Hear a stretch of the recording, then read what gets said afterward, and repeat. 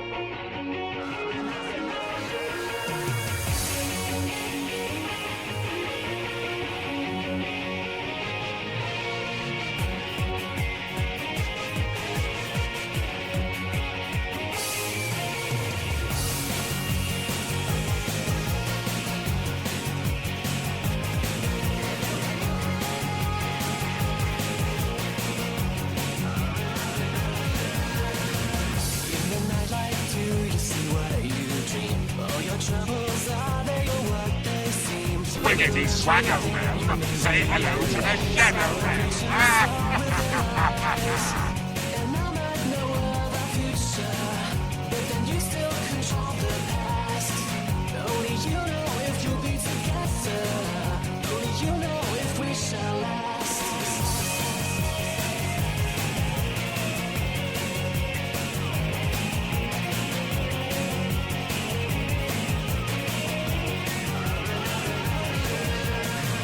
In the nightlight, do you still feel your pain? For the valor you waited never came. If you were able, would you go change the past? And never faux pas with one last chance. And I might know of our future, but then you still control the past. Only you know if you'll be together tonight. 'Cause every night I will save your life, and every night I will be with you. 'Cause every night I still lay awake and I dream of the next solution. 'Cause every night I will make it right, and every night I will come to you. But every night it just stays the same in my dream of the next solution.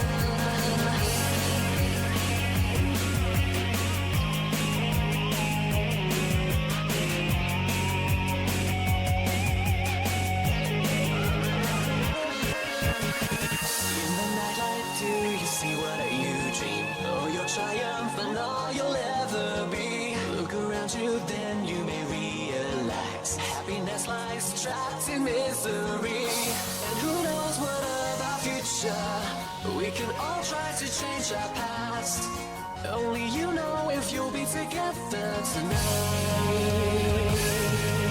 'Cause every night I will save your life, and every night I will be with you. 'Cause every night I still lay awake and I dream of the next solution. 'Cause every night I will make it right, and every night I will come to you. But every night it just stays the same in my dream of the next solution.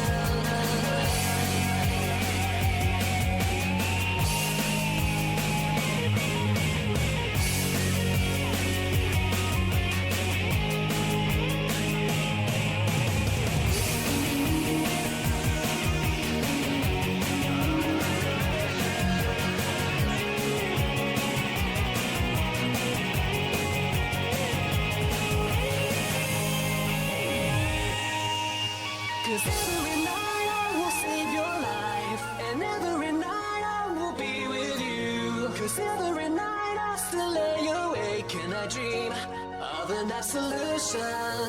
'Cause every night I will make it right, and every night I will come to you. But every night it just stays the same in my dream of the next solution. And you'll see what you'll be. And you see you're all you can be. 'Cause every night, and every night, and every night, I will dream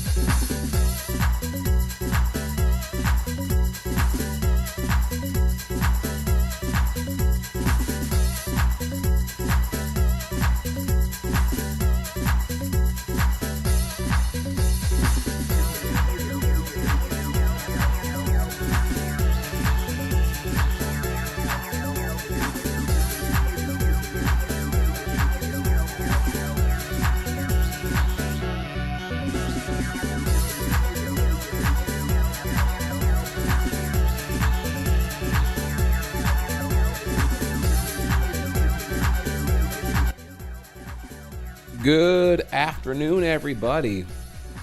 Hang on, my chair is being stupid. What's up? What's up? What's up? All right, let's hop in here. Let's see what's good. Oh, camera's already in focus too. Goddamn. All right, we're here. We're there. All right, it is great to see your face. Can I fix this actually? There we go. That's a little bit better.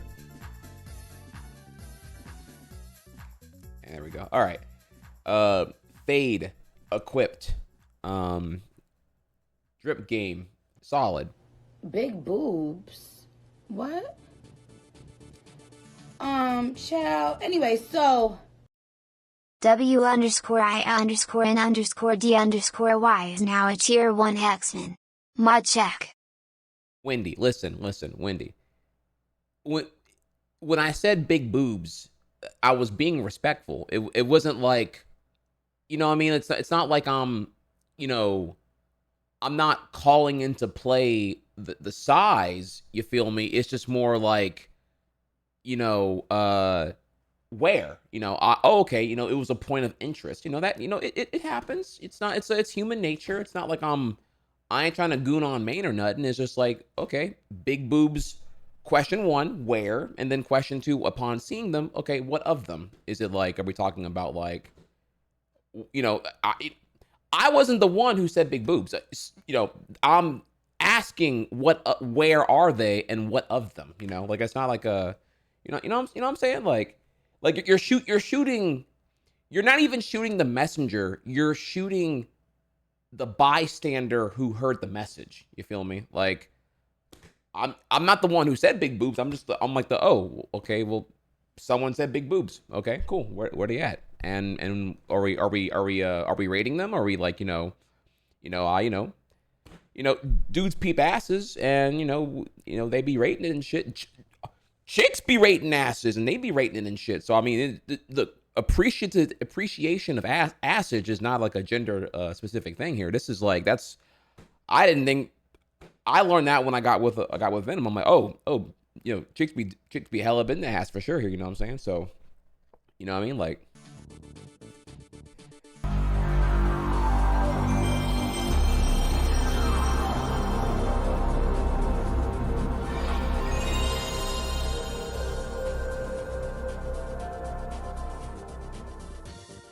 Welcome back, Shady Weighty. Use Twitch Prime.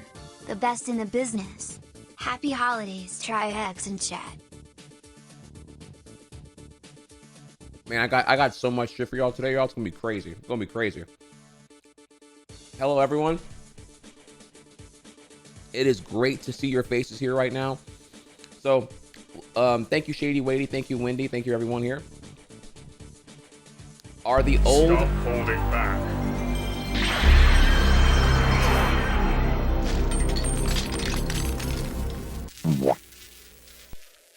Welcome back, Fear_Goblin. Use Twitch Prime. Back. Hype train started.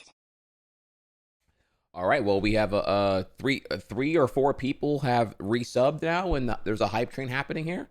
Look, I'm not, I'm not entitled to anything here. I'm just letting y'all know here that cool things do happen when the hype train reaches level 3. That's the, if there's anyone who's been camping their resub, now's a cool time to see what happens here.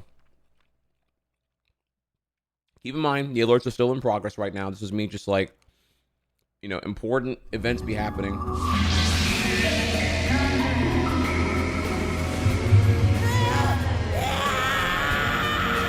News Life for 1993 is back with 102 months.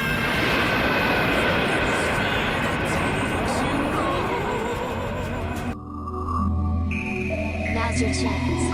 Hype train has reached level 1. Thank you, New Sliffer. Thank you. Splotch is back with 97 months.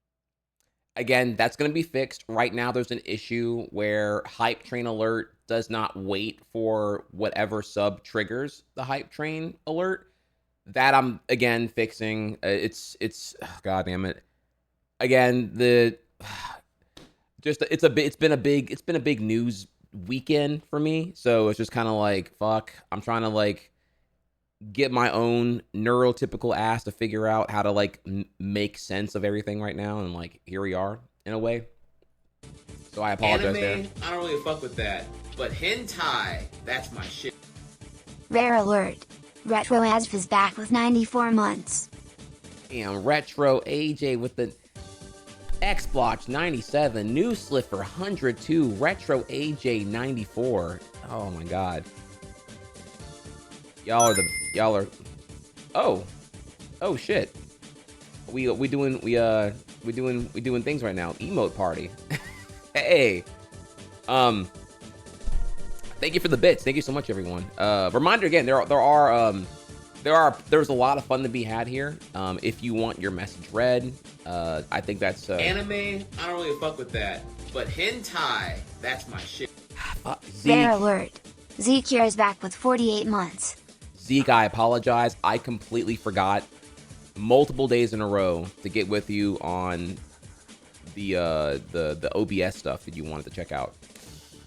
I will bump our DMs again. I'm sorry. It's been a lot, dog. It's been so much here. No cap here. If I can just give like a quick excuse to Thon right now, chat. Things were looking up.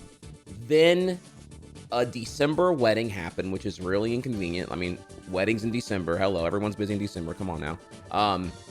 But it was my best friend, so I asked, I went to rehearsal, did my little thing, went to the thing the next day. So Friday and Saturday of last week were the wedding for Sheer. It was awesome. I did a recap on it last stream. Then, as I was getting ready to come live Sunday to then do a pretty much 4-day overdue recap of the United CEO assassination, I already had a lot to say about it then, he gets captured on Sunday. And then a whole cascade of who he is and everything else all came to be. And it's just like, now I'm effectively shoving what was previously 4 days worth of news, or really 6 days worth of news. Now it's like, I don't even know anymore. Like, just, it's so much to take in here. It's gonna be a really big stream. Yes, he got captured yesterday. Yes. But again, I wasn't live yesterday because he got captured. A lot more news, and I took so long accumulating everything because it's actually a very interesting individual. Bro, I'm honestly, I'm learning from this experience. I have to disconnect further here. Like, it's not enough here. I can't even, like, as of yesterday, I created new parameters to be more disconnected because I'm catching myself here just way too pre-consumed. On other shit. So we're gonna get into that. Oh, well, you can compare our recaps then. I don't know if I think mine's gonna be very, very different than everyone else's actually. I guess you can compare. I have a lot.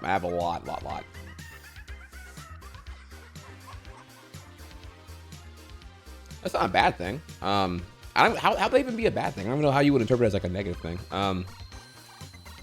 Like, I don't support murder and whatnot. So I don't know how else I can be like what do you want me to say? He's hot? Like, oh, the Hassan recap then. Oh, okay. Yeah, I don't know. I'm already like, it's already a lot even on mine here.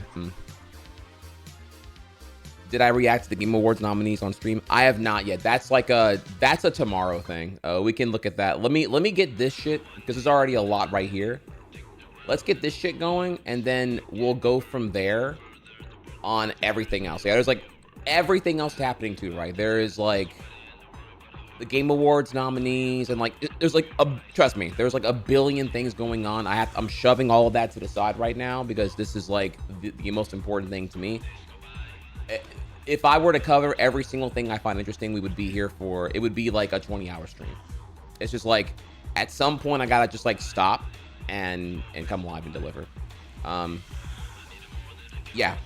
So, 20-hour stream, you know what I'm saying? So, all right, well, thank y'all for the hype train. Whole stream gonna be about the dude. There is a lot to go into here. I tried my best to make the schedule as, transparent here. If you don't care about this, come back tomorrow because this is like where I'm gonna be for several hours and then some. Let me just gonna check real quick here on a thing. Yeah, we're gonna cook here.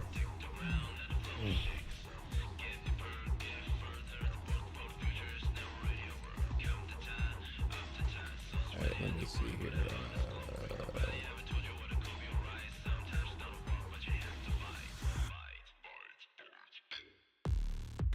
Yeah, so there's like a few things that we'll get to tomorrow. Like stuff for tomorrow, right? There's the GNX album review, Hawk 2 a coin.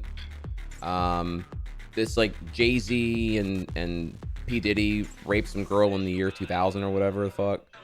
I mean, there's a bunch of shit. You know, even my Kendrick glazing, my daily Kendrick glaze is like, I'm just behind on everything here, and it's so hard. Fuck, it is so hard to like focus on gameplay when like so much crap happens that I can just tell now that it's a me issue. I gotta like get more disconnected. I gotta get more offline, dude. It's like, I don't know how people fucking do it, dude. They just like don't. It's me. I'm understanding it's me, and believe you me, I'm working on it. I'm seeing that my current exposure information continues to sway me away from just being able to like really get engaged when playing video games. Fuck, I feel like I'm a 30-year-old now, dude. I can't fucking do it. Fuck, bro. How do I lock in and touch grass when my job is like the antithetical opposite of such? You know, it's like I go touch grass equals I'm not here. You know what I'm saying? We're not even being serious right now. I do have a lot of interests, and that's probably an issue. I'm an inquisitive person and whatnot. Okay, well with that then, yeah, we're gonna go ahead and let's turn on the politics tag because we're gonna be up in this bitch for a minute now. So at least you're not covering rage bait all day. That's because. That's actually a really good point here. I don't cover rage bait all day because I love you all and I don't want to waste your time. Rage bait and rage engagement are nothing more than just like shallow content slop in the era of like search engine optimization and algorithmic reverse engineered garbage. And it's a waste of your time. It's a waste of my time. That's easy to decipher and like kind of look past it here, right? Once upon a year ago, I used to cover, you know, shit stains like the quartering or even grums. Like I'm so beyond these people are fucking losers. We noticed already here. The only reason they haven't like decayed into irrelevance is because some combination of like Elon's algorithm now that lets idiots fail upward because they can get ratioed, and that rewards them on algorithmic preference because it's getting engagement altogether, and you kind of go from there. You know, I would call it the Logan Jake Paul brother tactic, but like it's not patented. It's like it's replicated everywhere now. So obviously, like if you see that coming from me, call it out. Call it out and be like, yo, that's cringe. Like, you know, this stream is lame and whack, and I'm unfollowing and I'm out. So you know what I'm saying? For sure. No, I if you see what I cover and why I cover it, I always bring it back to a point of enlightenment or an attempt to be critical because I care. Ultimately, I'm bringing up things I care about. That's kind of what it comes down to here. And there is usually an effort to make what I am enthusiastic for, which can broadly be perceived as like humanitarian efforts or for a better tomorrow, as like to some extent also benefiting you. You know, that's kind of where things are there.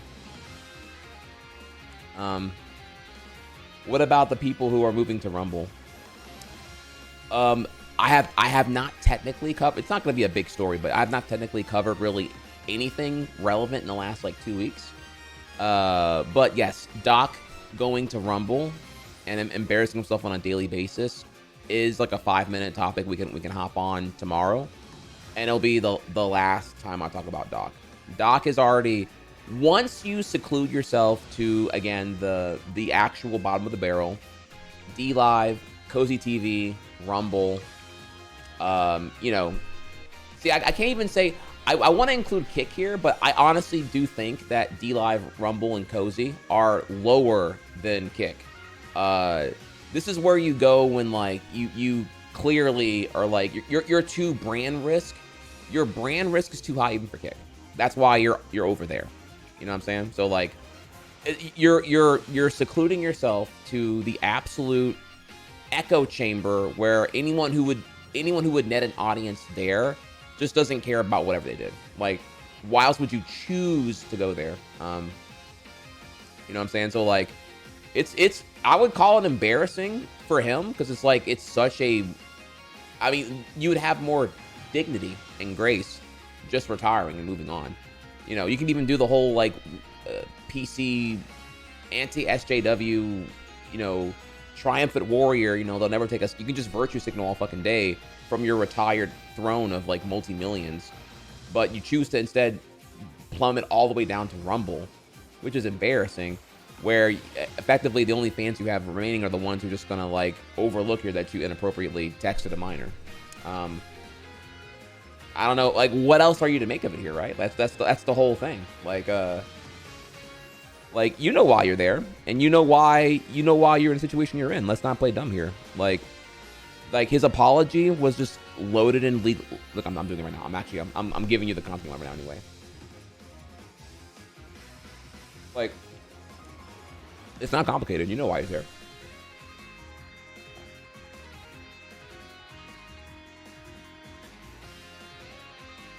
I don't know if he got a paid deal.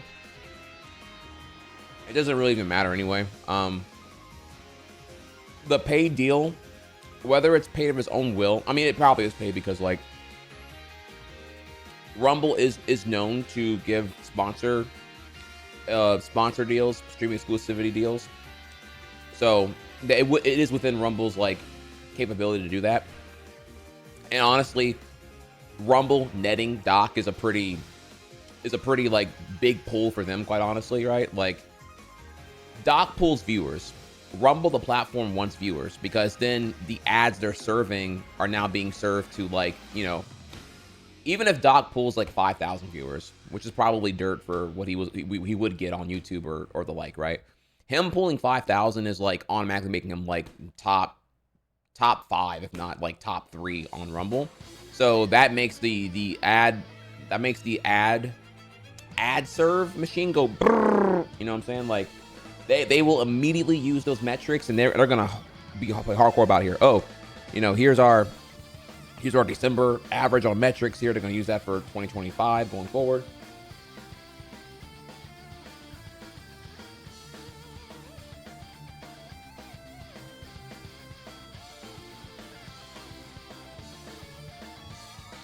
So, didn't know Rumble existed until you mentioned it.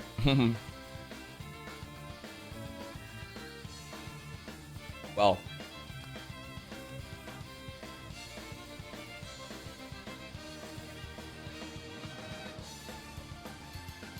I'm just eating my usual shit here. Got the before we get started. Sorry, I didn't plan on eating this, but I'm apparently hungry.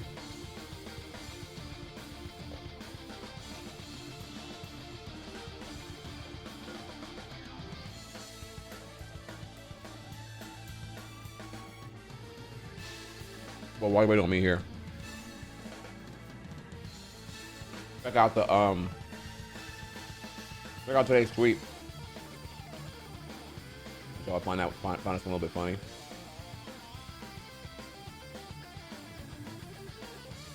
You having a good Wingstop meal is entirely dependent on the teenagers working there having a good week with their situationship.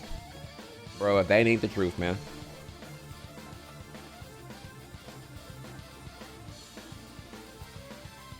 That right there, y'all, it's a banger tweet. All the way through.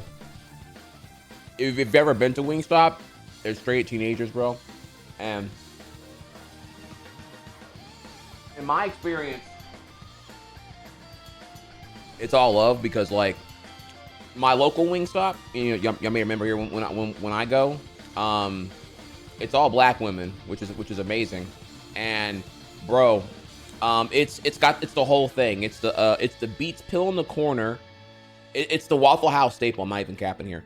Beats pill in the corner. It's blasting whatever they listening to, right? Because ain't nobody really care until some white folks come in, and then they turn that shit off because they don't want to get like, you know, whatever, right? I don't know if y'all are aware of that here. That's like okay. I'm sorry. white America, if you're in my chat right now, okay, listen. Next time you go to like, I don't know if to call it a predominantly black employed place or not with the wages and all that here, but like, I can confirm here, Waffle House and Wingstop both had it. Look for the Beats pill. Okay, that's a Bluetooth speaker. You know what a Beats pill is.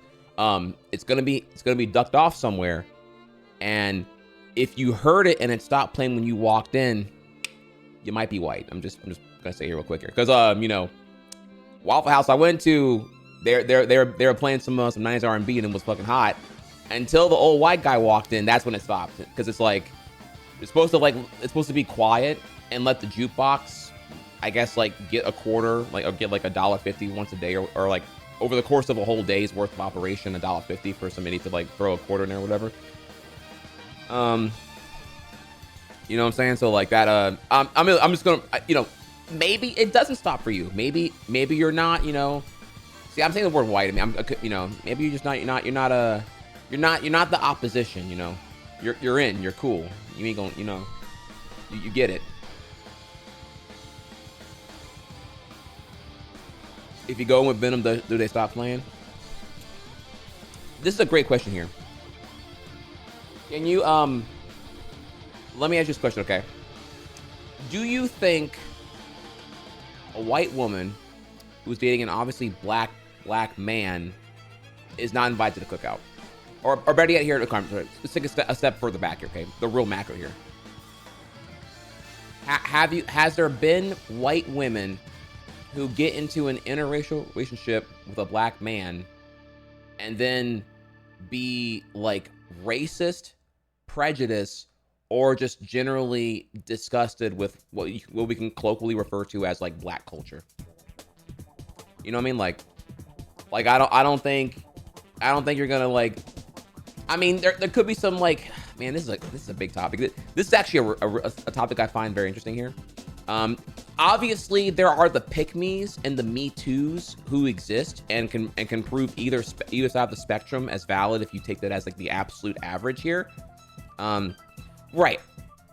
I'm trying to word it better here. Clearly, there will be examples that will contradict the proposal in case here, obviously, but that doesn't. What I'm more getting at here is that like I can't imagine that you're like gonna like.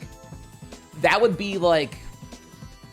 Let's take the white and black American thing out of the picture, okay? Let me rephrase this here, because I think you know what I'm getting at. Like, obviously, what I'm saying here is the average person who would choose to love and engage in an interracial relationship is not going to detest what would be probably perceived as like the culture of like your spouse, right?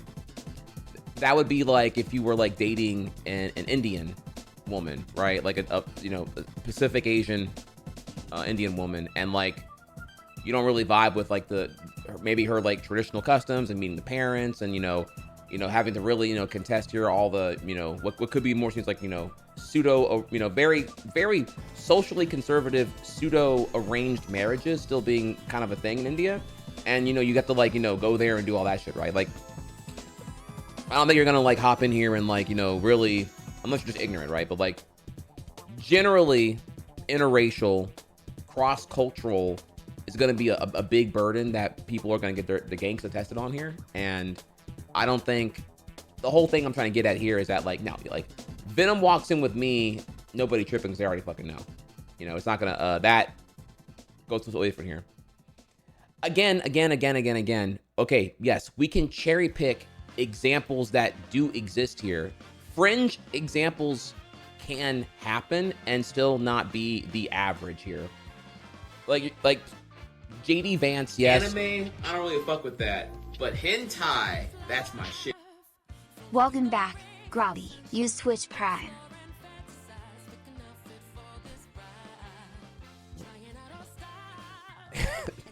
Thank you, Grobby. Thank you so much, everyone. So, yeah, that kind of caught me off guard too, honestly, here. Okay. What is he even talking about anymore? Okay, all right. Let me... Damn, bro. Like, did I lose y'all that bad in the whole thing I'm trying to explain here? Okay, let me...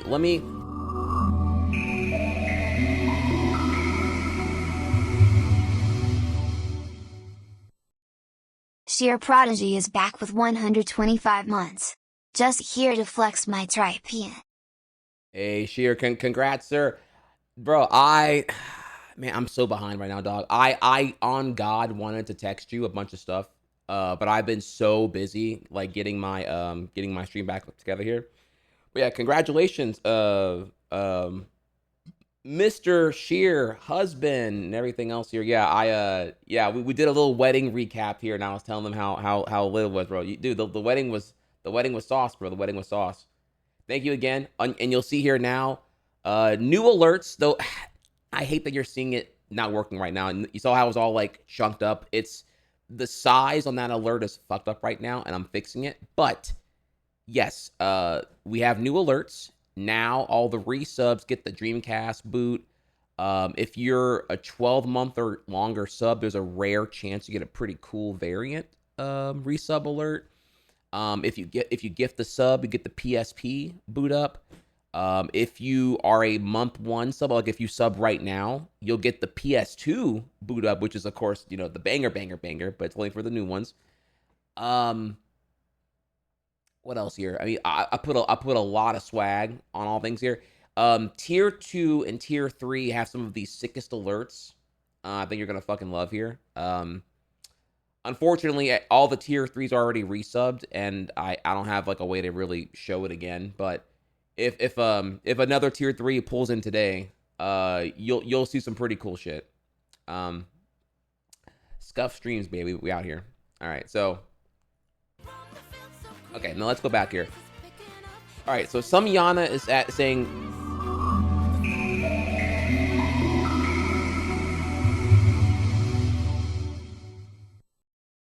X Mr. Shadow is back with 109 months. Gotcha roll on the resub. Thank you, Mr. Shadow. Thank you. All right, so what am I even talking about? So first, the thing was, if a white woman is dating and walking in with a black man, is the couple considered like white in reaction, or is it more like cool with the culture? Again, if things are not operating to spec, you have to kind of work out a way you have to kind of get it here. Like you can generally be more relaxed around a younger clientele, but if it's like a conventional adults, they could be secret shoppers, they could be a little bit more uptight in terms of the ethics of how the workplace is operated, in terms of the customer and employee relationship with professionalism and whatnot. So again, the whole thing here is like, you just think here of the ethics of like playing your own music at the establishment. I don't know if I can think of examples here other than the ones I can cite here right now, but like, again, if you have your own Bluetooth speaker and you're playing your own music at a Waffle House, that would be tolerated around a younger clientele. And generally, I'm just going to anecdotal alert here, but generally like black people are not going to really care.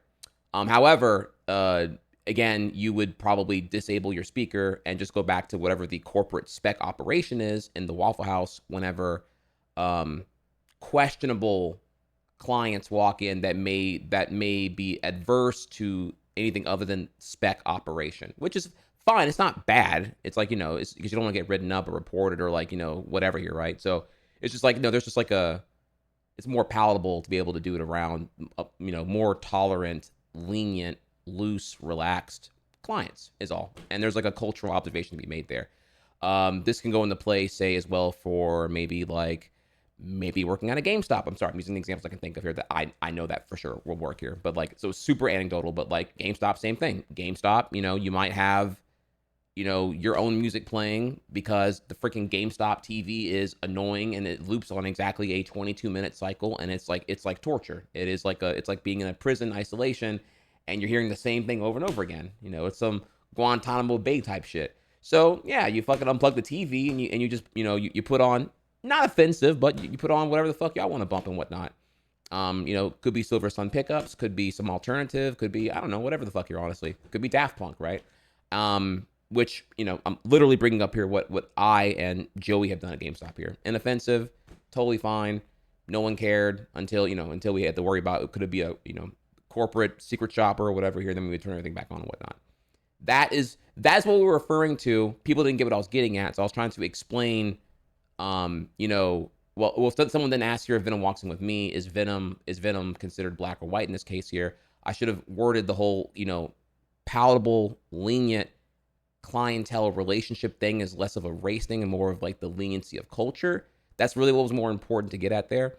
And then I was trying to use examples to reinforce here that like, yeah, Venom would clearly be considered like pro-black and by extension pro-leniency in the culture, and that they would in the hypothetical or really in the theoretical Waffle House we'd walk into, the Beats pill speaker would continue to play because she's walking with me, clearly. So, and I don't fucking care. And I'm totally cool with it, me. So it was going to be like that. It was more reinforcing here, like, you know, Venom walks with me at Waffle House. She walks with me at the barbershop. She like, you know, it's, you know, they don't care. We don't care. You know, she invites a cookout. It's all good.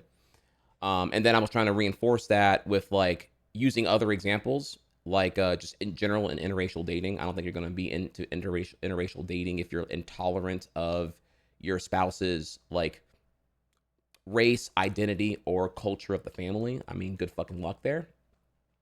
And I was trying to use like a socially conservative, you know, target, like maybe like Pacific Asian Indians from India, for example. And I just don't think it's going to really, you know, it's not going to work out if you like, you know, don't, you know, if you meet the parents and whatnot here, I would assume it's going to be a very traditionally conservative family or socially conservative family. And I know I'm kind of getting into the weeds here a little bit on giving you a specific example, but I probably lost you right there. But that's, you know, everything I said so far, I think is like substantively brought up here. But I guess I can kind of slow it down now if we can need to. People were then bringing up examples to the contrary, like Clarence Thomas. That's a fringe example, and JD Vance, again, fringe example here. You're bringing up like politicians and public figures, which is not like normies at all here. They're not those people are not at Waffle House. Those people are not shopping around conventional people. They're not even like, they're barely even like conventional consumers of American commerce. So I wouldn't use them as an example here to say. So seen a lot of interracial couples that be saying some crazy shit about the other race. Okay. Well, I do want to elaborate here. I was kind of backing off of that point.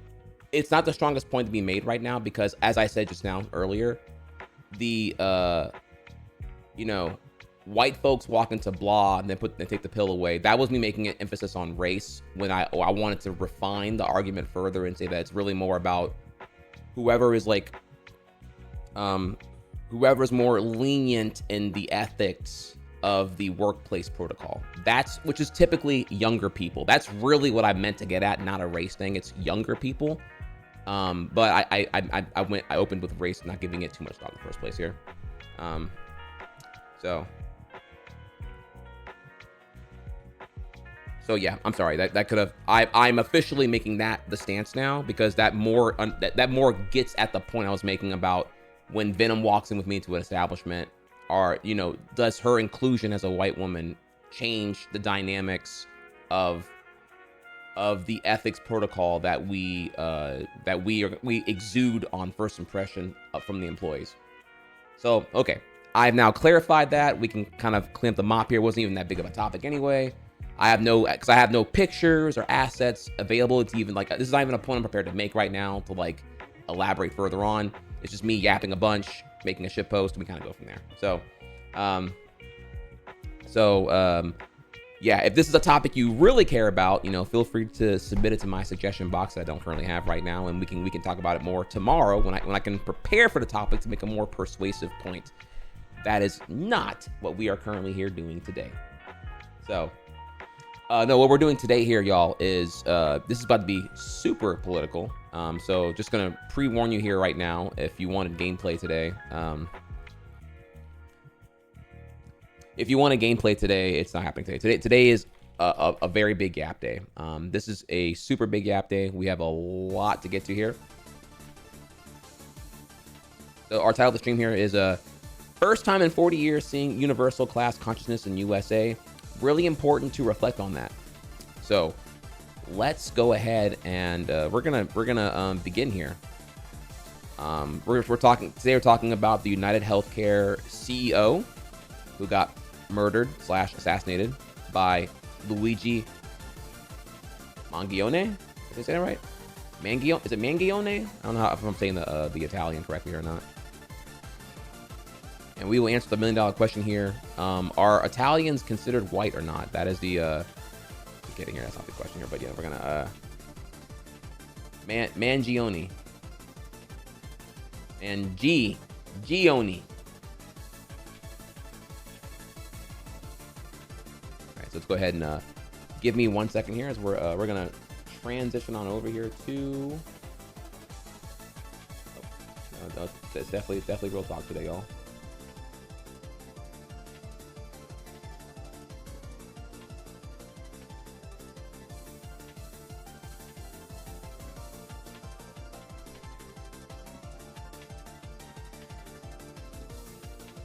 Second as I get the I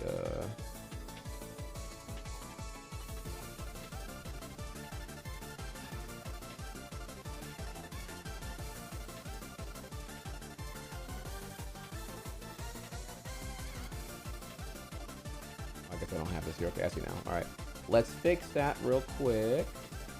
I apologize here, chat. I thought I had that and I didn't.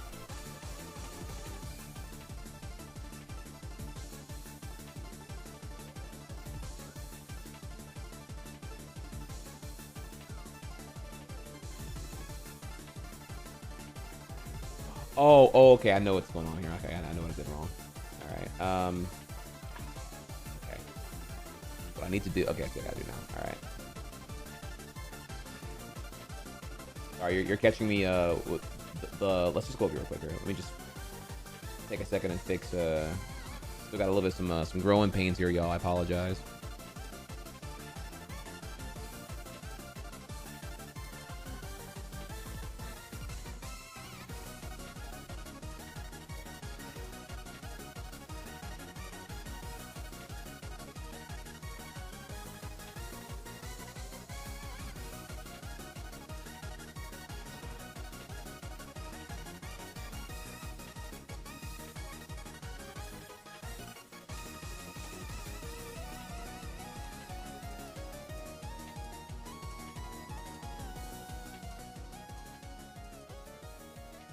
Fixing. Appreciate y'all being patient right now as I try to fix everything. Oh, I see. I didn't prepare this yet. Oh man, I'm cringe. Please stay. Don't put out the flame and run away. Alright, I'm kind of Papega right now. Oh man. That's terrible. Okay, I'm gonna have to just like roll with it then.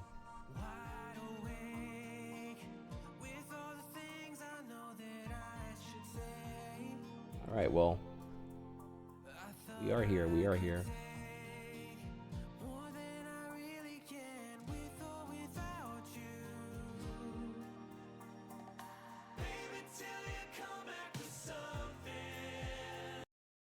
Thank you.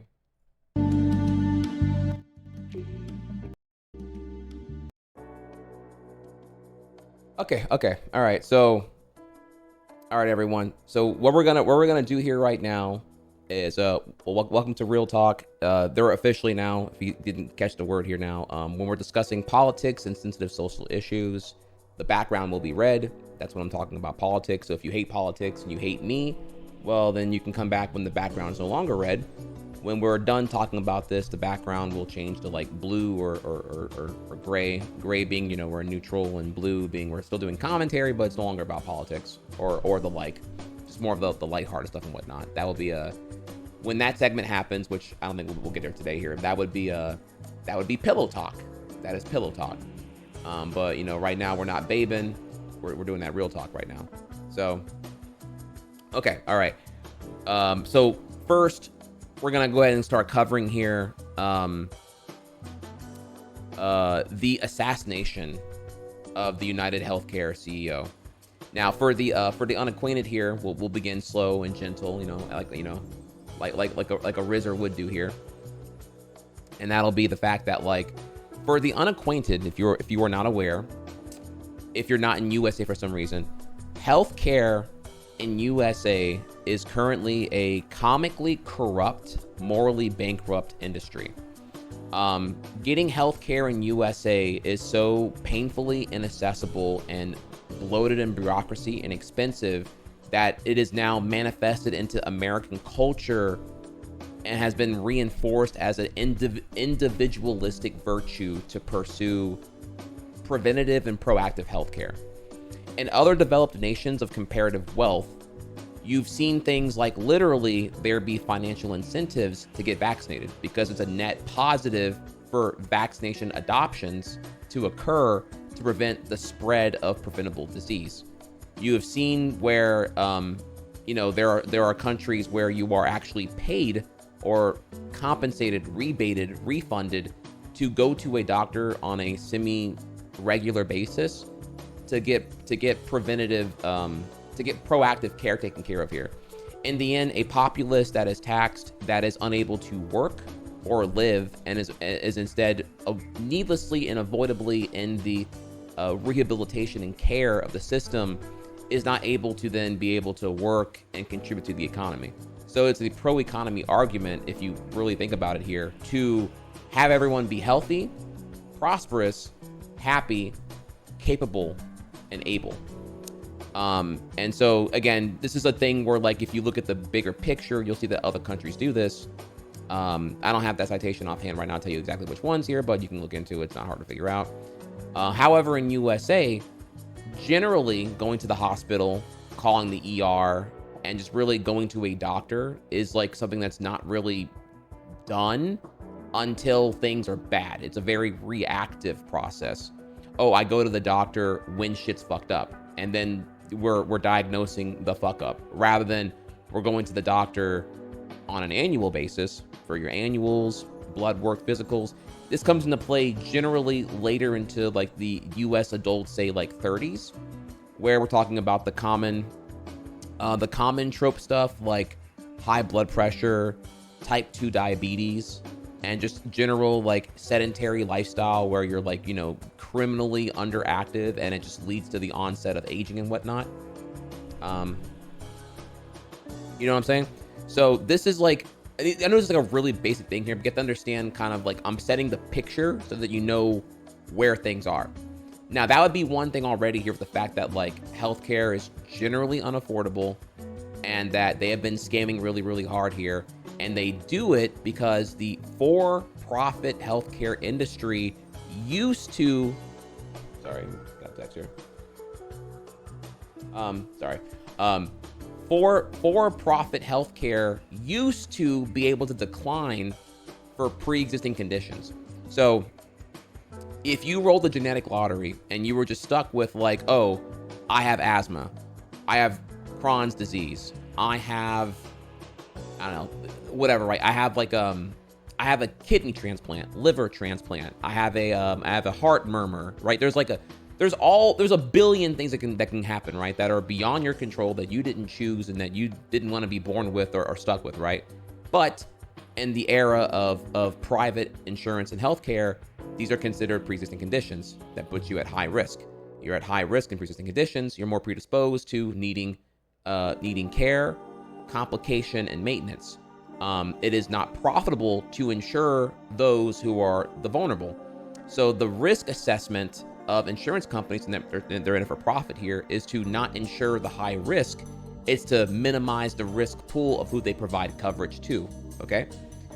Think of it this way, right? Just to kind of give you an idea here. Just keep it kind of slow. If you lived on an island, like a hypothetical Hawaii, and there's a fucking big ass volcano, would the volcano insurance company charge you a fuck ton more because of where your house is? You're on the island that you cannot move away from, that your house is stuck on here, and you want volcano insurance for your house on the island of the volcano, right? It would cost more, cost a lot more than comparatively volcano insurance for the house near none of this shit in Omaha, Nebraska, right? A versus B. Risk pool. You get the idea there. So it's just the same thing with like pre-existing conditions. It's terrible. It's gross. And one could argue here that like clearly if the insurance company in it for profit is going to just, go for the lowest risk pool of coverage, then like this system doesn't fucking work. You know, the insurance is only covering those that are already like less susceptible to medical mishap and necessity. It's not like a pro society thing here. We brought up earlier with the whole economic argument, the whole thing. You want everyone working generally to be able to be, you know, taxed and taxation and revenue generating patrons of the economy. So I won't even get into an emotional argument. We can just kind of start with that whole thing right there, right? And so you kind of already seen here the early remnants of a for-profit healthcare system that can't even operate under the ethos of providing care to those in need. It's really just scamming here. It gets even better when you look at it gets better, optimized, cringe. When you look at the fact that also healthcare is typically in USA tethered to your occupation. Oh, you know, when you work here under salary, the benefits include healthcare coverage. You know, your position will include dental, health, and vision under this carrier with this package, with these deductibles, co-pays, and everything else, right? And under these networks and everything else here. So so then you have this, you know, you have that, and you let that roll on for decades here to where we have the normalization, though it shouldn't be, of healthcare being held hostage for where you work.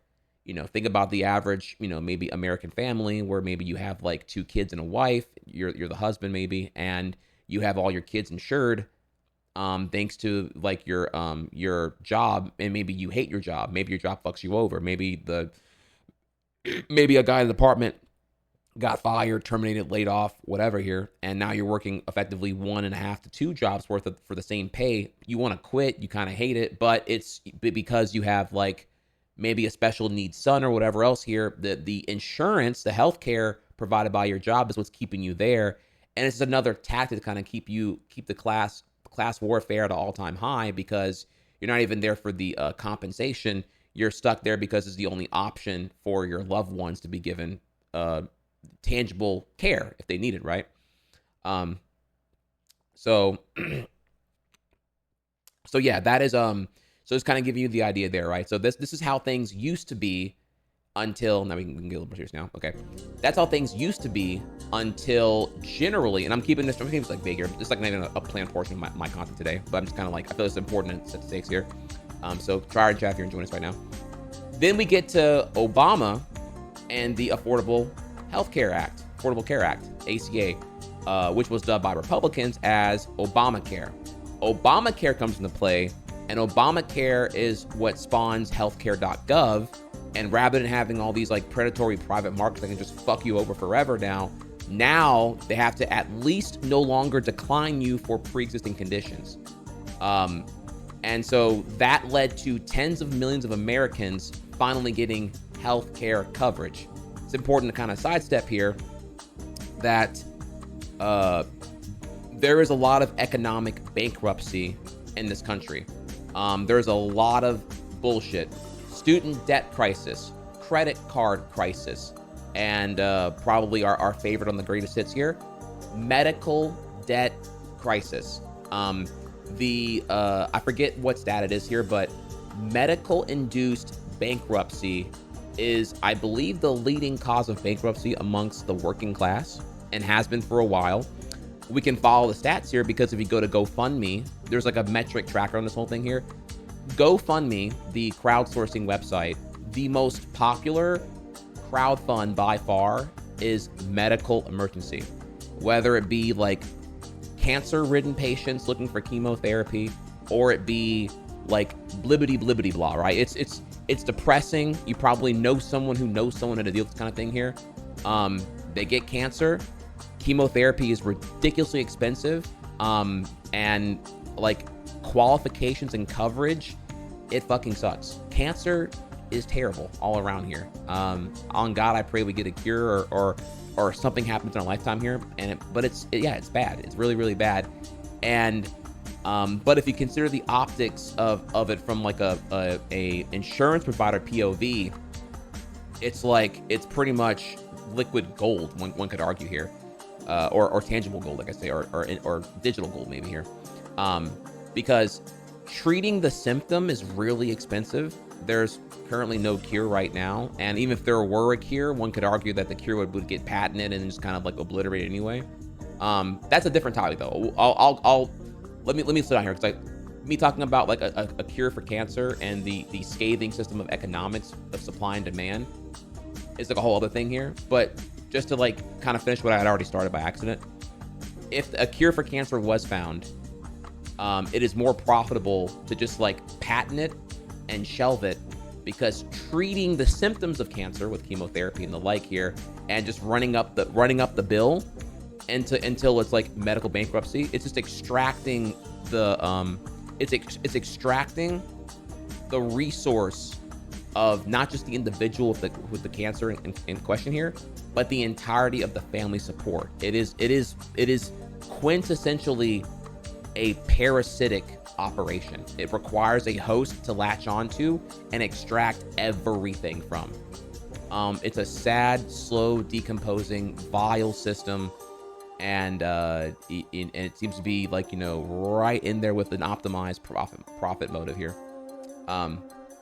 Okay, so now that we kind of covered a little bit of that here, back to the ACA. So then in 2010, Affordable Care Act, Obamacare comes into play. There's now a network, healthcare.gov is where you can go to, like, you know, look at what is the government's front-facing website, showing you all of the options from the private care infrastructure. This is now where you're seeing United versus all the other competing brands of health insurance providers, and offering you a transparent plan. Previously, this was like a very taxing situation to deal with here. Sometimes you would get workplace provided healthcare, and there would be one option, right? It's like take it or leave it, or just don't have coverage or whatever here. Or you would you would do your own individual shopping. I would compare this, say, to like, if we're talking about like getting healthcare in USA before the ACA existed, I want you to think of here like buying a used car. It was like buying a used car before Auto Trader, Carvana, or any of these search aggregators existed.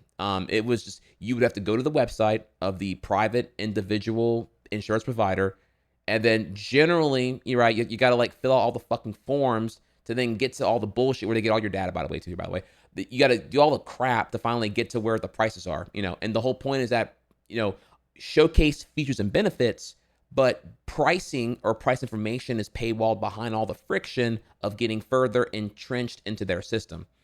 That's all by purpose. So it's a very time-consuming, soul-sucking experience to just even shop for health coverage before the ACA existed.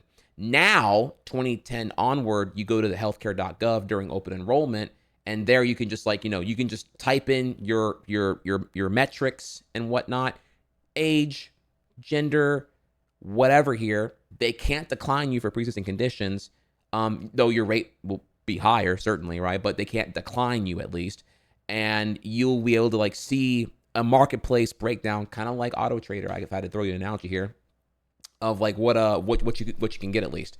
And there is, of course, like, you know, some kind of like affordable benefit package where if you're making a certain income level, you may qualify for a discount or a prorated fee or whatever the fuck here, right? Like, all that shit comes into play here. So Obamacare exists, and tens of millions of Americans now get healthcare coverage, which is generally a net good for society and a net good for the economy. It's a double-sided argument that is both pro appeal to emotion, as well as emotion, ethics, morals, and economy all at one time here. It's a good. Is it enough? No. Given that at the time the Obama administration had a supermajority and they could have passed literally anything here. The ACA itself here, while solid, still is just kind of a front end that kind of just still didn't do enough. Because remember earlier, the opening point here was that the profit motive in healthcare is antithetical to providing care to those in need. You kind of can't really have the profit motive involved in this whole operation, because it's going to just fall apart really quickly. Insurance companies are going to inherently want to minimize their risk pool, which means covering all the people who are healthy and less likely to succumb to stroke or whatever it may be here. and all people who are, maybe disabled or predisposed to these kinds of things. Immunocompromised comes to mind here as an example. All these people are just left to the fray side and just kind of like, essentially.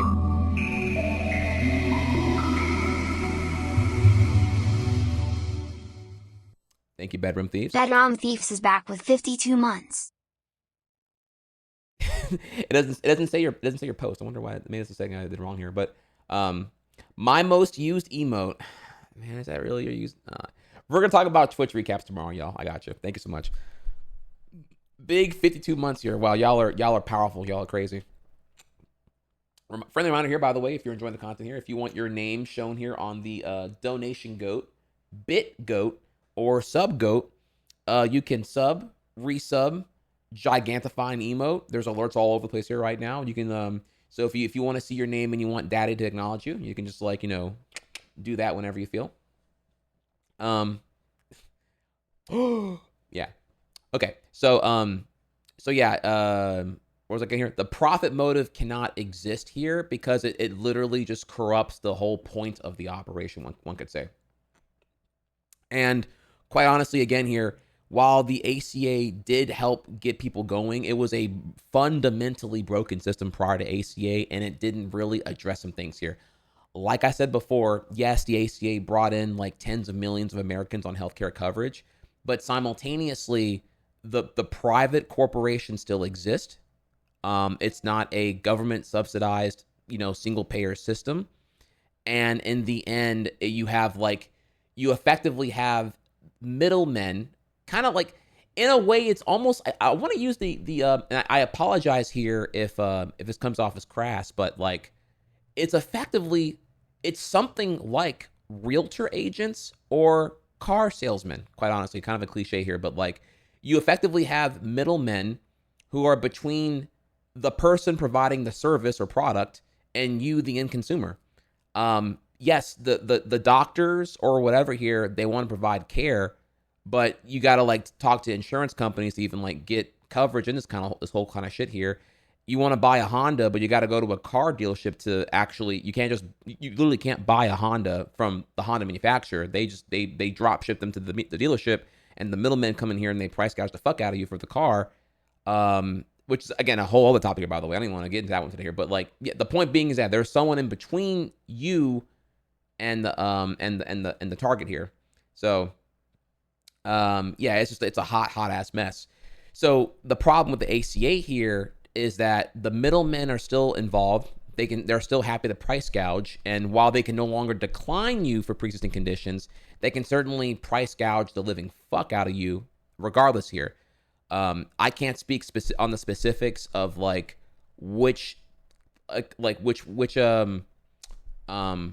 preconditions lead to the most price gouging. I don't know that offhand here. I'm blessed and I don't have to deal with any of this stuff, quite honestly. But like, it's also though why I'm a huge health advocate. At least if you're if you're American, you can kind of get where I'm coming from here. This shit gets pretty terrifying, and once you're in your 30s. So I've been nothing but a beacon for pro health and taking things a lot more seriously. I do it, and so I'm not just like preaching a virtue. I live this shit. I eat clean. I work out hard. I'm physically fit. All that shit, and I love the empowerment it gives me to not really have to minimize the aging process, but also like to maximize my capability. I would say, you know what I mean. So, okay. Back to the ACA thing here, though. Yeah, the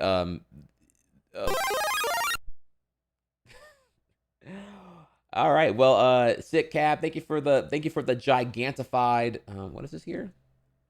Sniffa. Okay. You have a Sniffa emote. Okay. I see you.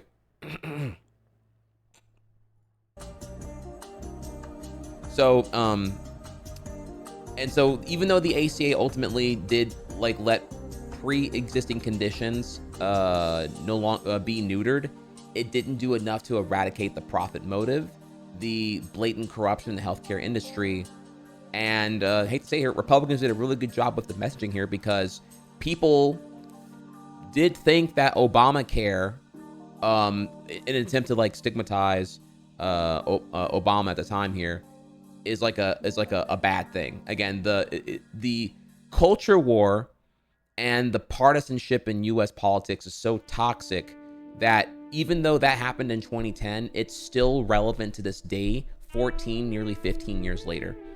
You had people who voted for Trump, who promised to repeal Obamacare, right? And he said it in 2016. He's saying it again in 2024 for his election that we're gonna repeal Obamacare, and this is coming from Trump voters who are currently covered under the Affordable Care Act, the ACA, and they still think actually here that the ACA and Obamacare are two different things.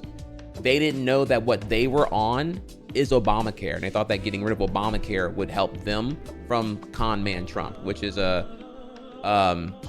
really, really something here for sure. It's just, yeah, y'all. So we have an information issue that people just are too underinformed on the substance of topics to be able to make an informed vote in their interests, sadly. And duping them is a way more lucrative, profitable thing for politicians, institutions, corporations, businesses, and insider interest and all that. Sad to say here, but it is where we are right now. Okay, so that is where things currently are. So that is like healthcare in USA before ACA. This is healthcare now in ACA.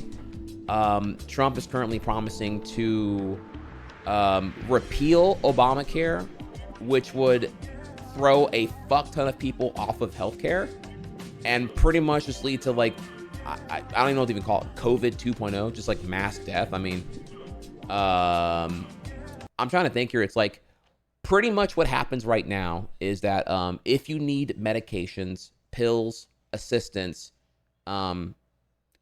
whatever, like you have a loved one, an elderly one, and they need like anything, right? Maybe liver and kidney medication. Maybe it's like an inhaler. Maybe it's a billion things one could say here. Actually, I don't know. It goes on forever here. It's for old folks. It's like all over the place here. But it could also be, could be immunocompromised people. Could be people with like long COVID symptoms. It could be. There's a ton of things here. If the Obamacare stuff is repealed under Trump's second term, and you get to where pre-existing conditions can now be declined again, oh yeah, that they're gonna revert right back to the maximum greed tactic of just declining anyone with a high risk to make their risk pool as little as possible and their coverage pool as wide, paying customers, risk pool as small as possible. And they're okay with just delivering subpar business. They're okay with just declining claims left and right, even if it's doctor advised here, and we'll get to all that in a second here. It's literally a dysfunctional siphoning of life and resource just for profit. I mean, I don't know what else to really call it here. It doesn't work, and it's not a flaw. It's doing exactly as designed. Ask a loved one how to deal with it. It's pretty fucking shit. So with that, we can now go back here to American culture pertaining to healthcare, and the answer generally is it's not preventative, it's purely reactive, and no one really goes to a doctor or a hospital because they don't want to they're terrified of what the bill's going to be. Medical bill transparency is like non-existent. Bills just cost whatever the fuck they cost here. Even if you get in a car accident, right? There's been situations now in a culture rising here where people decline an EMT, they decline a ambulance because they're terrified of what that bill's going to cost them, right? There have been people who get in car accidents and an EMT will show up on the scene and they will decline because I can't pay this. I don't want, what are you going to cost me? And it's generally an EMT, this is just trivia here, but EMTs generally are a $900 to $3,000 USD charge. If you're uninsured and just don't have money, right? And we're already at a point now where the middle class, depending on how you want to define it here, has already shrunk definitively double-digit percentage points since a decade ago. And a combination of stagnant wages, inflation, and worker productivity have led to now less access to tangible wealth and resource at a 60-year low. 60 years ago, 70 years ago, or generally post World War II here, pensions, 401k contributions, stock options, and unions and corporation taxations were all really high. All of that was on the decline decade over decade. And then you get to when Reagan enters the picture in 1980, where everything just kind of goes to the total shitter. Again, Reagan's the devil, nothing new right there. We can cover it another time you want to hear about it here. But yeah, everything's fucking bad. And for the last 40 years, 45 years, we've been like playing some iteration of Reaganomics that just does not fucking work. And, you know, now you have a point here where the CEO to lowest worker in said company, the ratio of payouts like 1 to like 360. It's comically just absurd and awful. The wealth extraction from the poor here is somewhere around the number of like 1.5 trillion over the last decade and a half alone here. Or I think I'm sorry, since COVID, I want to say 1.5 trillion from the of wealth extraction monetarily from the working class to the elite class. So things you probably not really going to surprise you here, but just kind of keep in mind here, I said trillion. So it's like, you know, that's 1,000 billion, and 1,000 billion is 1,000 millions. We're talking about like, you know, a million kind of, you know, just to kind of give you like a thing about, you know, a million piles of $1 million. It's like, you know, it's an unfathomable amount of money. So I have to like use really vivid metaphors to make you understand the scaling of what trillion means here, you know. Okay, so still with me here so far in the whole thing, right? Okay, so Americans are painfully individualistic on healthcare, and the average American just does not really want to go to a doctor or go to an ER or go get like proactive preventative medical care, because there's no incentive to do such here, because the onus has been perceived as on the individual to deal with this here. And so people just really don't, which is why, you know, we get to where we are right now here. And the stats do show here that life expectancy in USA for the first time in modern developed history for Americans has actually declined. It's not just, it's supposed to increase, but not only is it not increased, not only is it not stagnant and keeping the same here, it's actually declining. Life expectancy is actually coming down.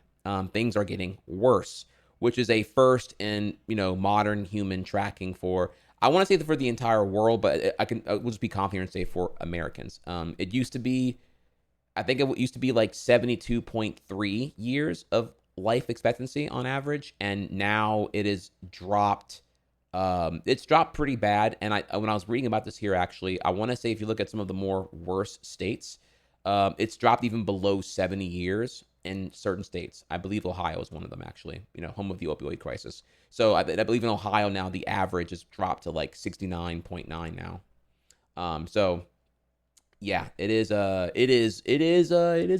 It is bad. Another day we'll look at those other things too, by the way. I didn't mean to like bring up the credit card debt crisis, medical debt crisis, student loan crisis as things that are not worth covering here. They're all worth covering clearly here. And it's just that these are all like really big topics that justify their own individual segment at a later time. So, okay. Okay. Now that you understand the opening preface here about how U.S. healthcare works in USA, let's just take one more second just to kind of give a opening demonstration of how this shit works, so that you really understand here. We have a really good graph that breaks this down that I love to show.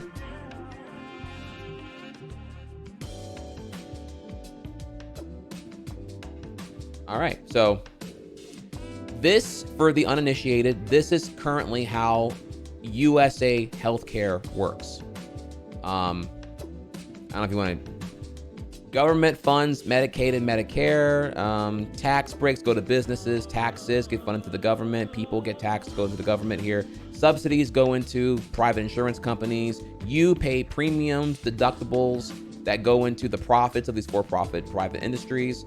And then, you know, you also have to throw in your co-payments and direct payments. There's a lot of buzzwords here, but like, effectively, when you want coverage on something, it's going to cost you a number, and that number is going to be probably somewhere around like 5 to 10% of whatever the whole thing is here. So if you break your arm, break your leg, and it's going to be like a $30,000 like procedure to have done. That's what's going to cost to like, you know, get it taken care of. You will pay out of pocket. You're going to pay a copay.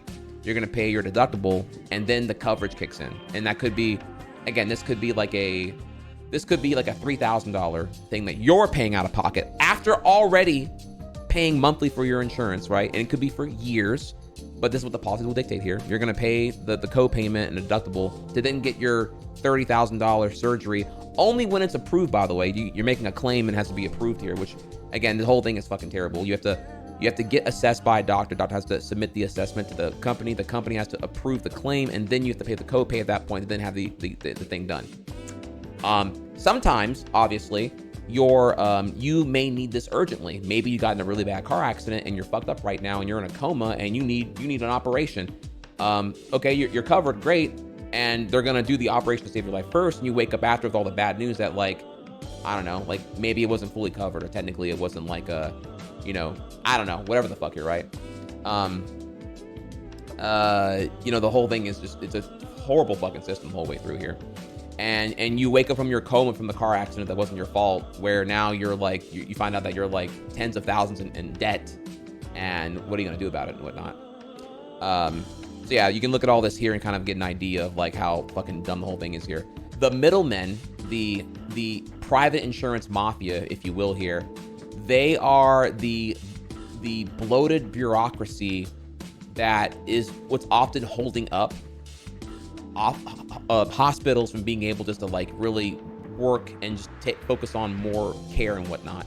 The whole thing is riddled in like for-profit operations here. There's another topic about how like these urgent care clinics that have been proliferating over the last decade and a half are even further adding in another middleman between hospitals and even this shit now. Like, it's extra fucking fucked at this point. And it's really garbage. The whole thing is terrible here.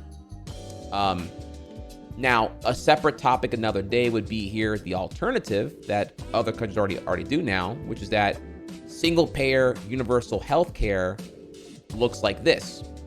The government becomes the insurance provider.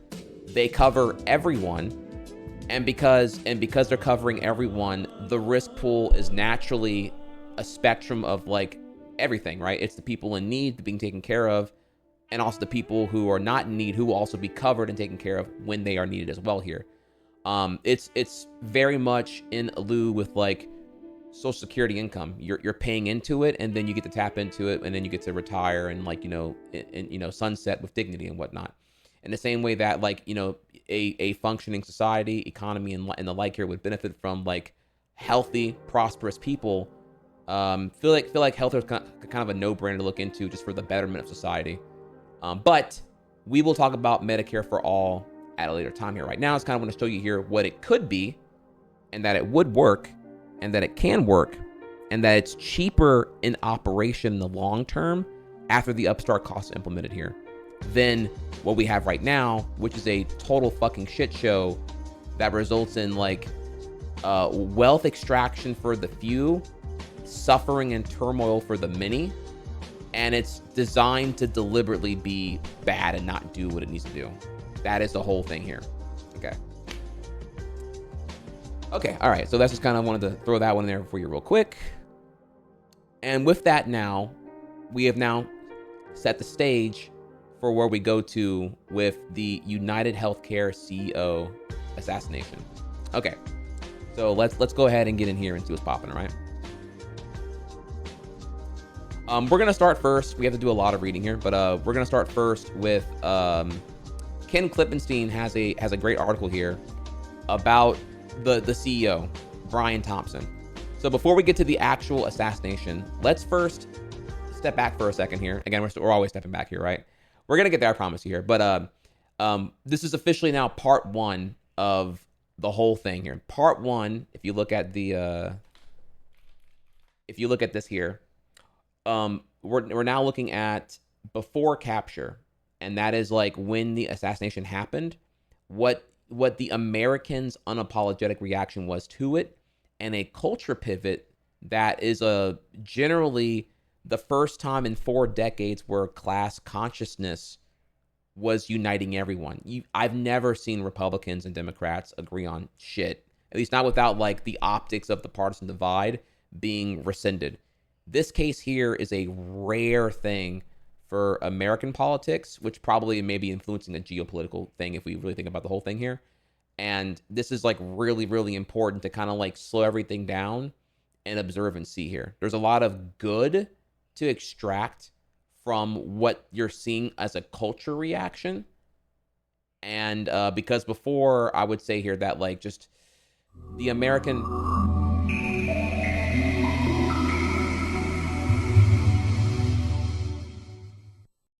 Thank you, Samurai. Sammy Reyes is back with 137 months. God damn, 137 months. Thank you so much. You are powerful. Pie stare, you know. He's staring, I'm staring, we're staring. Thank you so much. So, of course, when he was assassinated, United Healthcare is the dominant, most profitable private insurance firm in USA. This firm had, I want to say the number is 80 billion in revenue last year, 22 billion in profit the previous year, and with a claims denial percentage of over 30. About 35% of all claims submitted to United Healthcare were declined.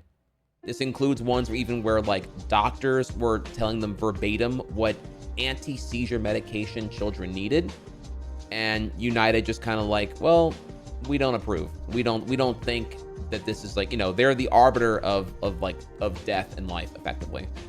It's fucking terrible. It's gruesome, and it's literally working as intended. And we'll get into more about all that shit later on here. But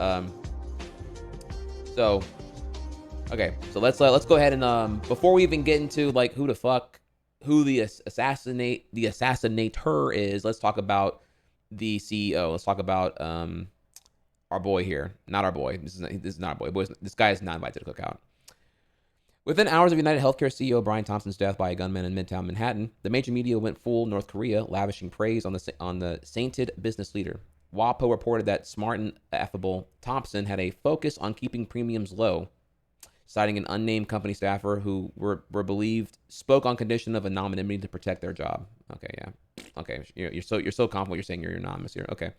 The coverage seems more like a knighthood than journalism, which, the saying goes, distinguishes itself from public relations and printing information someone else doesn't want printed. Facts about Thompson's life that he would not have wanted published, of course, exist. But the major media's obsession with decorum, we mustn't speak ill of the dead, has rendered it unable to tell the truth about who this man really was. Instead, they fall back on airy praise, saying that Thompson was well-liked internally, beloved father and husband, a visionary leader. By the way, all these here, not true. Okay, and you'll see why in a bit here. In some ways, Thompson had the same problems as anyone else. In April of 2017, the same month he became a CEO of United Healthcare's medical and retirement business, Thompson pled guilty to drunk driving, for which he served a couple days in jail at the Hennepin County Adult Corrections Facility in Minnesota, and later probation.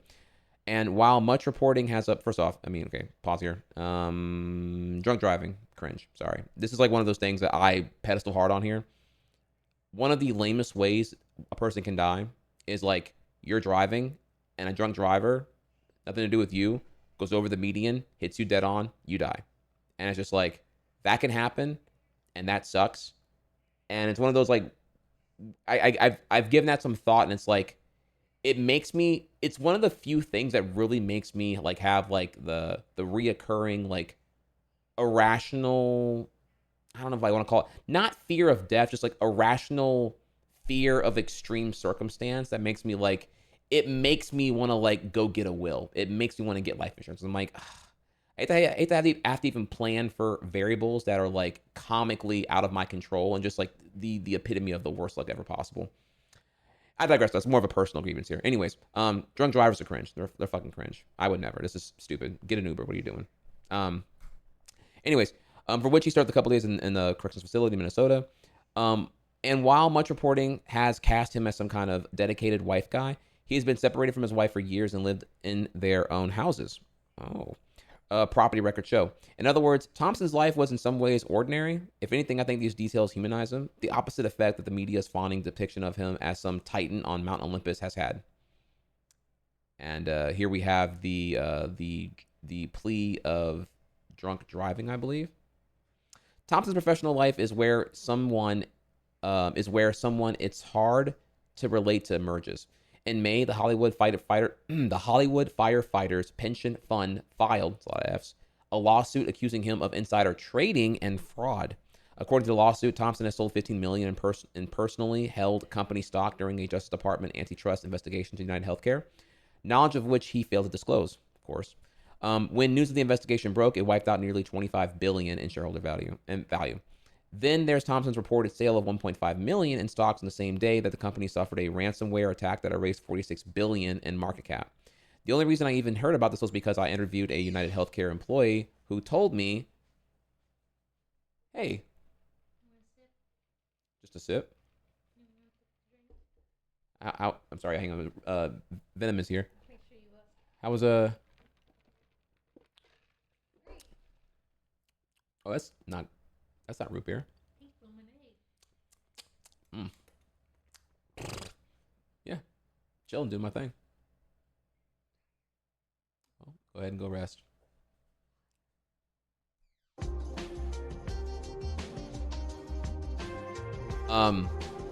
Okay. Where were we? Sorry. 3D Cutie in chat, y'all. The only reason I even heard about this was because I interviewed a United Healthcare employee who told me. I've since spoken with several employees, and it's now quite clear that the major media's accounts of Thompson being well-liked internally might be true of the boardroom, but not of the rank and file. And that's the problem with so much of corporate media. It's not that they're consciously lying.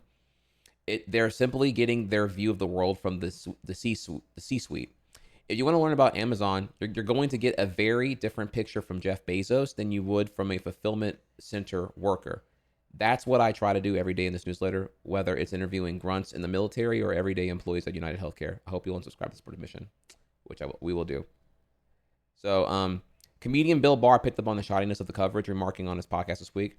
I was sitting there reading an article, and a guy was like, oh my God, he's such a great guy. He had a wife and kids. He's such a great guy. And then you find out he and the other guys he's working for are getting sued for $121 million for dumping a stock and not letting the other people know. Yeah, I could have included this in here too. I can pull the Bill Barr thing if you want. It's actually pretty funny.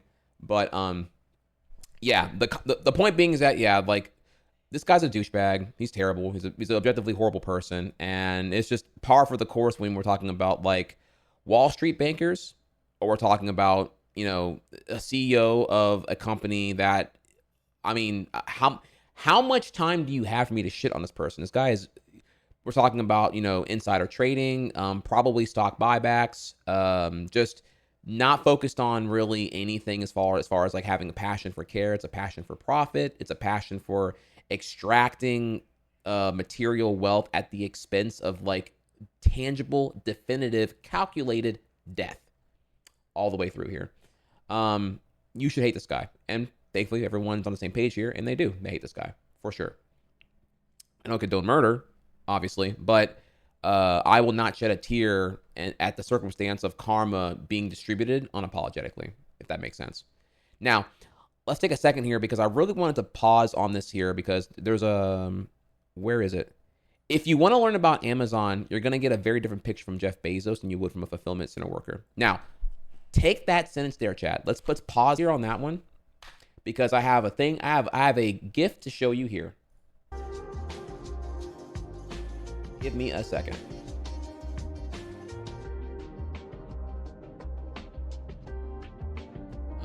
Give me 1 second. I gotta pull up real quick.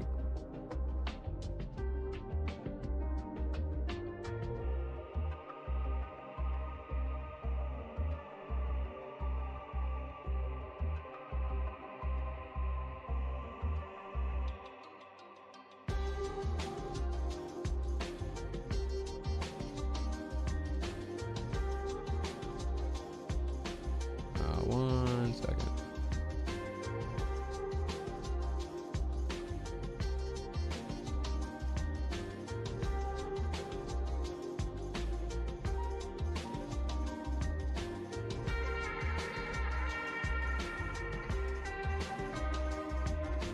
Oh my god, I opened up Twitter to oh my god, I should have not opened up Twitter today here.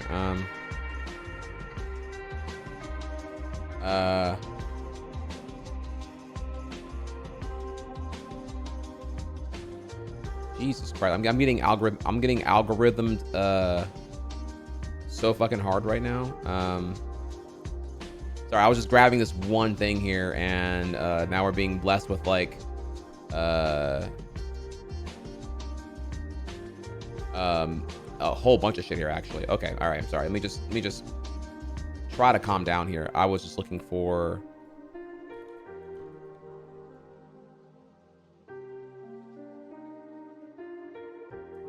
this. Thank you so much. Okay, let's get back to where we were, shall we?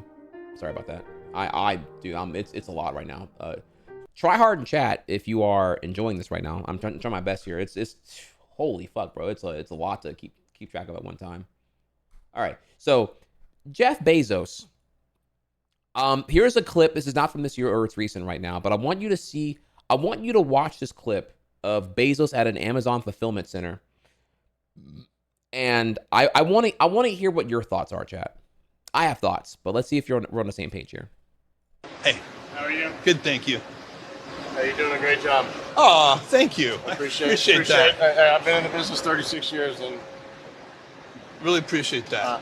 I'll tell you now, Boeing, Northrop Grumman, United Technologies, I worked for all three for more than 10 years. It's the best company I ever worked for. I appreciate that. Thank you. Sincerely. Thank you for taking the time to tell me that. I will. This will be my last job. All right. I don't have to look anymore anywhere. Thank you. That's so nice. That's always good to hear. What a sweet thing to say. That's all. And now I'll slip him the 20 on the way out. I know. I didn't even tip him. I mean, that's. Hey. How are you? Good, thank you. Hey, you're doing a great job. Oh. So first off, obviously, there would never be a candid camera with Bezos touring anything, right? I mean, that's just that would never be the case. First off, here, there's already like super strict no cell phone policies for any workers at any Amazon adjacent fulfillment center or the like. Off the rip here, but even then, even though there's already like let's call it staged, right? Even if it's staged, the body language. Bezos wants away from this guy ASAP. The body language, he's having the second half of the conversation facing away. Like, notice that the body is not turned completely towards him. It's continually when you're doing like this and you're like walking away while engaging here, the body language is giving away here. You don't want to be involved. You want away. I'm sorry, I'm a hater right now because fuck Jeff Bezos, but like you are a pleb, and yeah, give me your sob story. Don't care, whatever. Here, thanks for the free boot glaze. Yeah, my size 10 steel toe tastes great in your mouth, bitch. And then yeah, off we go. So so yeah, that's the just kind of want to show you here, that right there. And remember, this is like the calculated, sanitized video. You're never gonna catch a Bezos slipping here because it's got security around all fucking times and strict no cell phone policy. Blah blah blah blah. Here, you already know. They know what they're doing the whole way through.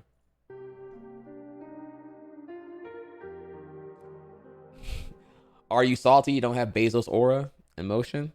Shit, have you seen me in the arcade? I get this. I got this.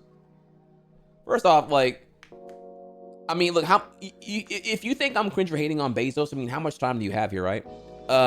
Bezos has, I can throw you an article. I can get you hating Bezos in like 5 minutes. I mean, how much do you want to hate him? I can tell you what his like space company, Blue Origin, what they're working on. It's super fucking, it's sci-fi horror all the way through here. What he wants to do.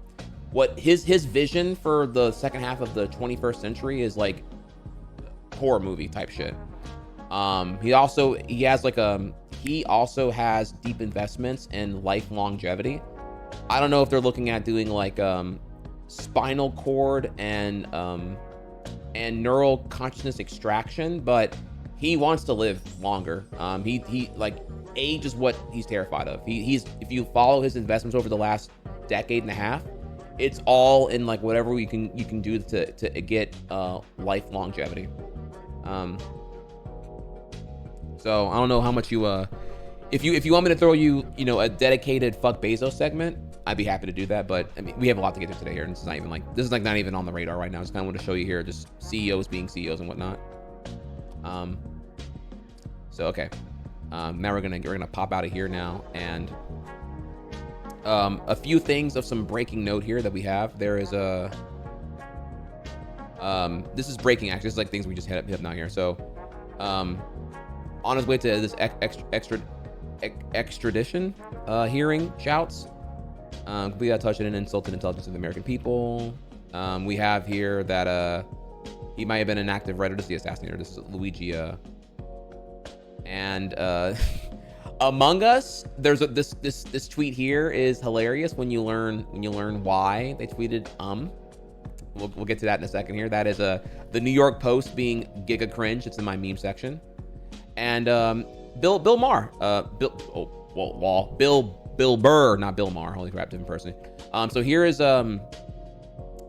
more from him talking about not the specific thing from the article in question here, but just kind of give you an idea of a different perspective of the whole thing. You know what's annoying me about this kid who killed this CEO is none of these news programs are talking about the incredible lack of empathy from the general public about this because of how these insurance companies treat people when they're at their most vulnerable, after we've all given them our money every fucking month, and now we finally need you, and all you do is deny us. And then these pussies and all of these things are taking the pictures of their CEOs off their websites. You know, I got to be honest with you, okay? I love that fucking CEOs are fucking afraid right now. You should be. By and large, you're all a bunch of selfish, greedy fucking pieces of shit, and a lot of you are mass murderers. You just don't pull the trigger. That's why it looks clean. That's why these people look, oh my God, oh, he was just, walking into a hotel. It's like, okay, but what was his job? What did he do? What was the results of it? You know what's annoying me about this kid who killed this CEO is... And the thing about that is Bill Burr's take, which I haven't given you my take yet here. But I mean, you can kind of tell where I'm going to go with mine. And whenever I start cooking on my piece here, this is what's important here is this is how the American people feel. This is the first time in my lifetime. It's the first time I've seen truly class consciousness in USA. This is like a universal, bipartisan, no partisan divide whatsoever here. This is like, oh yeah, no, this fucking everyone knows someone who was fucked by this shit. Their grandparents, their uncle, their meemaw. Shit, the meemaw herself is like, yeah, fuck these people all the way through here. Not just me. I'm what the culture's feeling. Exactly. So, yeah, we're gonna come back here. I'll know a little bit more here, but let's get back over here now. So, okay. So now we've covered here that it's been I'm not even bringing up coverage of him because it's been a giant glaze fest from corporate media, and it's pathetic and cringe. So thankfully independent media like Ken Klippenstein have been holding it down hardcore, which is fantastic and awesome. So let's go ahead and keep going here. And we're still now covering let me just make sure I'm checking in here real quick. All right, I don't have these order here. I'm just going to grab the. Okay,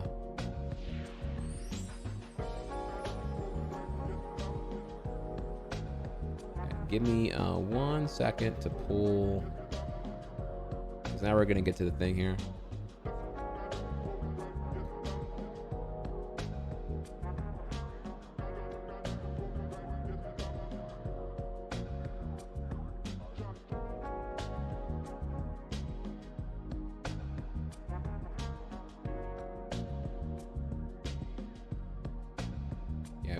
Give me like 1 second to because I want to make sure the order of this is correct here.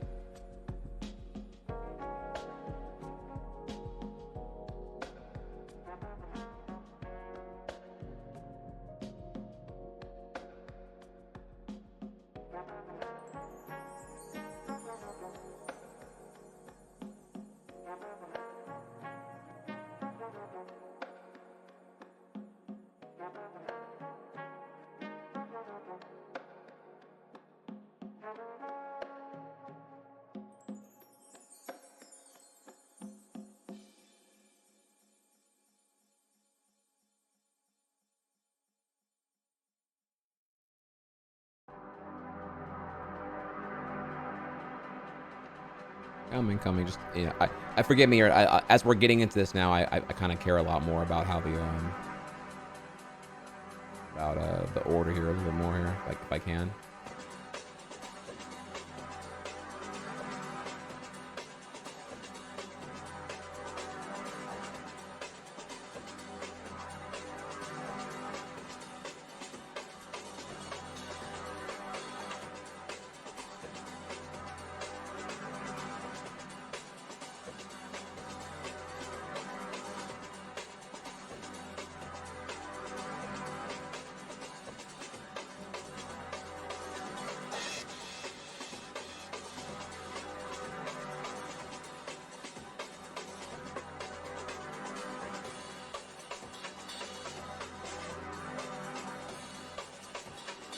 All right. So, okay, we're almost there. We're almost there now. All right. Let's get back to it here. So we're about to get to that part that everyone's seen already here. We're almost there. First though, okay, just a real quick here. When I showed the article earlier from Clint Klippenstein, Ken here paints a much clearer picture of this guy, disliked by lower level staff, a recent DUI, a broken family, and several instances of insider trading, a necessary counterbalance to the media's glaze fest. Hagiography? I don't know if I used how to say it correctly here. Forgive me, I'm dumb. Okay, so we go from that now, and we have here a video deep in pocket. A resurfaced video shows slain CEO Brian Thompson admitting to working with Nancy Pelosi to secure grants. At the time of his passing, Thompson was embroiled in a federal lawsuit for insider trading and fraud. What else is new? Meanwhile, Pelosi made a suspiciously timed option trade at a Palo Alto Network, a cybersecurity firm investigating United Health's data breach on the very day the breach occurred. The mainstream media saying these connections aren't worth investigating, while Thompson's killer is still missing. So, yeah, let's show more of that here, actually, if we can. Drawn up with them to go and be our first pilot customer. This is all the retail stores in the U.S. There was actually a lot of money coming from the government at this point. So you have ARA, which had somewhere around $25 billion that was earmarked for clean tech projects at the time. This is an insane amount of money from a startup perspective. If you can even just get 1/10 of 1/10 of 1/10, you're in great shape.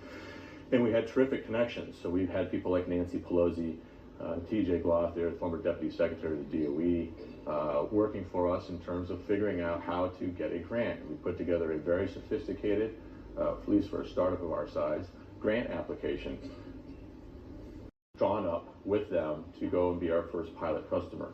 This is all the So yeah, I hate this person obviously, and you should too. Nothing new here, just the corruption all around. Nothing, just you got to like pick what flavor of shit you even want to be mad at here at this point. There's so much garbage going on at one time. Okay, so now we're gonna go into the next thing here, which is of course assassination itself.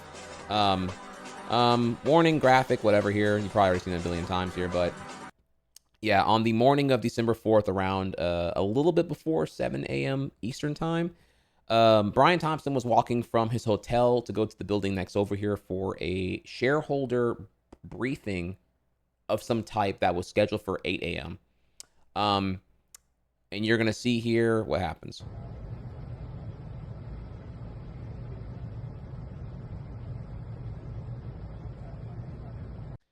Brief thing here, once again here, educational purposes only. Don't condone this kind of thing here. We're strictly educating everyone here. We do not encourage or condone violence or assassination attempts or assassinations altogether here. Educational purposes here, okay? All right, great.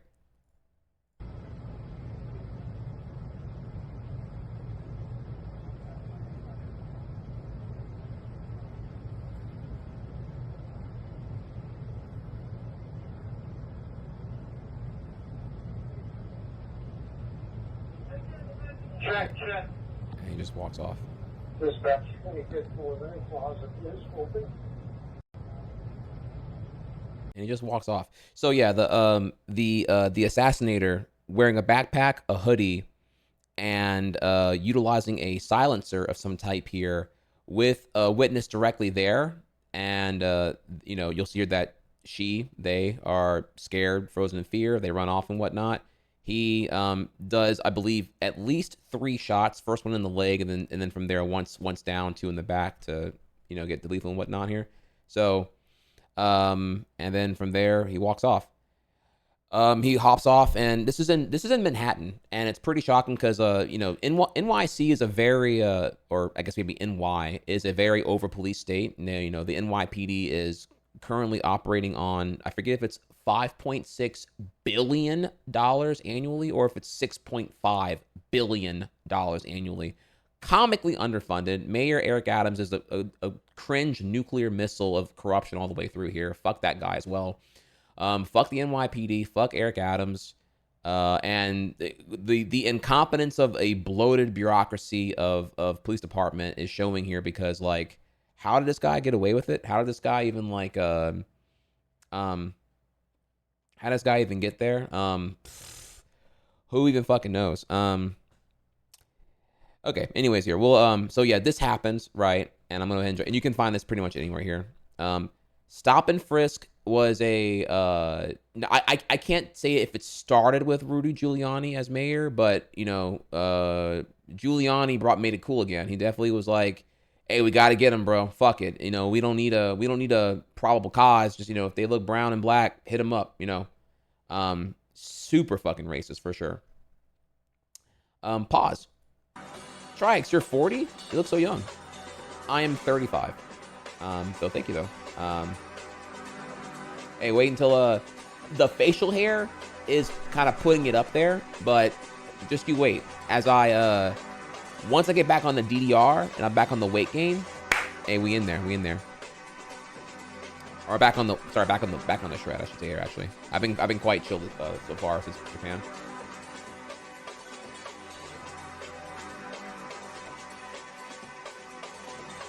All right, let's keep going here then. So now we go from there to so the first picture I think released here was, I believe, this one.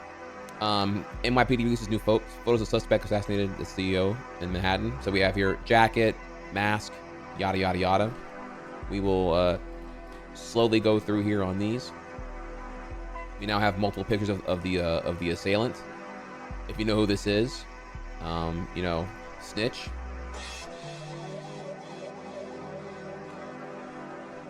Person of interest here. Everyone, his backpack is, and so this is when we start getting different pictures here, the whole way through. And I gotta say here, I have to agree. The jacket is different. The backpack is different, and it doesn't even look like the same person, quite honestly. Caption: we found person of interest. His backpack is different. Look at the pockets on the front of the jacket. Twirling hair, but like, he's interesting though, right? So we're gonna keep going here. Not even the same person, y'all. Updates. MSNBC reports that the backpack found in Central Park, believed to be from the United Healthcare CEO killer, did not contain a gun. Instead, they found Monopoly money and a jacket. As you all know here, kind of a very coy commentary. If you didn't know, Monopoly, the board game, is actually meant to be a game that's supposed to be critical on capitalism and wealth accumulation to a predatory monopolistic degree.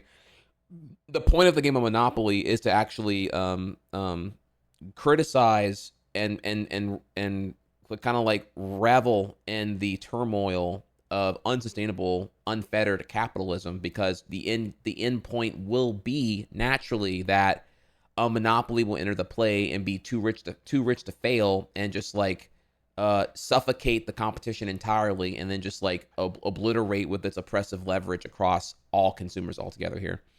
If you didn't know, I mean, I'm sure y'all knew it here, but that's the commentary of the monopoly money was meant to be that. So, bailing on the backpack, keeping, just a jacket and the monopoly money is literally meant to, was deliberately meant to be found in Central Park by the NYPD. Man was playing chess, not checkers, y'all.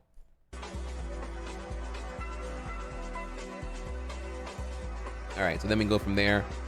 And now we can go back over here. So update on the minute. We're gonna here. So this is like breaking stuff here right now. So we're gonna go back over here now. And from here, I have a lot of things. Now we're talking about after assassination, but before capture. Okay. So officially, we are now moving into I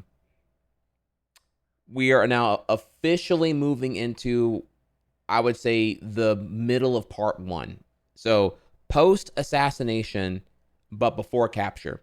There are 6 days where the assailant is on the loose. The NYPD is getting belittled endlessly. They tap out. They get the FBI involved. The FBI is now officially involved in the manhunt, and it's admittedly for 4 days here, for 4 days of of the purity of the whole thing, there was like a complete a surprise to me here of universal disdain for healthcare CEOs. I mean, Americans have been dealing with this shit for decades. Obamacare was like the one blip on the radar that made things like a little bit less bad, but still fucking terrible as usual here. And now we're gonna get into the combination of the events following the assassination.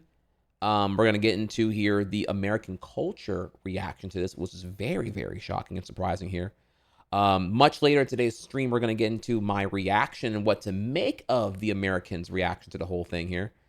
And then we'll be getting into then we'll be moving on to finally when the capture happens and whatnot. So now that we're at this point where we're officially at the middle of part 2, let's take a small second and let's take a quick break because I need food. I gotta make sure I'm still eating here and going and whatnot. So small break, 3 minutes. When I come back, we will continue, okay?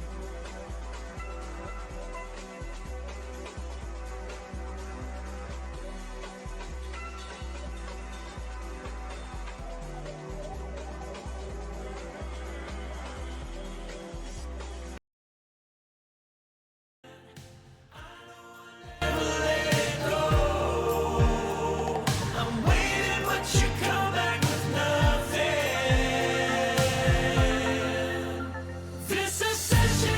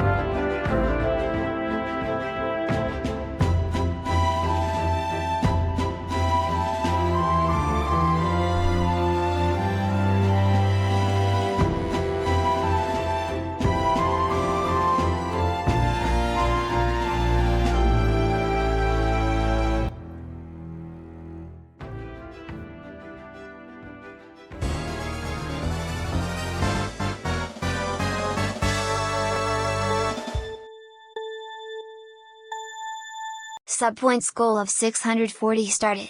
Don't you want to see cool alerts at 25, 50, 75 and 100%? Well, there you go, chat. I forgot to start one earlier. Start a stream here. We have fun little sub goal here. No particular goal other than you can hear and see the custom alerts that happen for when the milestone of 25% is met, 50, etc. So right now you should see it now. Let me see here. So yeah, and about 7 subs. What's the number here? 30? No, 25? Yeah. So it's 25 subs, so I don't know, whatever a quarter of that is, which is like 5? No, 6. No, yeah, it's about 7. It's every 6-7 subs you'll see a new alert now, so. Oh my. Oh, why is it not playing an alert? Oh man. Fuck. It's just broken. I don't Lame. I gotta fix that. I don't know. It didn't say how big your cock was or anything. It just, well, Biff, your cock is 539 inches long. Holy shit. And man, why did that? I'm so sad. Why didn't it play? Here,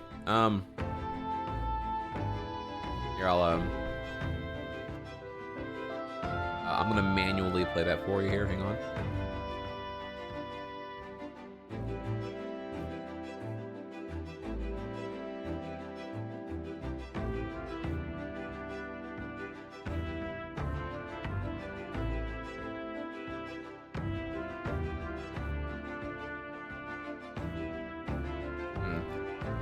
I see. Okay, let's go ahead and I can fix this real quick.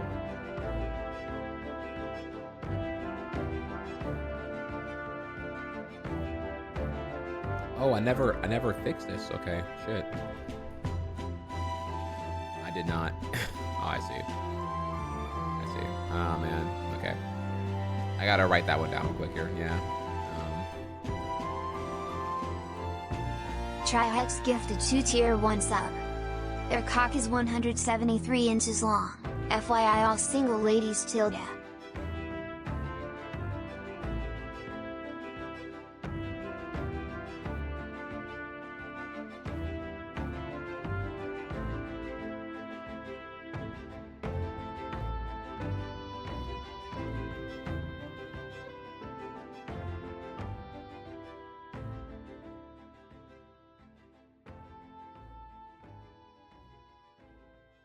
Oh, here you go.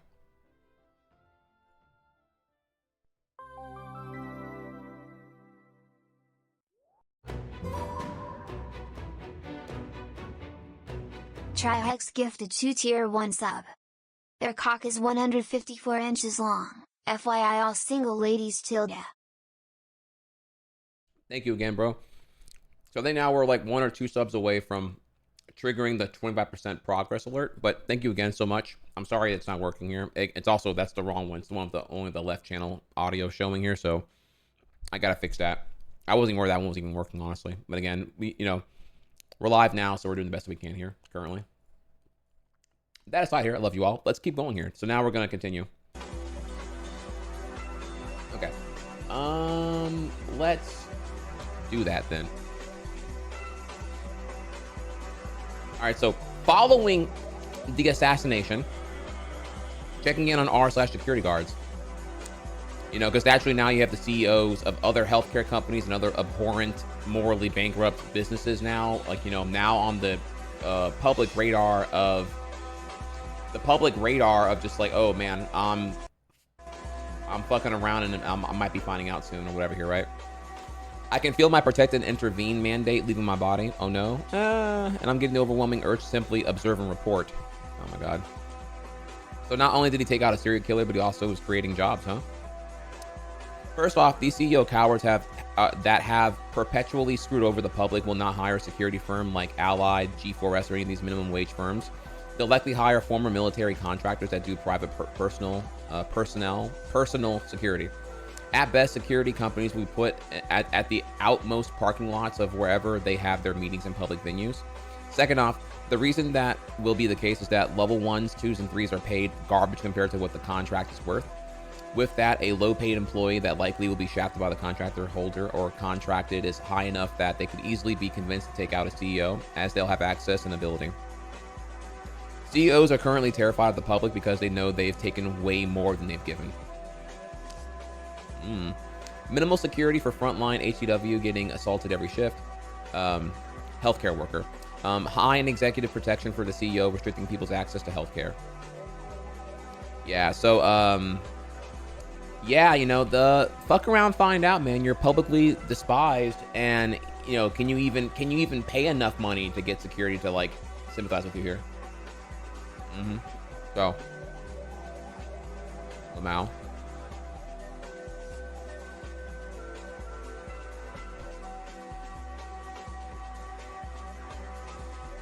Let's keep going here.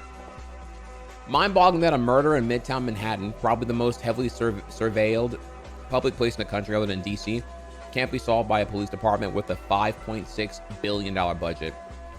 Ken, speak your truth, King. You know it. Next up. Culture. Again, these currently here. This is going to be a bunch of things here that are in a random order. So forgive me here. We're gonna be dancing around topics. Okay, so work with me here on this. But this whole is all about after the assassination, but before capture. Comment of many here. Last night, my parents, MSNBC libs, were both ranting at me about how it's about time that CEOs start getting shot and how people are fed up. And 10 minutes in, my mom said, it's kind of like what my name has been saying all these years. Things have officially broken containment.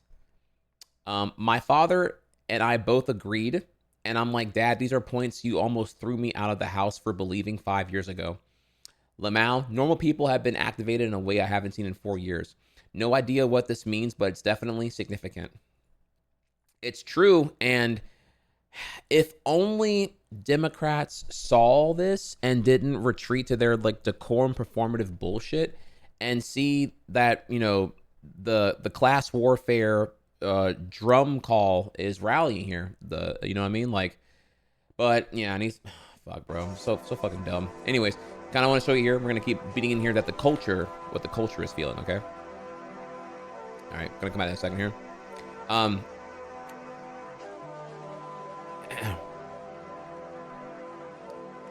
Health insurance provider Anthem Blue Cross Blue Shield, health insurance company, said in November statement that it would no longer pay for anesthesia care if a surgery or procedure went beyond a specified time limit for patients in Connecticut, New York, and Missouri. This has now changed. After hearing from people across the state about this concerning policy, my office reached out to Anthem, and I'm pleased to share this policy will no longer be going into effect here in Connecticut. State Comptroller Sean Scanlon said in a statement on Thursday. At this time, the policy only canceled in Connecticut. Will no longer implement time cap on anesthesiologist care during surgeries in Connecticut. So, yeah, they're already. The point being here is that they're already backtracking. And I didn't get to look hardcore into this here, but just to kind of give you an idea of the level of greed and inhumane we're talking about here. So they're talking about when you go under and when you are going to have a scheduled anesthesiologist, you know, put you under for a surgery, right? Which is expensive to do because it's like, you know, the liability is strong and you have someone who's going to be there to like make sure that you wake up and whatnot, right? They're talking about now micromanaging anesthesia usage, and that if it goes over the scheduled time for any reason, that's on you. If you have a 6-hour surgery procedure and that's what is scheduled, that's what they're covering. If it goes over and it's 8 hours and the bill's got to be paid here, you're on the front for that bill. You will wake up from your anesthesia and find out that you're being charged, you know, I don't know, what fucking 22 grand per hour extra. So you just surprise butt sex. Here's 44 racks. Figure it out. You're not even awake. You're not even like conscious when it even happened. Like when this scenario would happen here, it's completely beyond your control. No agency, no consent, and it's like, yeah, sorry. And it's kind of by design. They because you needed it and you're gonna get away with it. So, yeah, this is completely gross, obviously here, and it's just par for the course for the whole thing. If you want to read more about the nitty gritty, you can go over this Axios article if you'd like. But holy flippity fuckity fuck, I would say, for real.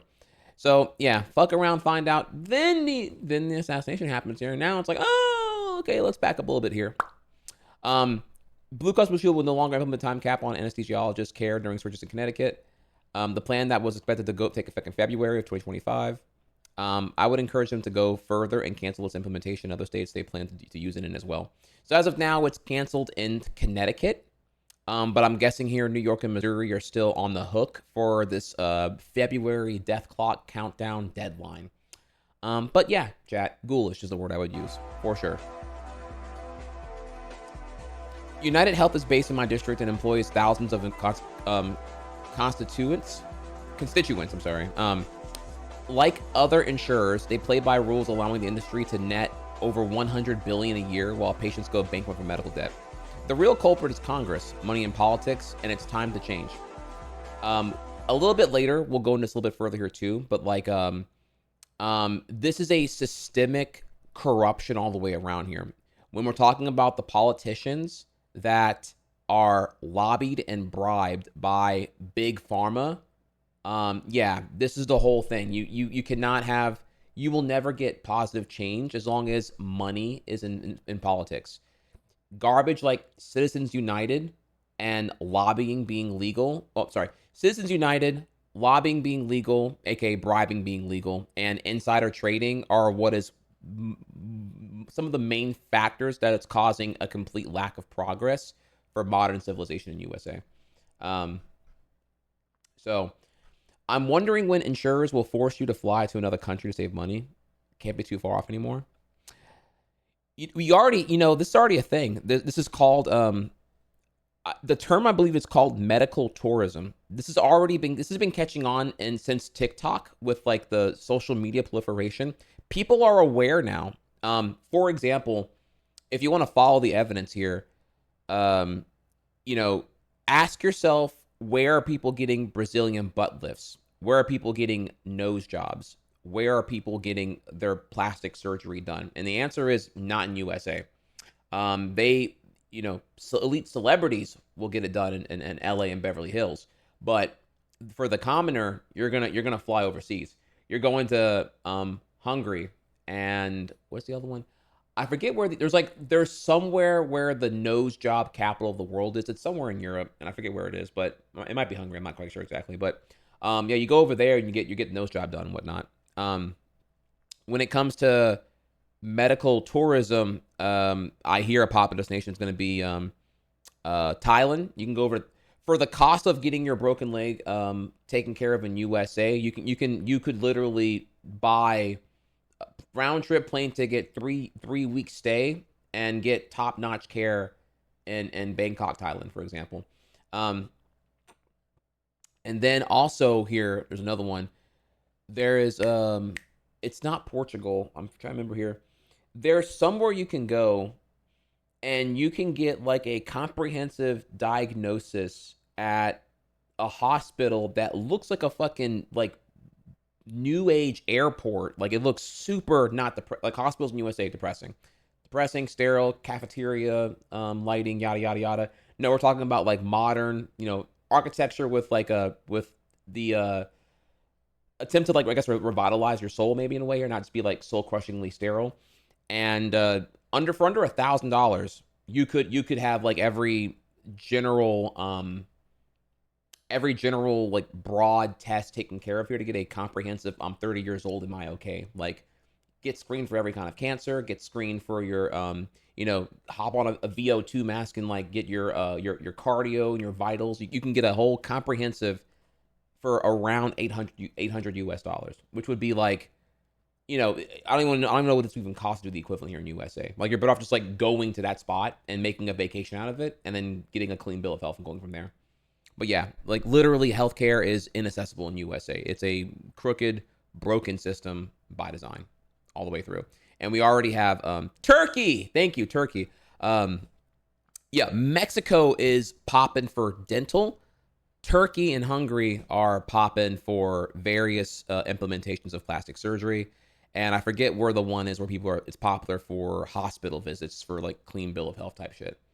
But yeah, it's very clear here. Yeah, you need to go somewhere else. Like, even for me, like even me getting my wisdom teeth done, it would have been cheaper for me to go to Mexico and get that shit and I could have got it done for half the cost. But I would have had to been there for a lot longer. I would have missed work. It would have been kind of like its own thing here. But for the conventional person, if you can like make, your healthcare tethered to vacation time and make it a vacation healthcare synergy thing here, yeah, the play 100% here, y'all, is like go to Mexico. Like not even capping, like not even close. Get there, do that.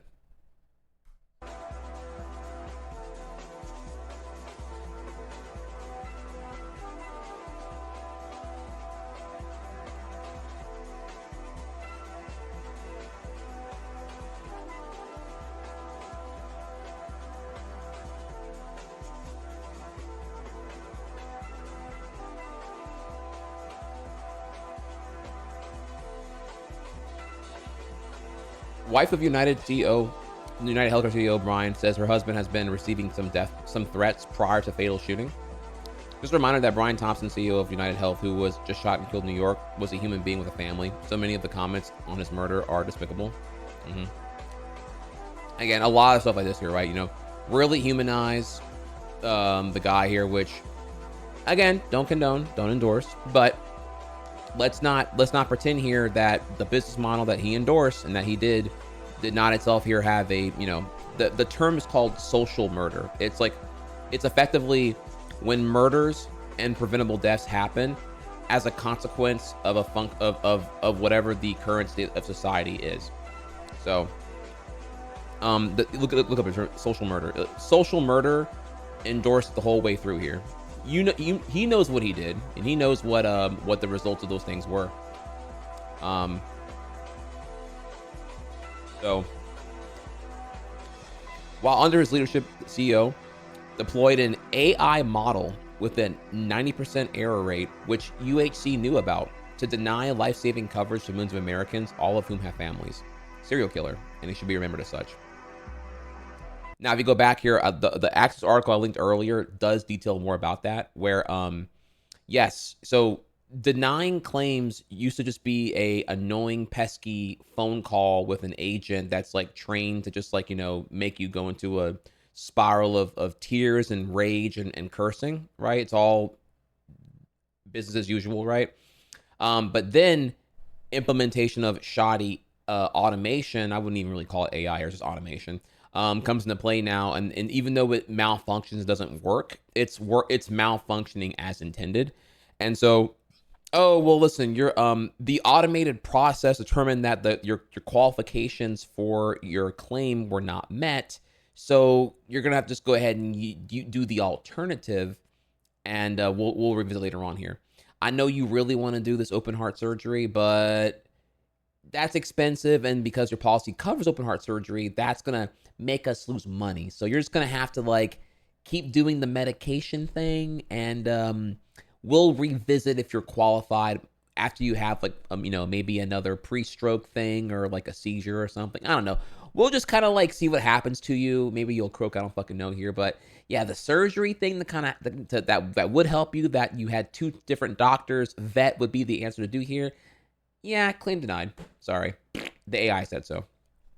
Chad, it's talk to someone, Chad. It is inhumane is a word I would use here. And then what is the culture feeling here?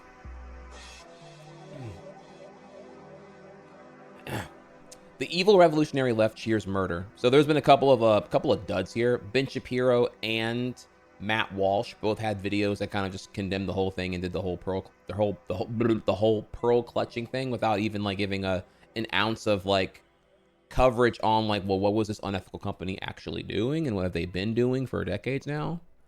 And comments. I mean, these are some like 90% dislike videos, by the way, on both on Ben and Matt Walsh's channel here. In an attempt to paint it as like a leftist thing, leftist radicals are like cheering on the death of the CEO and that the right are tolerant of it. And they come in here quickly to correct it and be like, no, it's not a left-right thing. The right hates this guy too all the way through here. To claim it is just the American left that's been cheering this on social media is delusional. This is true.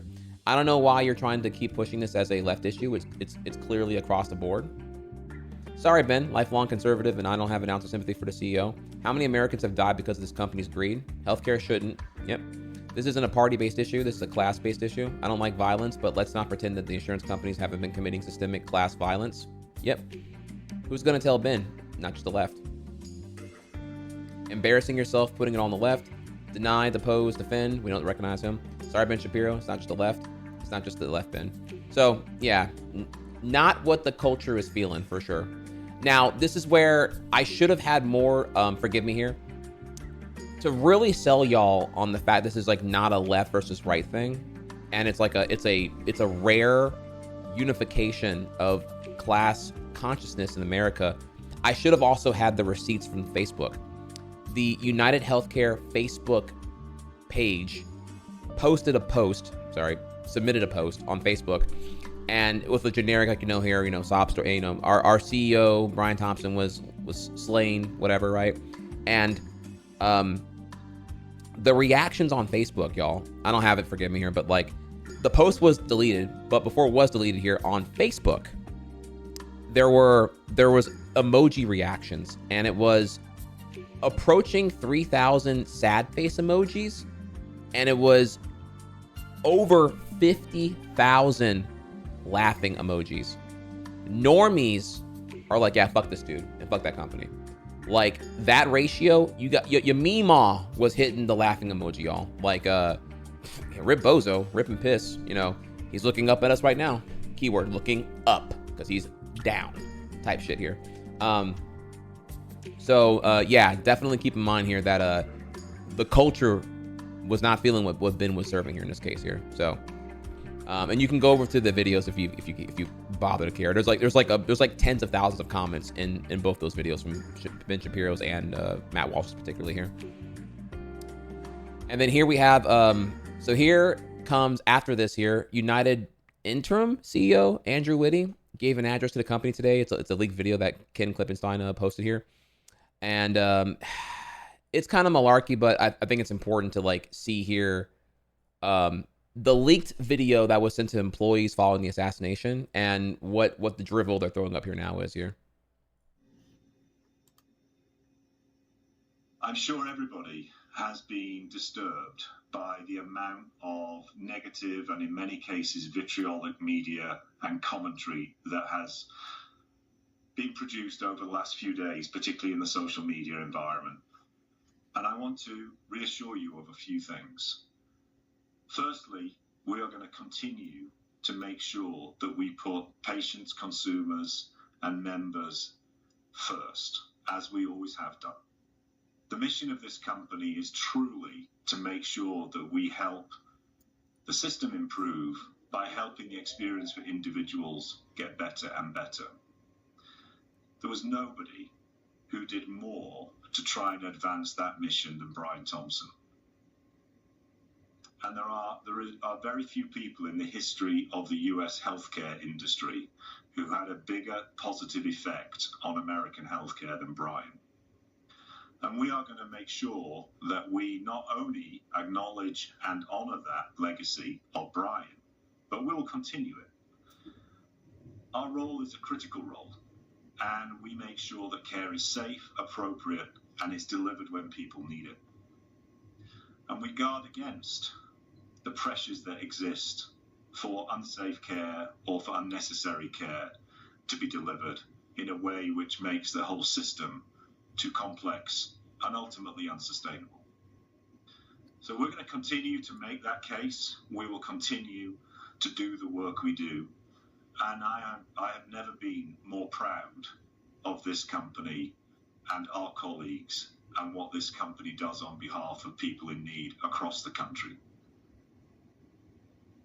I encourage you to tune out that critical noise that we're hearing right now.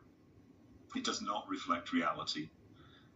It is simply a sign of an era in which we live. What we must do is focus on what we know to be true. And what we know to be true is that the health system needs a company like United Health Group, and it needs people like Brian within it. We're fortunate that within this company, we have so many people driven and inspired in the same way that Brian was, and we will continue in our journey to help everybody who needs it within the health environment. Anime, I don't really fuck with that. But hentai, that's my shit. Streamiko is back with 127 months. Is this thing working now? Hey, thank you, Ramuko. Indeed, it is here. And what a perfectly timed alert right there. Shit. Anime? I don't really fuck with that. But hentai? Shit, you already know. You already know. Hit the alerts, y'all. Fuck. Or hit the emotes here, y'all. Fuck. Alright, so yeah. Yada, yada, yada. We need people like Brian Thompson, Glaze here. Business as usual. Here we are now.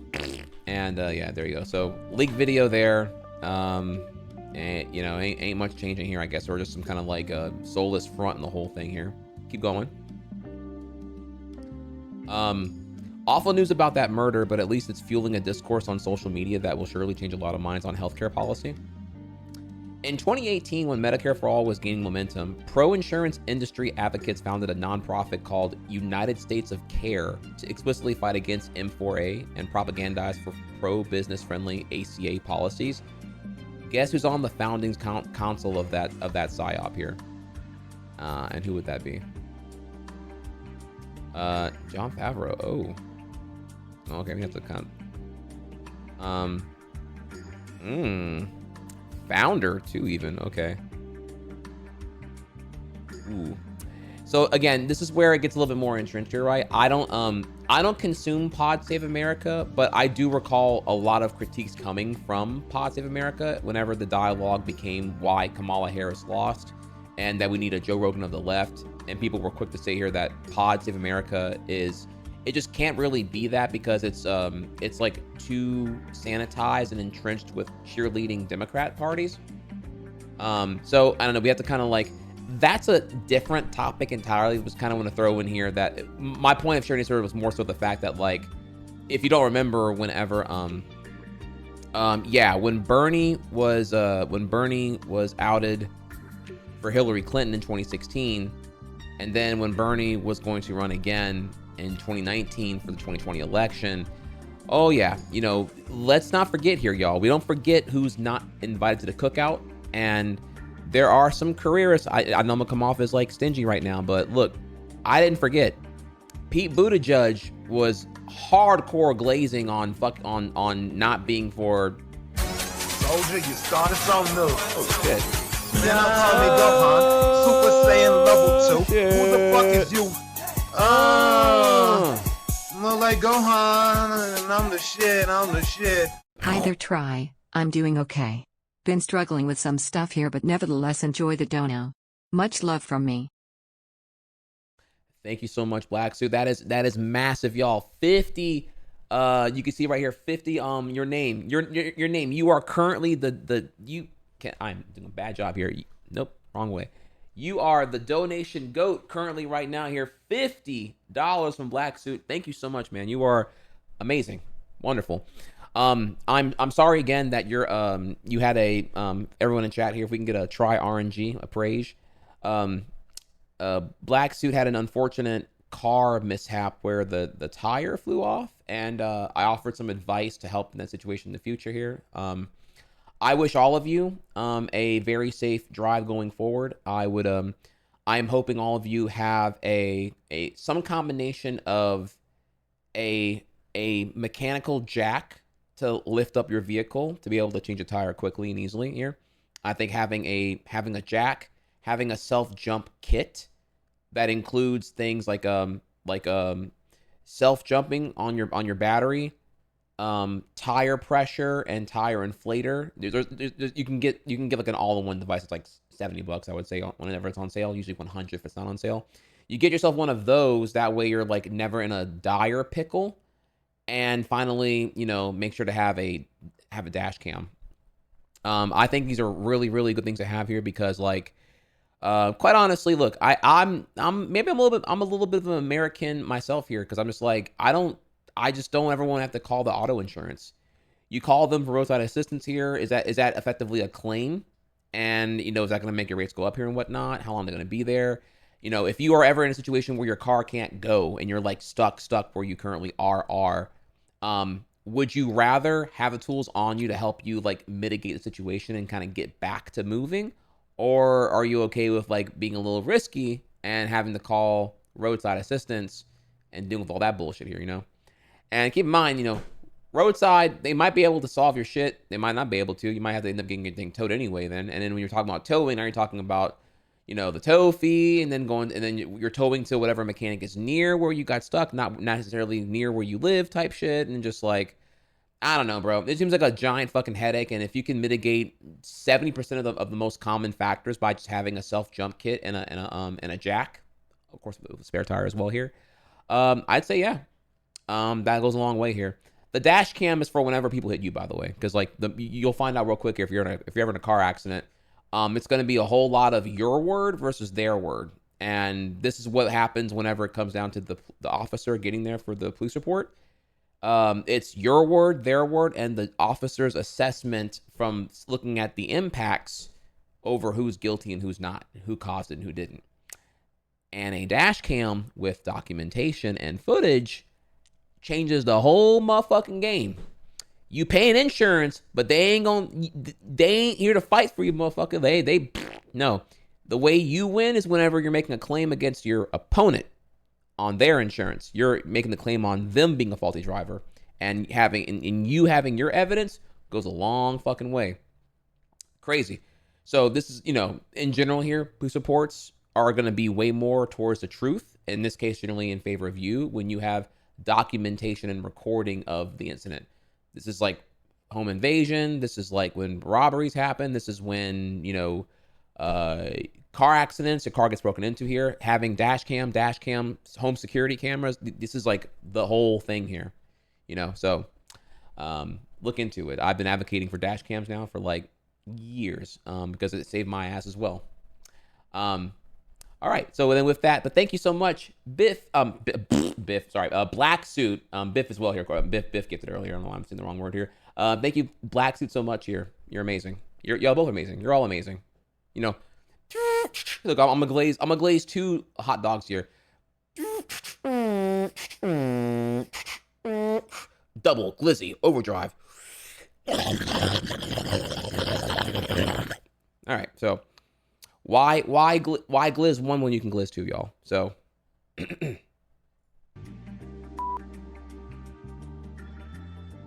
I'm sorry. Wait, is that meme only allowed in 2023, y'all? I mean,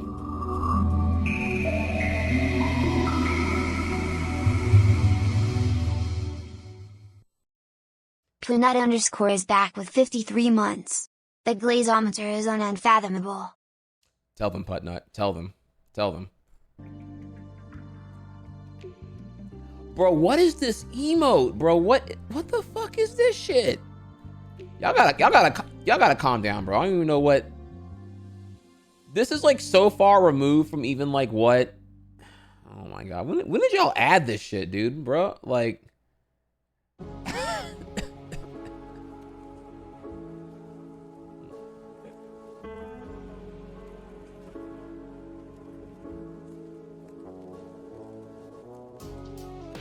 All right, small derail here real quick here. Since my car is 2010, do newer cars have dash cams as a base or paid feature? Neither, no. Newer cars have backup cameras, and they might have cameras in terms of like there may be a camera to temporarily show for like lane change assistance and like blind spot sensors, but I don't know if you have access to all those cameras in an agency-inducing way when you need them for a car accident. I know that like Teslas have like 12 cameras, and I think you can access all the recordings at any time you want to. That's pretty nifty. But for the average vehicle, I'm gonna say no. Generally, you would probably want an independent dash cam that's gonna give you like, you know, 170-degree field of view, where things are covered here. Don't worry, the whole thing I'm getting at here is like $100, maybe $150. You get a dash cam that mounts to the dash and to the back, and I know it's a lot of money. I'm not saying it's going to be cheap. I get the value of $100 here, but on God, you will tier 5 to me when you need it. I hope you never need it, but when you do need it, you will come back and be like, oh my God, Trihex, you're so smart, bro. I cannot believe here. You won't believe this bitch hit me. This bitch hit me and then lied to the cop. And she ain't think I had a dash cam. I ain't telling that hoe nothing, bro. I showed that cop. He was like, oh, she just mouthing off right now. That's crazy. Okay, cool. And then, you know, you win the claim. You leave the car accident 10 minutes later because you ain't got to worry about, you know, all that I in your ear and whatnot. He said, she said shit. Bro, you got the dash cam. You tell the officer. You don't tell the opponent driver. You get the fuck out, bro. Let them lie. Makes our case even worse when they get to the whole thing here. You know, what I save you, you don't have to go to a deposition for the opponent's company to fight the claim because they can't win because you have the fucking footage. Like, I save you headache and time. I am automobile Jesus. I suffered so that you can win. You feel me? Period. On God. Like, I've had to go to depositions for this bullshit. I've been in things before that weren't my fault, and it was the lamest shit in the fucking world. I wisened up. I'm like, oh, well, this is what I need, right? And I get this shit, and then two months later, the bullshit happens, and dude, my last car accident I was in that happened in 2011, I was on the site for like 3 hours because the bitch T-boned me into a fucking ditch. It was ridiculous. And then lied about everything. And then in the end, we were both at fault. And I got fucked over hardcore there. I lost like $7,000 on the vehicle in the end. Fast forward to 2021, I get rear-ended. Is it rear-ended? Is rear the right when they hit you when they hit you on your back from their front? Is that rear-ending? Or is it called like bumper jumper?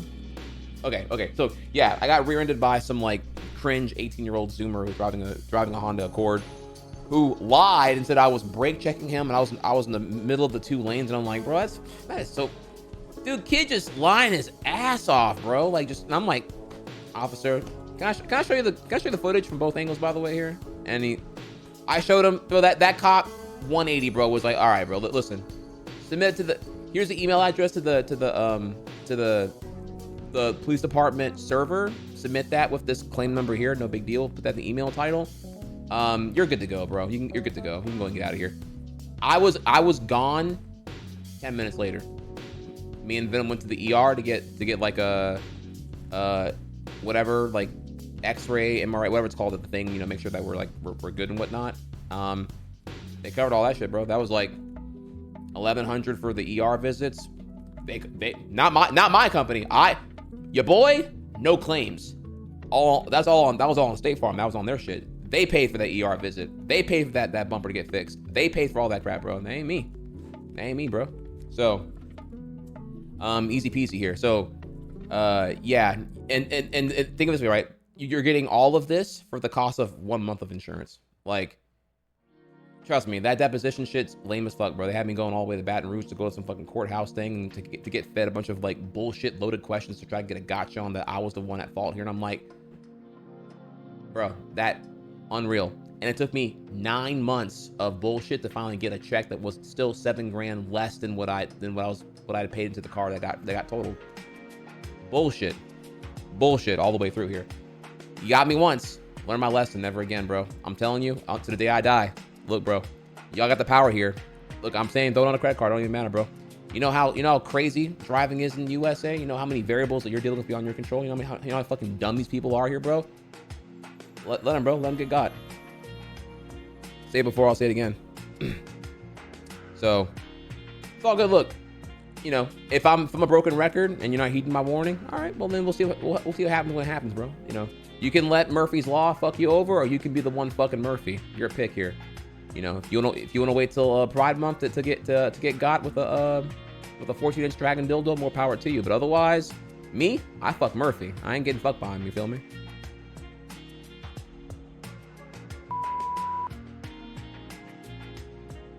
Any questions? Any questions?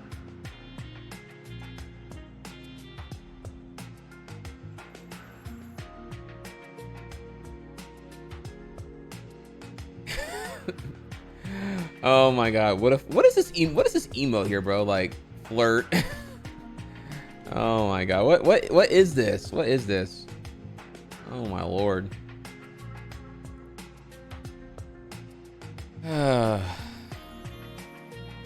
Okay, all right, let's keep going here. What's on to be alive?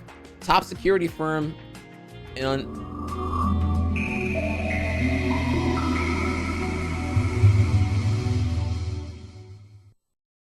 Rakundar is back with 71 months. Sub homie. New alerts and sit looking fire. Got any advice for getting back on the fitness grind after taking a break in momentum breaks? Also any tips on keeping the schedule even when life tries to interrupt it? And health insurance industry, they're all a bunch of crooks. Hey, what's up, Rakim Dar? No, yeah, this is actually a really good question. This is a common one, right? Got any advice for getting back on the fitness grind after taking a break and momentum breaks? So let's start with that question first. So the first thing there about getting back in the momentum is you have to recognize, you have to reaffirm what the current objective is, right? Like, I think a lot of people fall for this kind of trap here where the I don't know if I want to call it here like recency bias, but there's something kind of going on here where like you used to be able to bench like 230, right? You used to be able to do like flat bench 230 pounds. But now it's been, I don't know, 3 weeks, I don't know, 8 weeks, whatever. You're like Thanksgiving, you ate good, you were kind of chilling, took a week off, and then one became two became four, whatever. Here now we're in December, and it's been 5 weeks or whatever, right? You go back in there and you're like, yeah, I used to throw 230, and now you know it's you ain't doing 230 shit. And quite honestly, maybe doing 4 sets of like 12 reps on like 160 got you kind of gassed. You can't even finish it. The important thing to recognize there is that like your goal of getting back in needs to not be comparing to your peaks when you were on routine. You're redeveloping the routine right now. So you have to the victories currently are going to be that you're rebuilding the routine and that you are attending gym on a scheduled, maintained regularity. So if you're going to the gym 3 times a week, then your goal should be that your goal is to build conduct. So it should be okay. Like from here to New Year, I'm getting back in right now. I am not going to be a victim of expectation and entitlement for how I used to lift. Right now, we're rebuilding routine. My goal is just to get my ass up, get to the gym, and hit this bitch 3 days a week like I used to. What you do at the intensity, what you do when you're there is not of importance right now. We can work on what is being done when the routine is successfully developed. Does that make sense? So I wouldn't worry about peak and all that here. Like, you know, I would just kind of like make it fun again. Like do whatever you want to do. Like if you're already like mentally uncracked and you're really fixated on getting results now and fast, then sure, we can like talk about like what's optimal to get unrusty. But I think it's much more important to nurture the mental in this case here and make it fun. I think what you're doing between gym visits is as important as what you're doing in the gym. People fixate on what you're doing in the gym. I'd argue what you're doing in the gym will naturally come as a result of your perspective, your expectations, your entitlement, and what you're doing not in gym between gym visits here. Because all that will come in time, honestly. Like if you believed in yourself and you really believe that you can achieve the you that you want to be, like whatever your unbound Goku-like potential is, then you would be naturally motivated to just kick ass and go crazy in the gym. You just gotta believe in yourself, right? So it's like whatever it takes to build it up here. So therefore to me, if gym is a positive, nurturing, euphoric temple of self-improvement, then you're not gonna have an issue like going to gym. Like if you have to like make up all these things to make gym a thing you want to go do, then I would reassess. Not that you're wrong, but if you find it boring and sterile and repetitive and lame and dumb, then I think what we're failing here at that point is we're not putting enough of our interests in gym. Bring your expression to gym. That's why I always say it's a really good idea to like whatever you already would do, like if it's watching Twitch, if it's watching me, if it's doing like your daily YouTube backlog, or if it's just watching anime or even just reruns of familiar shows, fuck it. I think it's a brilliant idea to just go in there and if you're doing the whole like unrusting. Remember, right now you're going back in. I would call this month the routine repair month. Fuck it, go in there and crank shit to half. Do 30 minutes of whatever you would do, 4 sets of whatever the fuck. Get in there and do that 3 days a week. The second half of your 1 hour there, the final 30 minutes, hop on the treadmill and just watch The Office rerun or Twitch or whatever the fuck here, or just scroll social media.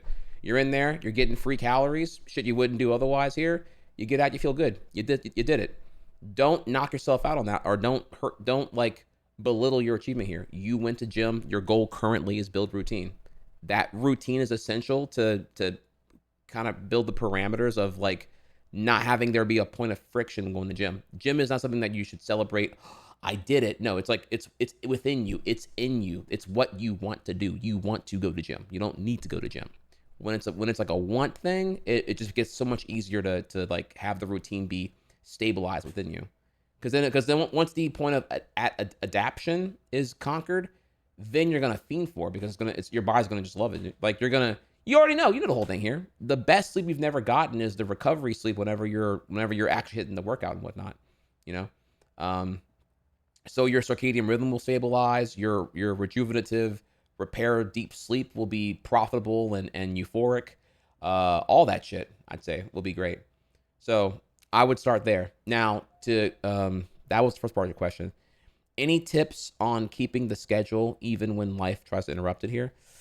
That's a bit harder, right? Because the problem here is I don't know. This is where it gets more entrenched in the individual variables, like your lifestyle and your job and all that. The answer you don't like to hear, but I'm telling you, it's the thug life answer. But holy fuck, I am telling you, chat, it's life changing here. I know that you want your me time after work. I know that you're stuck at work all day and you're doing like, all the bullshit because your boss hates you and your job sucks and whatever else here. And then when you get home, you feel like gym is attacking that precious 2 to 3 hours of the day. That's your actual me time. I hear you loud and clear. So the idea here is to take back your time. And if you wake up earlier, like a lot earlier, and you do gym at the start of the day, I'm telling you, it's amazing. It's like I wish someone had told me this shit in like 2014 or whatever. I'm on it now. It's what I do now. I'm not just like a morning gym guy. I'm like morning. I'm like super AM all the way through here. I'm staunch advocate of the wake up earlier, go to gym before work. If your work's at like 7 a.m., get up at 4:30. If my job is at 11 a.m., I want to be up at 6 a.m. I want to be at gym. I want to be at gym at latest 7 a.m. I want to be done. I want to be walking out of there, session done, weights lifted, cardio done, feeling great.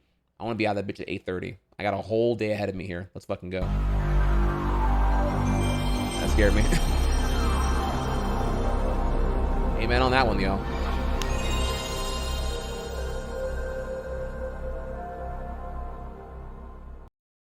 Welcome back, Ascended Fish. Use Twitch Prime. #FreeLuigi. Oh shit. Hype train incoming. Back-to-back Prime subs. Jaded Boar. Thank y'all for the Prime subs, y'all. Welcome PS1 back, boots. Jaded Boar. Use Twitch Prime. Thank you, everyone. So, was that everything here? I'm sorry. I think I lost track of my, here it is. I'm sorry. So yeah, I would say waking up earlier is the play there, but, as far as keeping on schedule, I'm trying to think here. If you can just answer me one question here. When do you want to go to gym? Anime, I don't really fuck with that. But hentai, that's my shit. Welcome back, it's me Luigi, use Twitch Prime. It's a me, Don't hold Luigi. back. Hype train started. Yeah, hype train is officially here now, y'all. So if we reach level 2, you'll see a new alert, and if we reach level 3, you would see an even cooler. You know, you've only seen.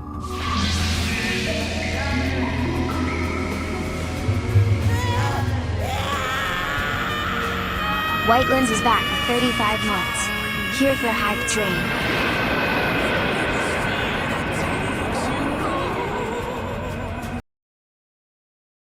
Now's your chance. Hype Train has reached level 1. Okay, all right.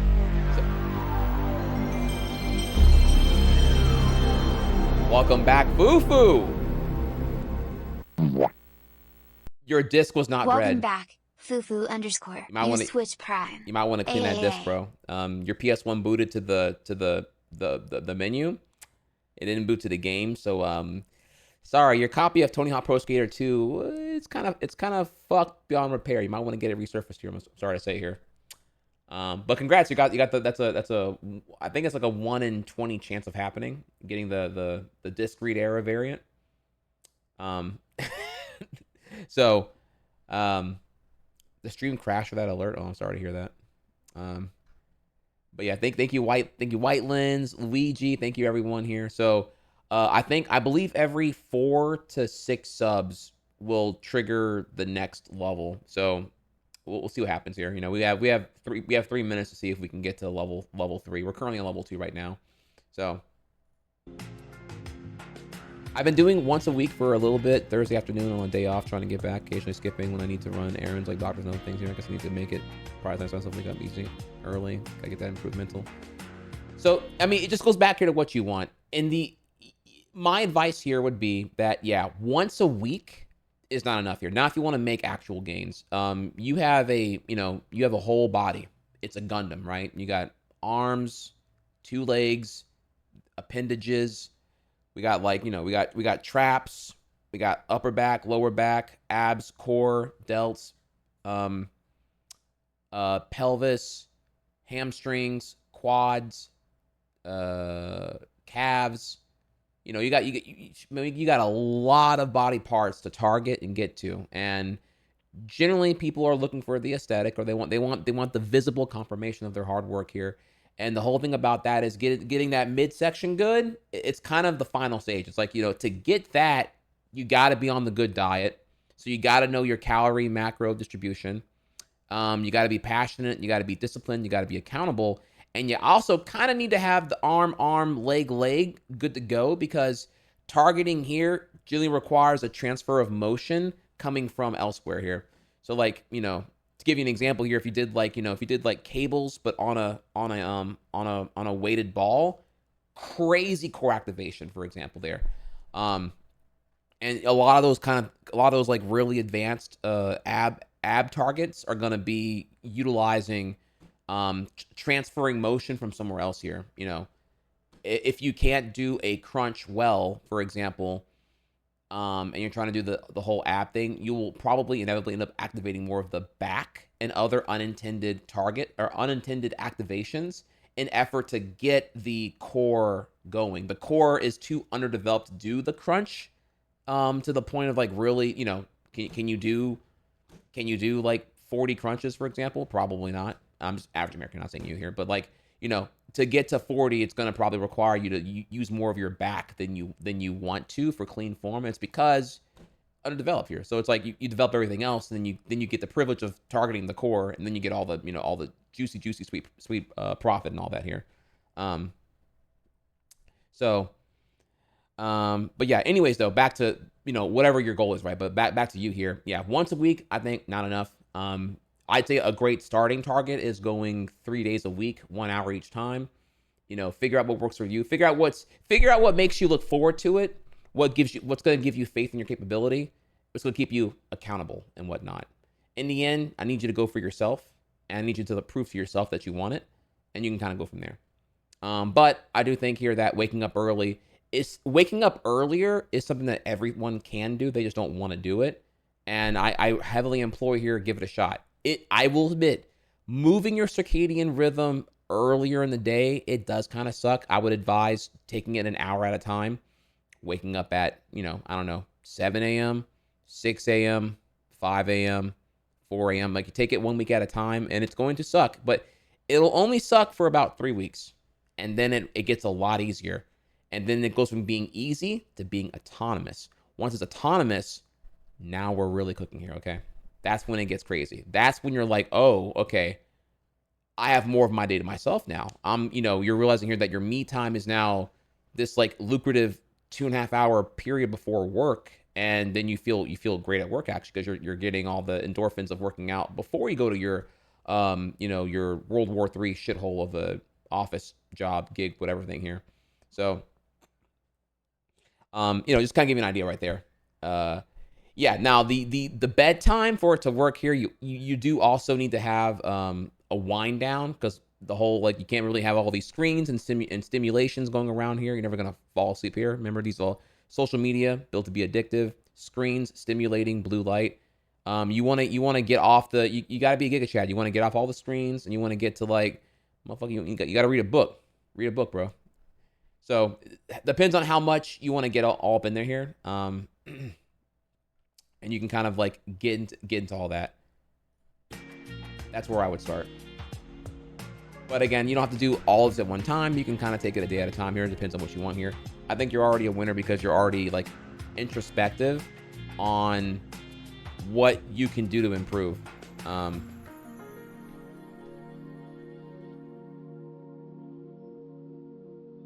We say it before, we say it again here, y'all.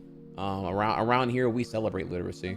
And I did have a planned segment to go a deep dive on the American literacy crisis, but we're already so slammed right now. I don't know if I can get back to that here. But I have a really important small derail here, y'all. And that is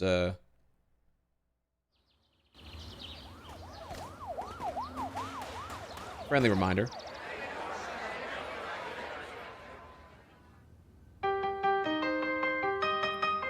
Yeah! What's up, y'all? This your boy D Mike. You see, I usually do songs with like hooks and concepts and shit, right? But fuck that, man. I'm trying to go platinum. So I'm about to rock this shit. Check this out, y'all. Read a book, read a book, read a motherfucking book. Read a book, read a book, read a motherfucking book. Read a book, read a book, read a motherfucking book. Read a book, read a book, read a motherfucking book.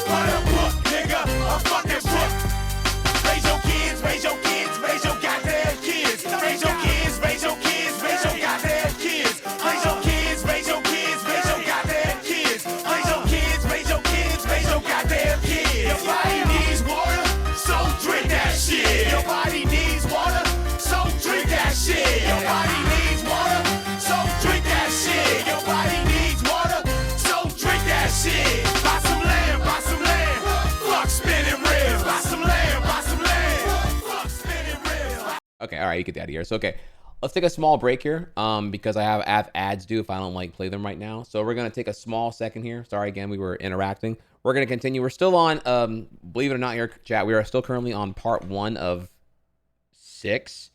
So, yeah, we're going to pick up the pace a little bit here. I'm definitely taking way too long to get to all this stuff here, but I appreciate y'all being patient as we we'll eventually get there, right? So, enjoy the tunes. Back in a few.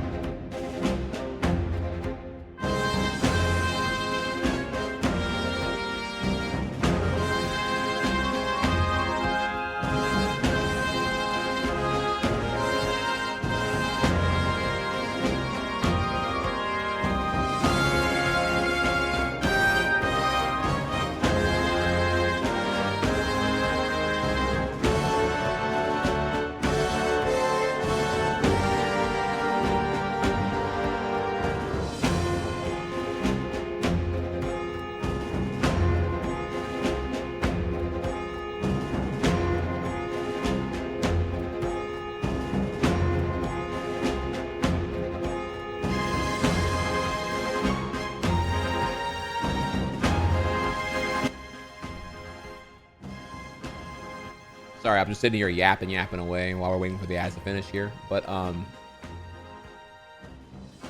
let me see. Let me make this a little bit bigger here if I can. So yeah, we were talking here, and I don't have the chat thing working right now, but yeah, I like the idea. I've given it some thought here because it's like the option wasn't available to me, for example, but like I feel like for maybe, well, one, if your parents aren't lunatics and you're on good terms with your parents, but you like want to move out, but moving out is just like enriching some like douchebag landlord. If you can like get like a solid career building job regionally close to where your parents are and all that here, then like I really like the idea of like you give your parents effectively a free backyard shed / guest house. Again, you can get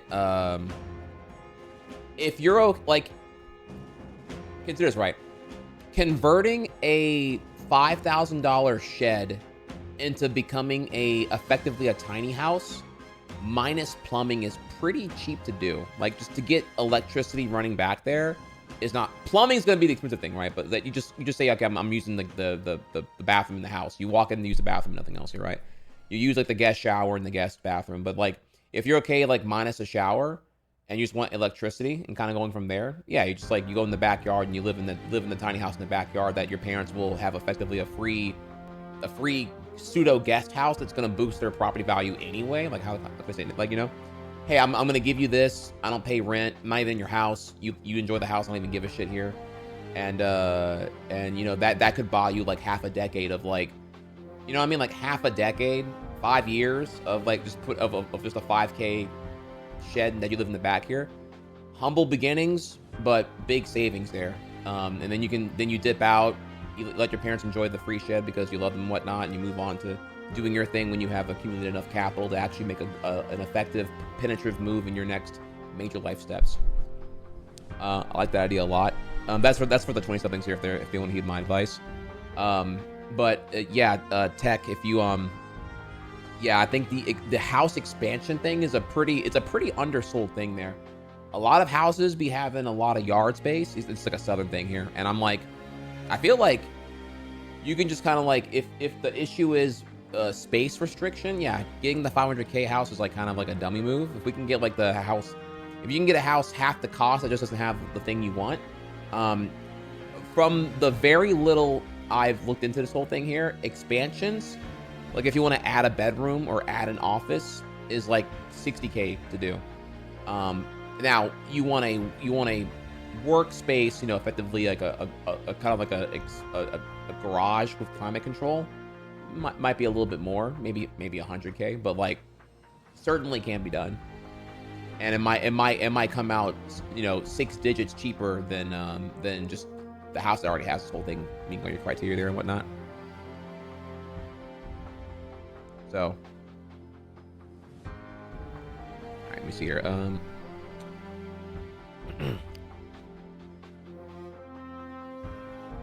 You can actually get a fold-out home that fits in the backyard delivered for a reasonable price. My friend does this at their parents while they save. Yeah, that's what I'm saying here. Like, that's what I don't know. I mean, I don't know. It's like different for me to say like whenever I was broke Hex and like I was a full-time college student just trying to like barely avoid student loans.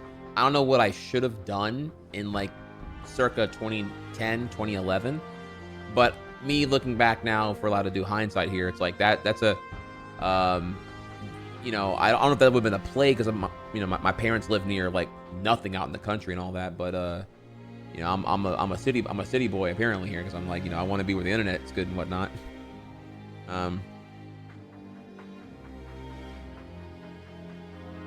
Yeah, as Influx, I love the idea of a duplex.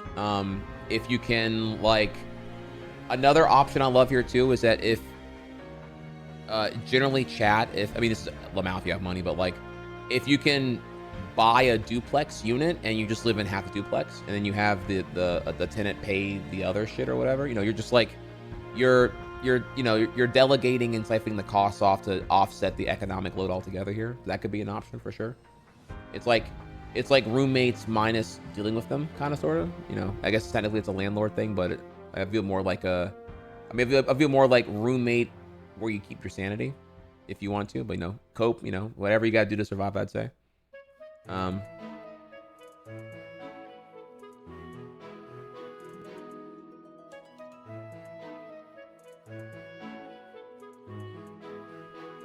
There you go. Yeah, shit. Look, I mean, the rules are you gotta survive at these days here. So whatever it takes, just think unconventional, because conventional is like you can't afford shit.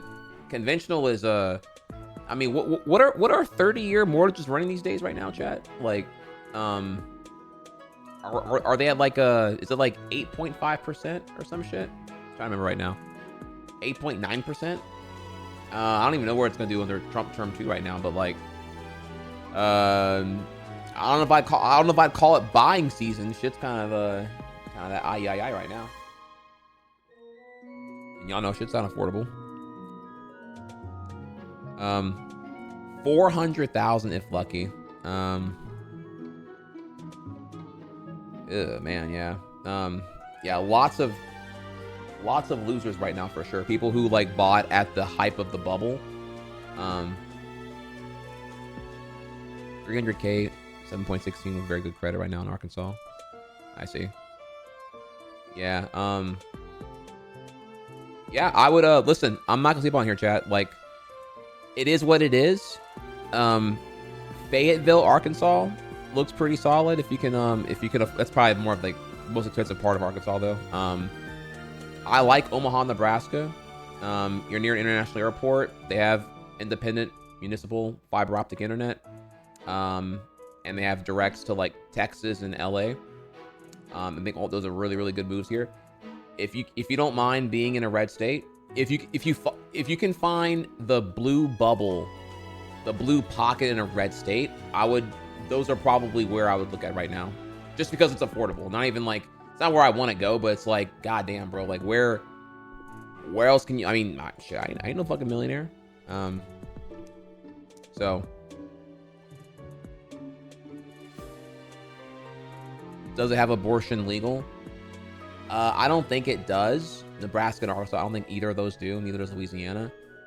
This is like more like, I guess, right? Like if you're wanting kids in the next like half a decade or so, sure. I mean, I'm clearly, I'm not even in like the kids are, dude, the world's too depressing, man. I can't even be thinking about kids right now, bro.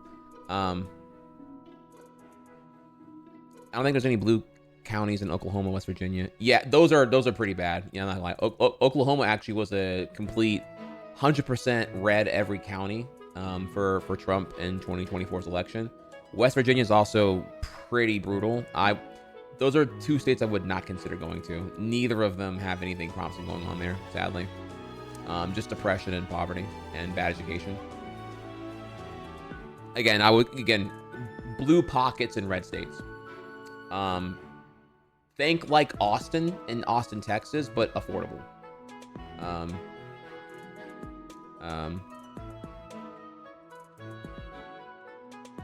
Yeah, that's a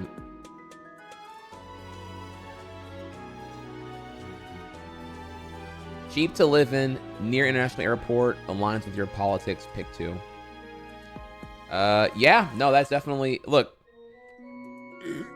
I mean, look, right now, you can't think about your forever home.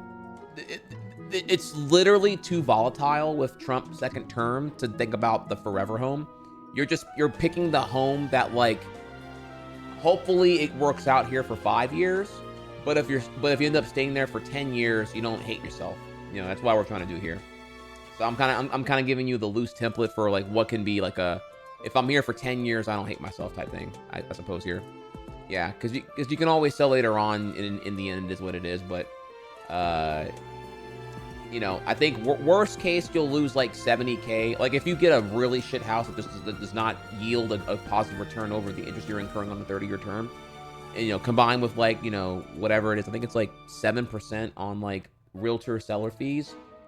You might eat like 70K, right? But you're gonna eat that anyway on rent regardless. So it's kind of like make what you want with it here. That way, so the better you can plan of where you're going to go that retains value and whatnot, the better moves you can make here.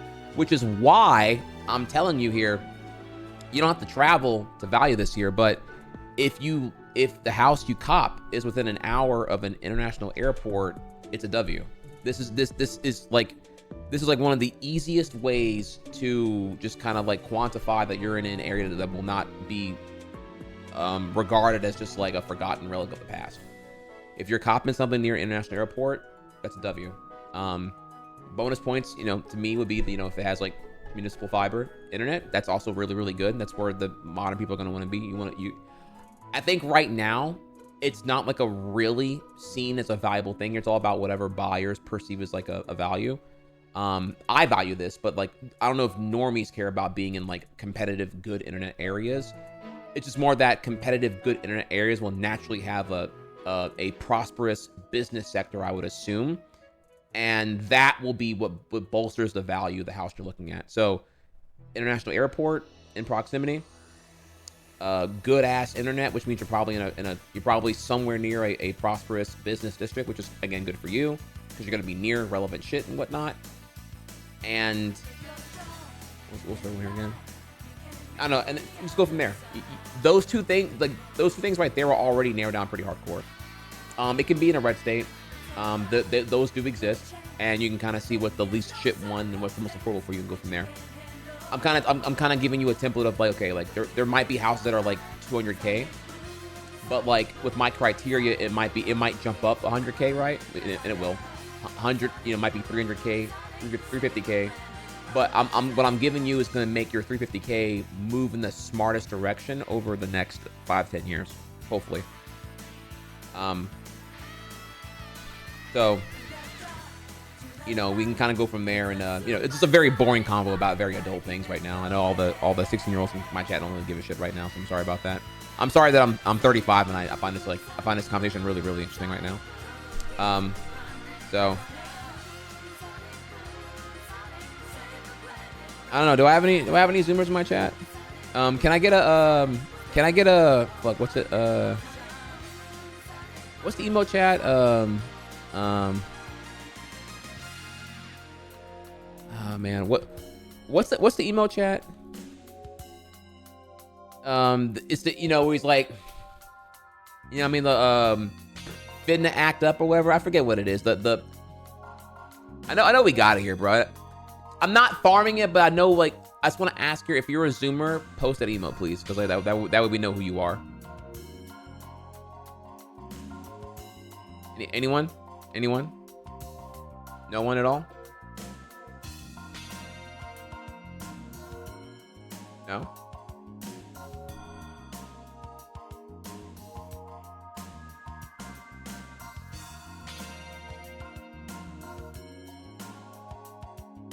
Define Zoomer. Zoomer is 25 to I don't like 27 years old or younger. Like 27 to like 18 or something like that.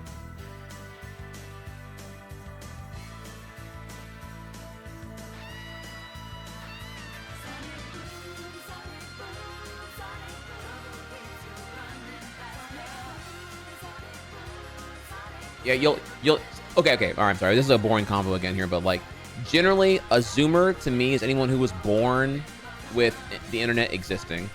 Like if you're a Zoomer, then your nostalgia is like iPad, Angry Birds, like like you're like 10 years old when like Modern Warfare 2 came out or something like that. That's Zoomer. And I would say Alpha would be like, Alpha was in like middle school or earlier during COVID type shit. So millennials, distinctively, we were the last one. We were the final generation to not have the internet in our childhood. Our early adulthood contained .com bubble, and dumb phones becoming smartphones, and then the iPhone's saturation boom happening in 2007, and the world changing here, and then social media, just living in a post-social media world here. But we are aware of how life was before social media, big tech dystopia, smartphone saturation, and all the other woes of modern society now here. Would you say Zoomer is the generation where the first years and the last were completely different people? I think right now is the biggest. I think right now is the biggest generational divide that will ever exist for a very long time. Like, you got to think here, baby boomers to alpha, like they coexist right now, and they will for about another 10 years. And like the life experiences of these two right now are so fucking different. They're not even on the same fucking planet, dog.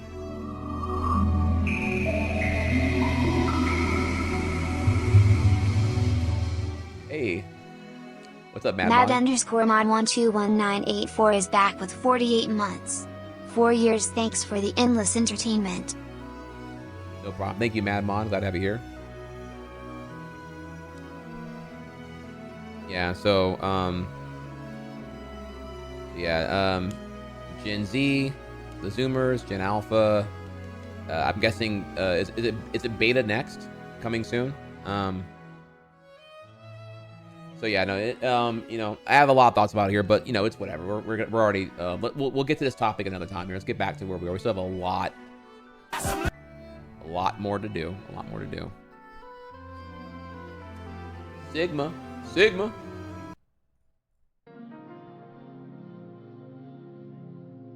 right, let's see here. Back to it, y'all. NYPD's 2024 budget of $11 billion, and a guy shot a healthcare CEO in the middle of the street at 7 a.m. in one of Manhattan's busiest neighborhoods and just left New York City. All right, so we keep going here now. More comments. Again, Ben Shapiro's divisive video. I just realized that your entire business model requires that us normal folk hate each other. Oh, they're catching on here, y'all. They're catching on. For all the liberals clutching their pearls over our reaction to Brian Thompson getting assassinated, just imagine he's the boss in The Incredibles. What about our shareholders, Bob? What about them?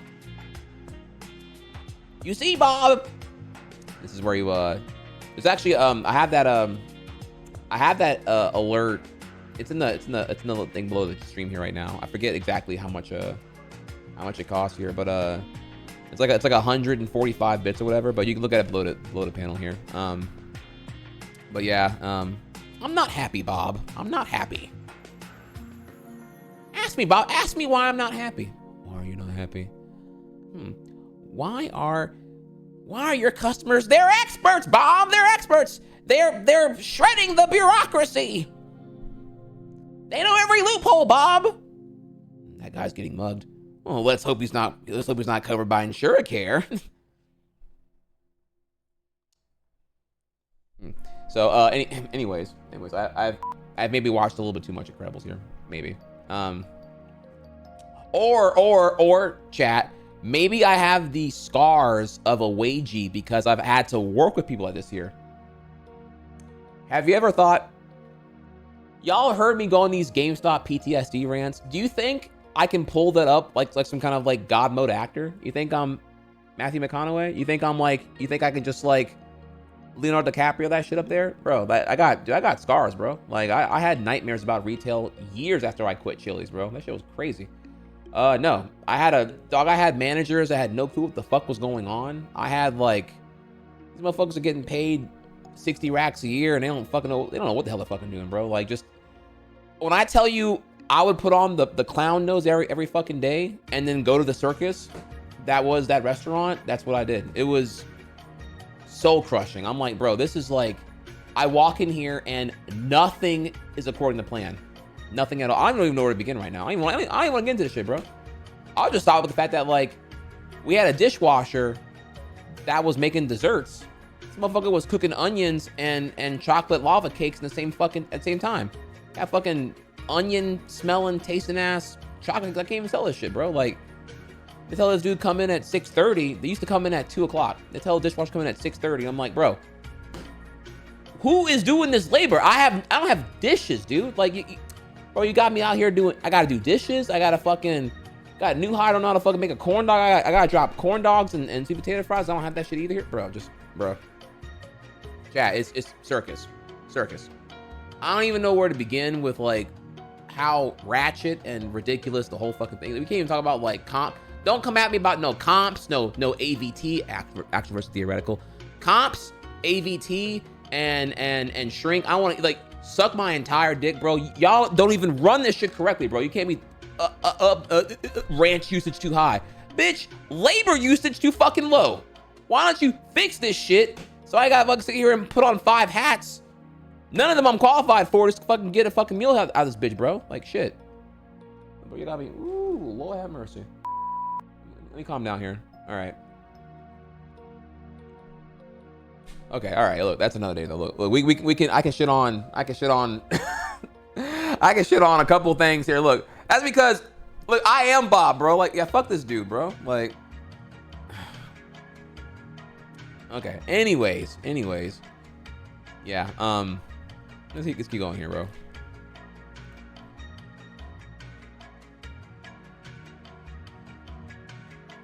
The New York Times coverage of the police search for the killer of health insurance CEO is getting weird. One aspect is pretty dark, and that is, of course, talking about the propaganda here. A key feature of propaganda is that the police and the news media attempt to use crises to increase the size, power, and profit of the punishment and surveillance bureaucracies. This has been one of the creepiest things about it. They don't let a good crisis go to waste. This is true. Just to give you a parallel example here, the shoe bomber that attempted and was foiled before like nothing happened, right? And now the TSA does the whole shoe searching because one guy attempted a shoe bomb and it didn't even work anyway. Dumb. TSA itself here, a massive overcorrection from like just gross amounts of incompetence, both from George H.W. Bush and George W. Bush, with like Saudi resentment for USA following the whole fucking 2 decades prior bullshit that led to 9/11. And then we get TSA, which, by the way, we pay for. You pay $9 every time you buy a plane ticket that goes towards funding the TSA. And what metrics already even prove that's even doing a good job here? Like, it's not even like it's not a worldwide thing here. It's a USA only thing here. And it's like, I'd argue mostly performative and can definitely be like reassessed over like what's happening there. But typically you see examples here of like TSA, ICE, oh, I had a third one here too, I'm sorry. And maybe even the Patriot Act, where just crises are used for hysteria to build up the surveillance state at taxpayer expense, or just honestly just like, you know, in consumer expense. And we just got to deal with it. So yeah, just, you know, pick your flavor of bullshit and you get these kind of things here. We're going to move on now because you kind of get the idea. I kind of want to go a little bit faster now after going through all the things here. As a society, we have exclusively defined wealth around money. I found this one pretty cool, actually, because this is kind of like going into the whole thing about the CEO stuff. A wealthy life may involve money, but it's defined by so much more.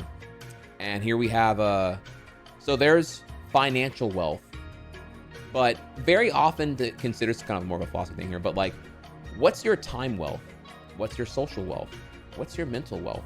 And what's your physical wealth? If making a lot of money comes at being on call and having no free time, comes at the isolation because you were relocated somewhere and compensated for it, and you've lost all your social life because you have to make all new friends again. Again, you're getting relocated to like, I don't know, middle of nowhereville, South Dakota, but you're making like $200K a year, right? Like, you have money, but you're like in an area that you don't even really give a shit about, and it's clear why, right? How's your mental in regards to your emotional needs, your environmental needs, and a sense of belongingness? Was it worth the money you're making? And how's your physical wealth?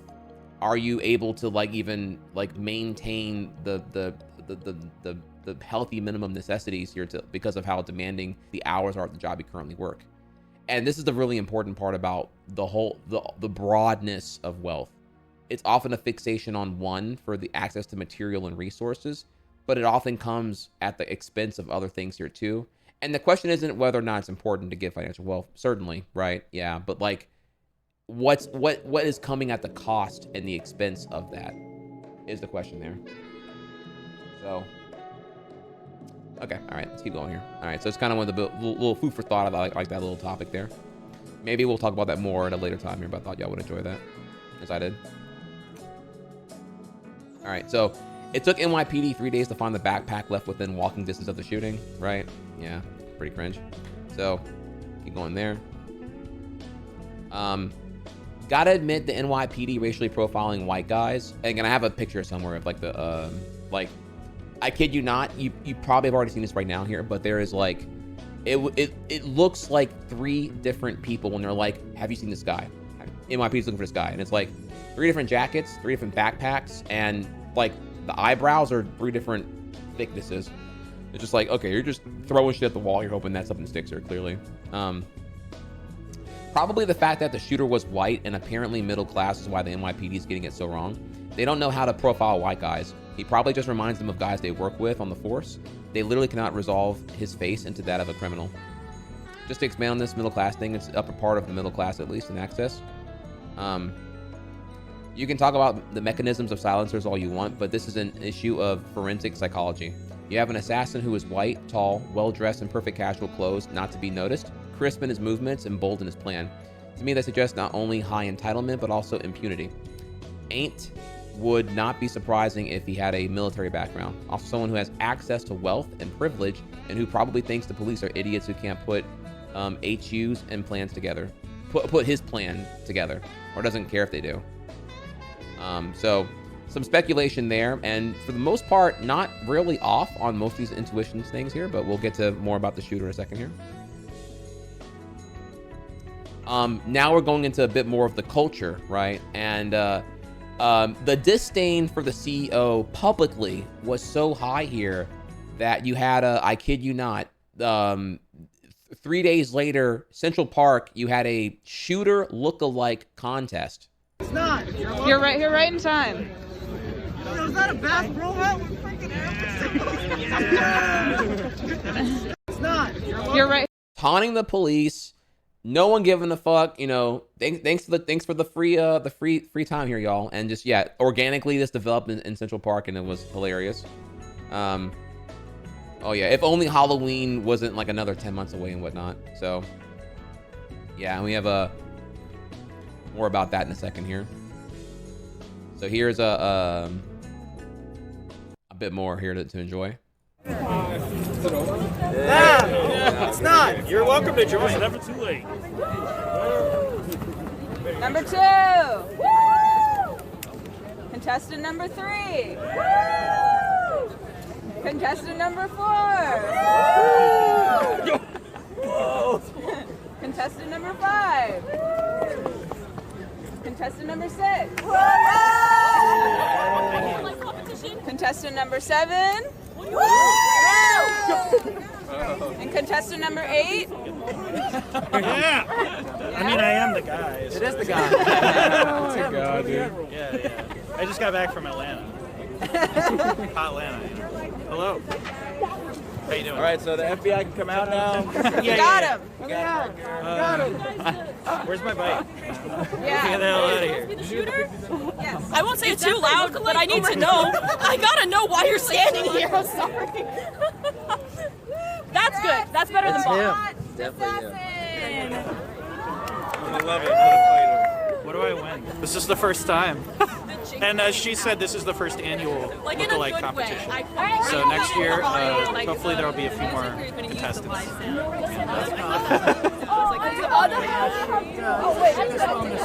Hi. How you doing? Choreography now? 5, 6, 7, 8.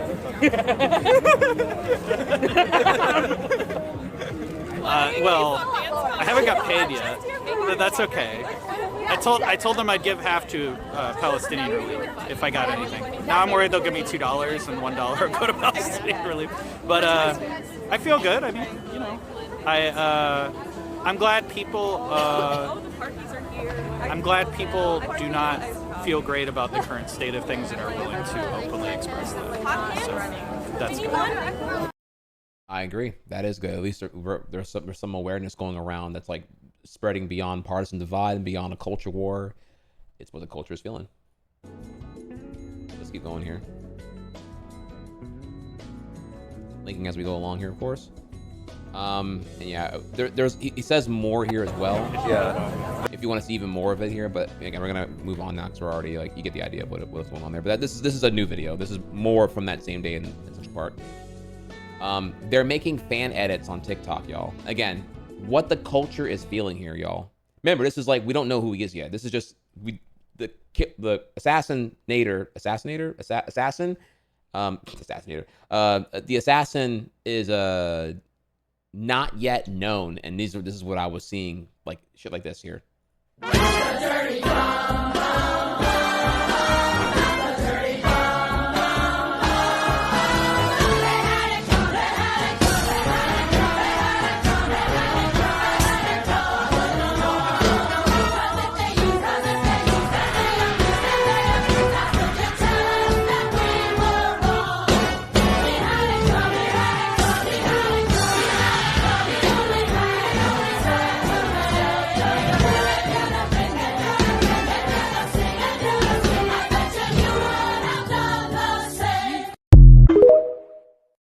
Damn, bro, we cooking, huh?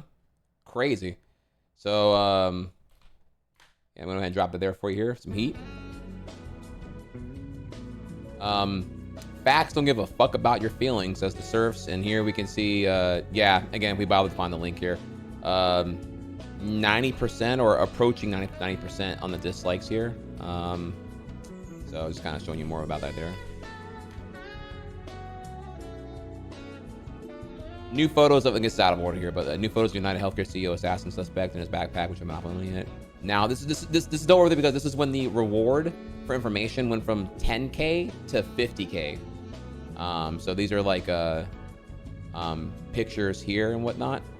To which we could say now here that this is probably more along the lines of him at that time here, but we'll get back to that later here.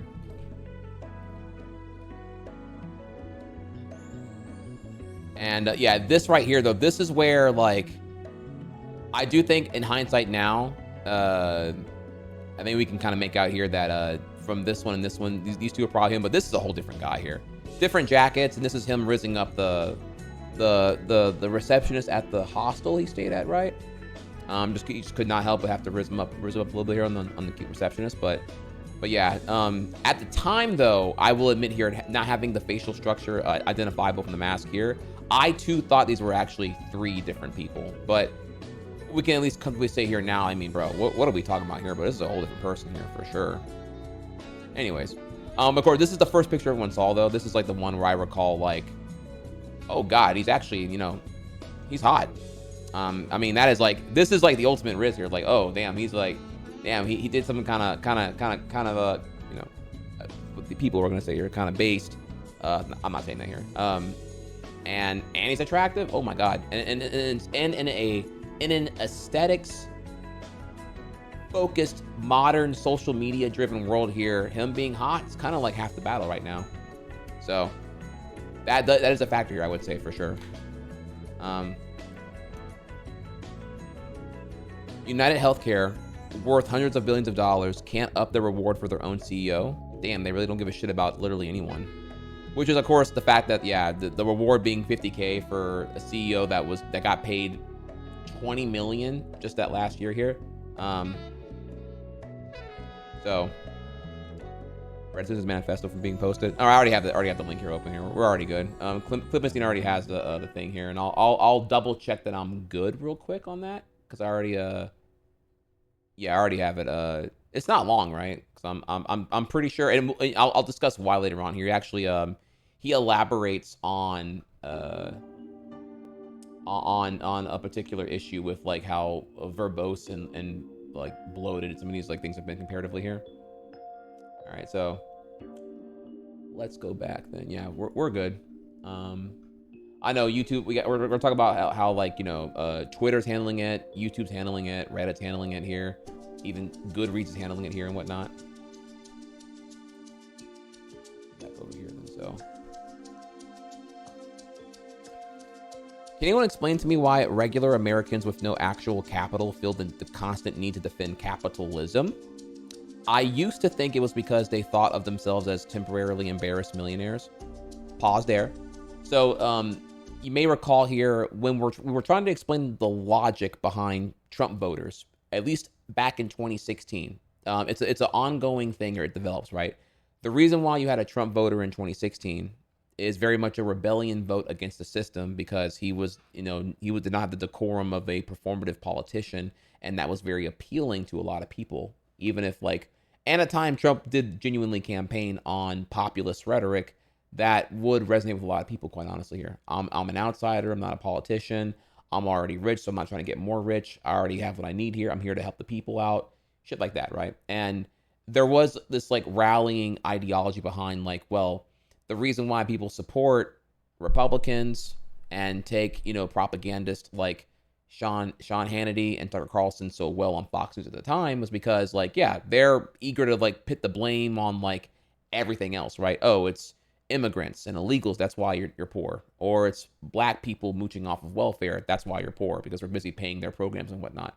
Just whatever they can just distribute to be the surrogate of blame at that current time here. And people ate it up because it was effective propaganda that gave them a target for their grievances at the current time. That was then. However, now though, to vote for Trump in 2024, after having seen what term one was looking like and seeing what that campaign was running on in 2020 to 2024, it's a very different reason. And I agree here. I think temporarily embarrassed millionaires was what things used to be, but COVID and disparity and economic woeship for everyone is kind of where things have now changed into dire straits, one could argue. And I'll continue the tweet here now.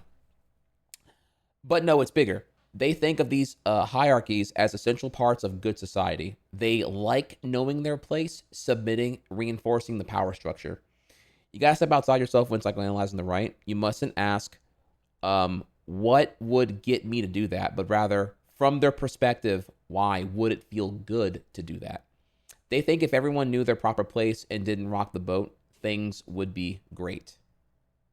Now, I don't know if I necessarily agree with all of this here. It's kind of this is a really big bad to get into in terms of psychoanalyzing why the right do what they do, because it's not rooted in logic. It's very much rooted in emotional need and whatnot. And there's a lot of theories you can go into here. Is Daddy Trump a surrogate father figure?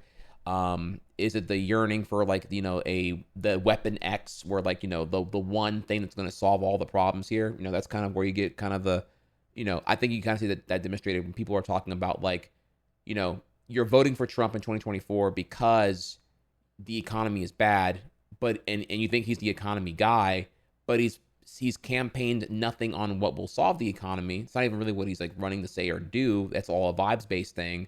And you can't cite any substance over what he's going to do to fix the economy. To which you get the reply back in some cases here of just oh, we'll just trust the plan. I believe him. I trust him. I like him. And it's okay, you like the idea that he could do it, but you have no substance to reinforce that he would do such. He's not really campaigning on that. He's campaigning on a revenge trail, if anything here, to fuck over all those who didn't prove loyal to him and whatnot. Anyway, sir, yeah, the whole point here though is that you're not going to get them to hop on for substance or policy. It feels very much vibes based and stuck on some kind of emotional pre-subscription or some shit here. So, but yeah, why do Americans feel so eager to defend capitalism? It could be a lot of reasons, but there's definitely, I don't know my international viewers, y'all outside looking in here, and it feels so fucking weird to see the boots getting licked, slobbed, deep-throated, and all that other shit here. And it's you're not going to figure it out deconstructing their logic, because logic is not what's piloting them to do this currently. So you got to go, it's going to be a pretty deep psychoanalysis, and I would like to save that segment for another day here, because I want to make sure I give it a lot more thought on what I think it is and what I think it could be. I can think of probably 5 different reasons it's happening. But in the end, I might not have enough data to really feel strong about which one I think it's the most likely reason. But in the end, right now though, it's a hot mess all around for sure. Guys who put the Punisher logo on their trucks. Not wrong, by the way. Guys who actually do Punisher shit. And listen, y'all heard me already here. This is like on God. This is it right here, bro. Like, these Punisher skulls are so fucking cringe. They have no clue what they're doing and whatnot. It's so common in Louisiana, dude. It's like, oh my God, dude. Bro, you're taking your F-250 to fucking Walmart, dog. Calm down, bro. All right, bro. So I will always take time here to shit on this thing, bro. It's so fucking cringe. All right, continuing on. More of the culture, chat. Very important here. They are writing fanfics about the shooter. Remember, don't know who he is yet. The Adjuster, hero of people and an excellent lover. Done, he says, but his hands stay on your leg, his left hand noticeably closer to your thigh than you remember. Struggling to maintain your composure, you look away again. Thank you. You know, he says, bringing your gaze back to him. I'm generally a pretty good judge of people. It helps when vetting a client, or knowing when I have a chance with someone. Someone? As you repeat this, it's clear you don't care about the answer, only if you have a chance with him. His hand slips higher, still, now gripping your thigh. Women, men, anyone who will sing for me while his voice trails off as his hand trails up slowly, teasing. The shooter of United Healthcare CEO hides away in your home, but things get steamy quickly.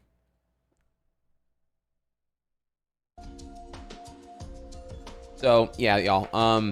I don't have the link, I'm afraid, here, but yeah, we are the culture, y'all, to show you here.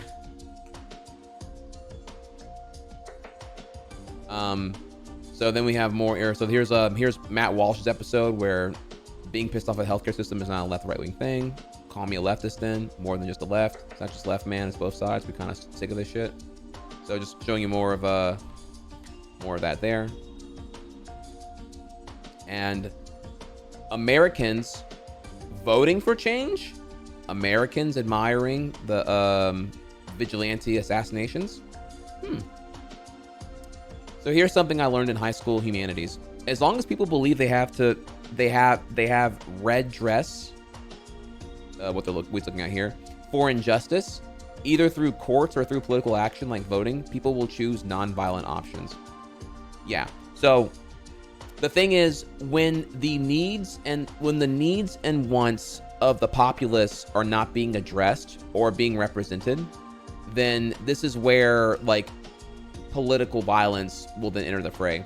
In the same way that if everyone has equality and access to a fundamental amount of resource, and that shelter and food and such, then crime goes down. Crime will decline when you have access to resource, be like just an equality based kind of thing here and whatnot. Yada yada yada yada yada. You all know the whole thing here. So nothing y'all didn't already know here, but. And then we have here mainstream news coverage of the killing of the CEO of United Healthcare on TikTok. I think politically and industry leaders might want to read the comments and think hard about them. I'm sorry, prior authorization is required for thoughts and prayers. Sending prior authorization denied claims, collections, and prayers to the family. Was his trip to the ER really emergent? According to his own company, my husband's heart attack wasn't an actual emergency and we were still out of $3,000, full deductible. It's crazy what my first thought was, and then I looked at the comments and realized I'm not alone in my thoughts. I just can't find the care. Maybe if they ask for pre-approval of my care, maybe if they ask for pre-approval of my care, then after their required deductible, I might be able to supplement some care. I can't even pretend to care. I hope he's looking up at us. Pray emoji. So, the culture, y'all. The culture. And claim denied. Just okay. So yeah, just another. I got some memes sprinkled in this one here, apparently. So, and then we had, again, out of order here, but Blue Cross Blue Shield in Connecticut, New York, and Missouri have declared it to no longer pay for anesthesia for full length of some surgeries.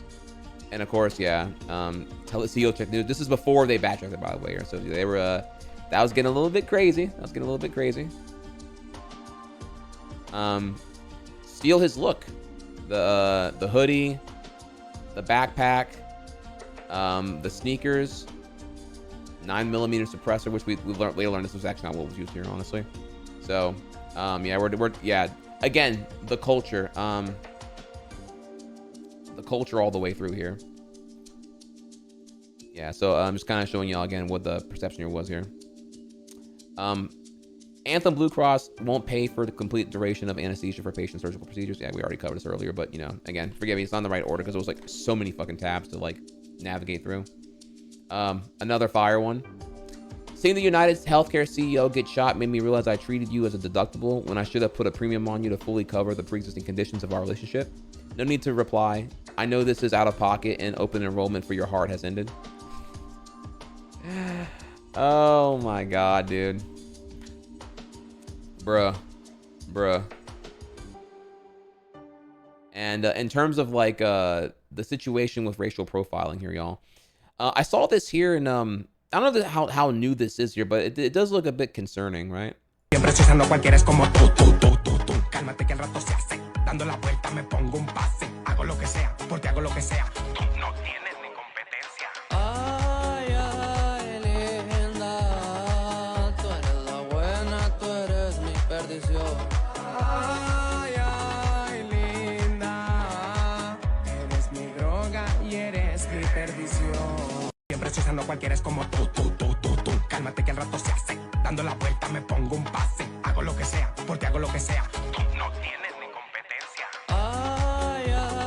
linda. Tú eres la buena, tú eres mi perdición. Bro, at a glanceable, man, that's like, that is a bit terrifying when you think about here, like the whole situation, right? So, man.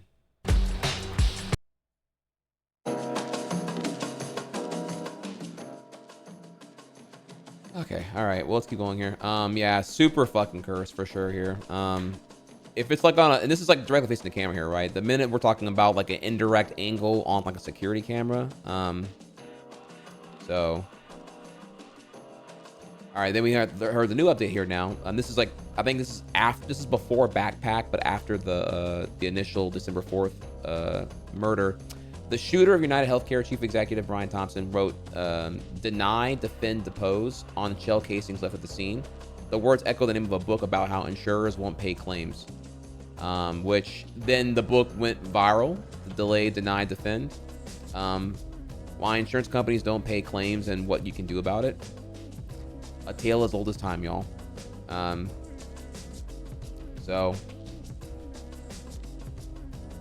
yeah, sprinkling evidence here and whatnot. Again, we covered it earlier hardcore here. I thought it was important to open that section, but public records reveal that CEO Brian Thompson had a criminal record and was living in a separate house from his wife. Things not going well in paradise for sure. Hassan tweets out here, I was shocked by the positive reactions to the assassination in the healthcare CEO. If the authorities catch that hot hitman and the public hears his testimony and motive, I expect that the Shinzo Abe hit will become the second most successful political assassination in my lifetime. They got memas cheering for more. I thought that was really important to emphasize here from Mr. Pussy, and that, again, this is not just chronically online lefties who are showing disdain for healthcare CEOs and the like. It's not even just the right. It's not a political affiliation, partisan divide thing here. This is like everyone. This is an up and down kind of thing. This is like the only ones who are playing defense here are those who are directly beneficiaries from the lobbying of the healthcare industry, and just which is probably includes like news anchors and the like that are on the big mass media networks like CNN and such here. Facebook normies, old people especially, hate this shit all the way. They hate these companies, hate the whole process here, right? So yeah, everyone's like, yeah, dude, yeah, everyone's got a story. Everybody knows someone who got fucked over here the whole way through. So yeah, and it's been this way for decades now. So the greed has been running in such a slop of gluttony that yeah, we're getting to that point now, or we're already at that point here. So major health insurance companies take down leadership pages following murder of United Healthcare CEO. Now, this is some cope here because like this is just a Streisand effect hardcore. Like you can take down that shit, but you know the minute you know this reveals whoever already screen capped where they were, and the person wants to know who's operating what, will be able to find out anyway here. So this just kind of tells you, this to me is actually more of an extra cowardice move, because it's like it reveals, one, you fear your life. Okay, you know you're hated by the public entirely here. And also that you hope to get away with not changing too much because the greed is so lucrative and profitable. Like, it's not a reflection upon what you want to change. It's a reflection that you need to up your security and become even more isolated and shrouded from the public here. Okay, bro. I'm not endorsing clearly here, but like it's showing a lack of remorse and reflection on what's going on there, I would say. If you want to see why people are so vicious towards United Healthcare right now, let's do address some of the most egregious health insurer behaviors. Do I want to hop on this right now here? I mean, there's a lot here. I mean, we can, we'll read like a few of these here, I guess. United Healthcare is the 8th largest company by revenue in the world. It made $390 billion last year, $2 billion less than Apple. It made more money than Exxon, Microsoft, Samsung, and JP Morgan. United Healthcare also denies 32% of its claims, highest among health insurer. Jesus fucking Christ, dude, what? All that money, immoral, unethical. United is being sued for making an auto-denier AI program known by the company to have a 9% error rate, overriding determinations made by the patient's physicians that the expenses were medically necessary. This directly resulted in multiple elderly deaths in the Midwest. Despite making more money than GM and Ford combined, United Health has found by a government watchdog of defrauding federal government of $3.2 billion in extra federal payments for health-related assessments. United is most famous for the $35 Nginx lawsuit in 2000s. In it, they used a database to improperly reimburse MDs here. What's MDs again? I'm forgetting the acronym here. For services. The lawsuit used proceeds to start Fair Health. Oh, these names are so ambiguous here. Medical doctor scam. Sorry, you're right. Okay, Nginx was reborn as Optum. Maybe you heard of the Optum CEO during the Nginx scandal, Andy Slavitt. He was an architect of the ACA and became CMS director under Obama. And since 2014, stocks up 790%. Out-of-pocket expenses, health insurance premiums are up 67% since 2008. Workers' wages, out-of-pockets and premiums, employee shares. Yeah, that's Chad's just pain. That's pain for sure. All the way around. You better be able to afford to get God, because that's all you really got here. 70% of U.S. bankruptcies due to medical bills had health insurance when they got sick, while out-of-pocket costs have rocketed up. And you get the idea, yeah. So we can kind of like go from here then. Okay, so let's talk about the moment why someone would want to murder a CEO of United Health. I work in pediatric neurology. We have UHC deny seizure medications that we can definitely tell will benefit patients based on their EEG results, because it's not UHC's preferred medication. The patient has to fail the preferred medication first, and by fail, I mean that the patient has to have a shitload of seizures. So these kids have to seize their fucking brains out to get medication that we know will control their seizures. Fuck health insurance companies. And it's all calculation working as intended.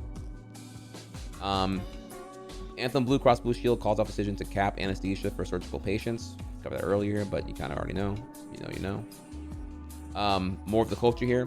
Spotted over Lakeshore Drive in Chicago. Denied, defend, depose. So there's some public solidarity with the vigilantism of the assassination. And with that, now we can we are slowly getting there here. We are due for a break here, real quick, chat. So we're gonna go ahead and take a second, and I'm gonna grab some food here, and then we're officially now moving on from that to, let me see here. We're now moving on to part 2. So we covered the assassination, murder, and before capture, and the USA's reaction and culture pivot. We're now gonna get into who the assassin is, and we're gonna take a bit of a dive into that. But first, I'm gonna eat though. We need to eat. I'm pretty fucking hungry right now, so we're gonna take a short break, and come back here. Let me see if I can pull up.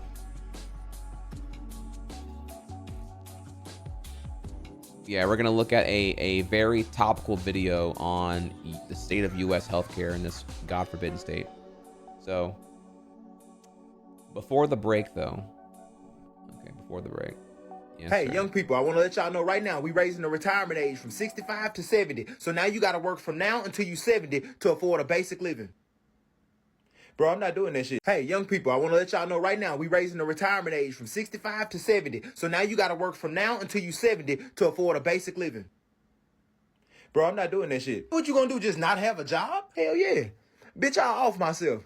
Y'all got me fucked up. Before I work my whole motherfucking life away just to barely get by, I'll take myself up out this bitch. I'm already not making it. What more can I lose? So the young generation would rather dome they fucking self than get a job? I knew y'all didn't want to work. Bitch, when you was a kid, you could work at Walmart and pay rent, lights, and groceries. I work at Walmart right now, and I'm scared to even let them hear me hoping I could do that shit with one of my chicks, because I might have to pay a fucking fee for thinking that shit. The S&P 500 saw record-breaking profits last year. The fuck you telling me that for? Bitch, if that's the case, why the fuck I can't eat then? I work for $1 billion company, Walmart, and I'm struggling. There you go with that shit. I bet you want us to increase wages next, huh? Yeah, shit, that would be fucking amazing. And see, then the price of stuff gonna go up. See, bitch, that's the problem I'm having, because maybe y'all need to fucking call Anonymous, and we need to get him in here and find out who hacked the motherfucking prices of shit. Because them bitches sure been moving, and my wage ain't did nothing. Well, look, citizen, humans are living longer. So we have to extend the retirement age, right? Y'all making people live longer just so they can work long. What the fuck is wrong with y'all? Bitch, why the government ain't got no retirement ages? Y'all get to be rich zombies in that bitch, and you don't fucking start living good when you leave. Y'all be living good from day one. What's up with that shit? Well, maybe y'all need to go vote. I hate all politicians now. I got a better idea. Let's bring back assassinations.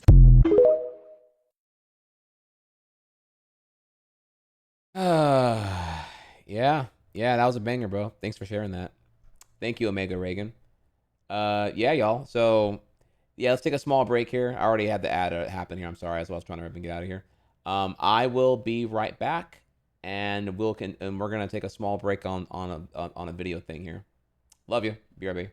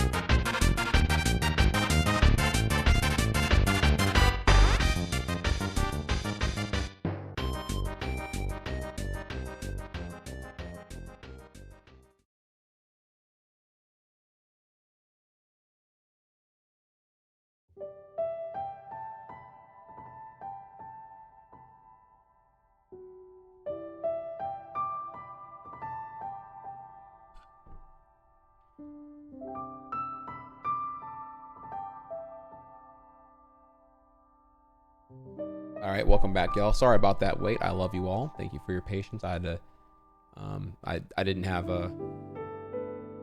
Well, see, my camera's also not working here.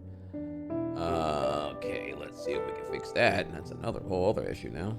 1 second. Okay, we fixed it. All right, cool. All right, let's we're gonna take a small break here from all this yapping, and we're going to dive further into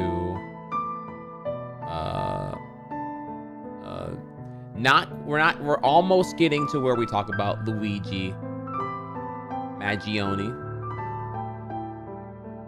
We're almost there, but first, you know, we got to really ham in here.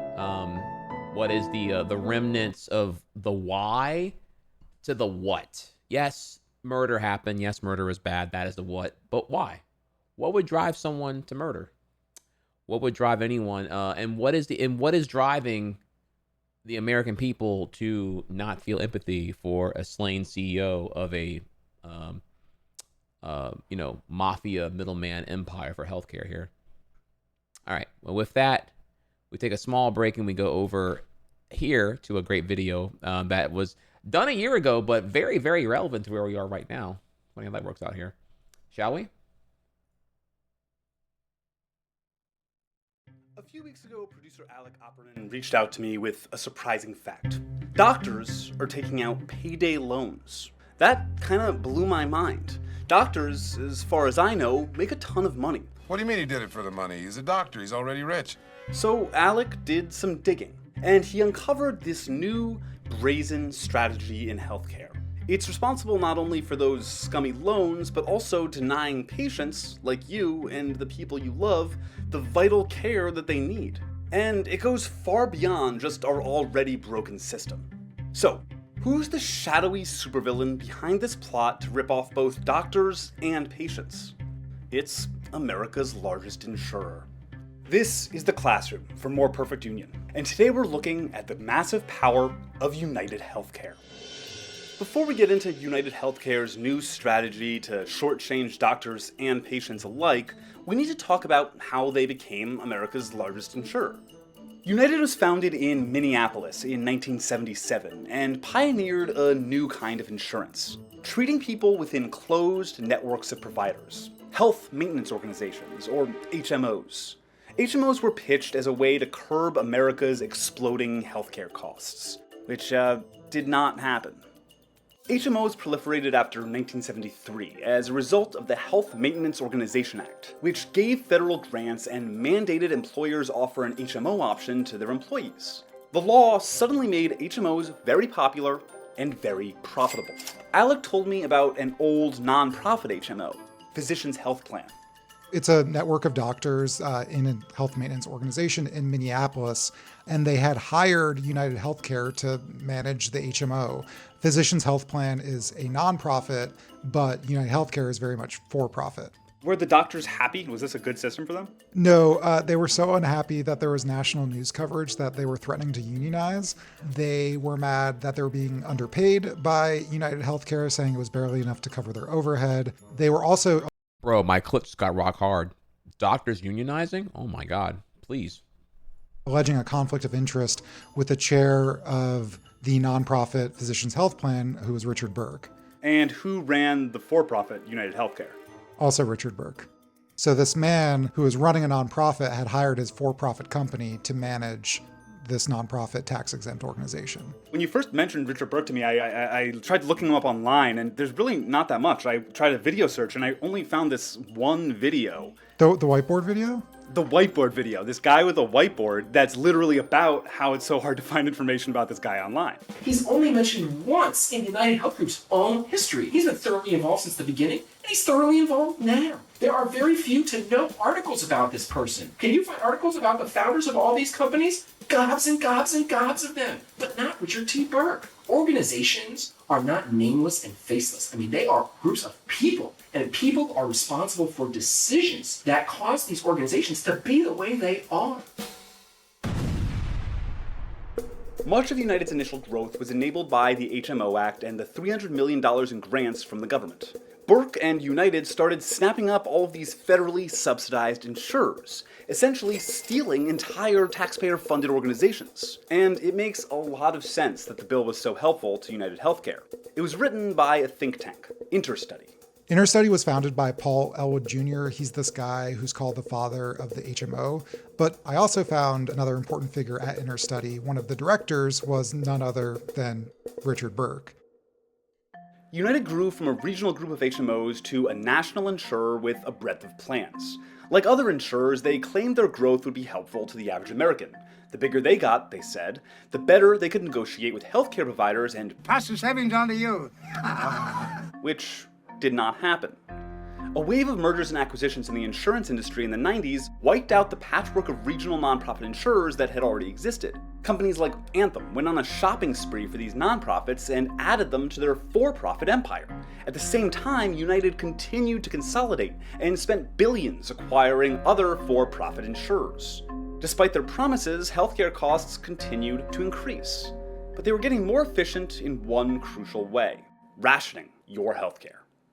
For years, only a small portion of claims got denied. It just wasn't cost-effective to have a human review every request for care. But today, nearly 1 in 5 claims are denied. In 2021, that added up to nearly 50 million. 50 million instances of Americans being told, no, we won't pay for that thing you need to live a healthy life. Think about it. You pay a premium every month to United Health and other insurers for health insurance, and they mostly focus on making sure that they won't have to foot the bill. You can appeal denials, but insurers do everything in their power to make that super difficult.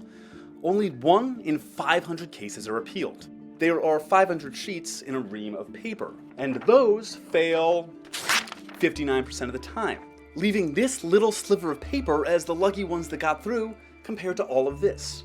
These are worth billions of dollars for insurers. So what the hell is going on here? Let me explain. As these companies grew and got some of that sweet, sweet economy of scale, having entire departments of people to look at claims and deny them became way cheaper. I found an older newspaper article where a real person's job title was simply denial nurse. Denial nurse.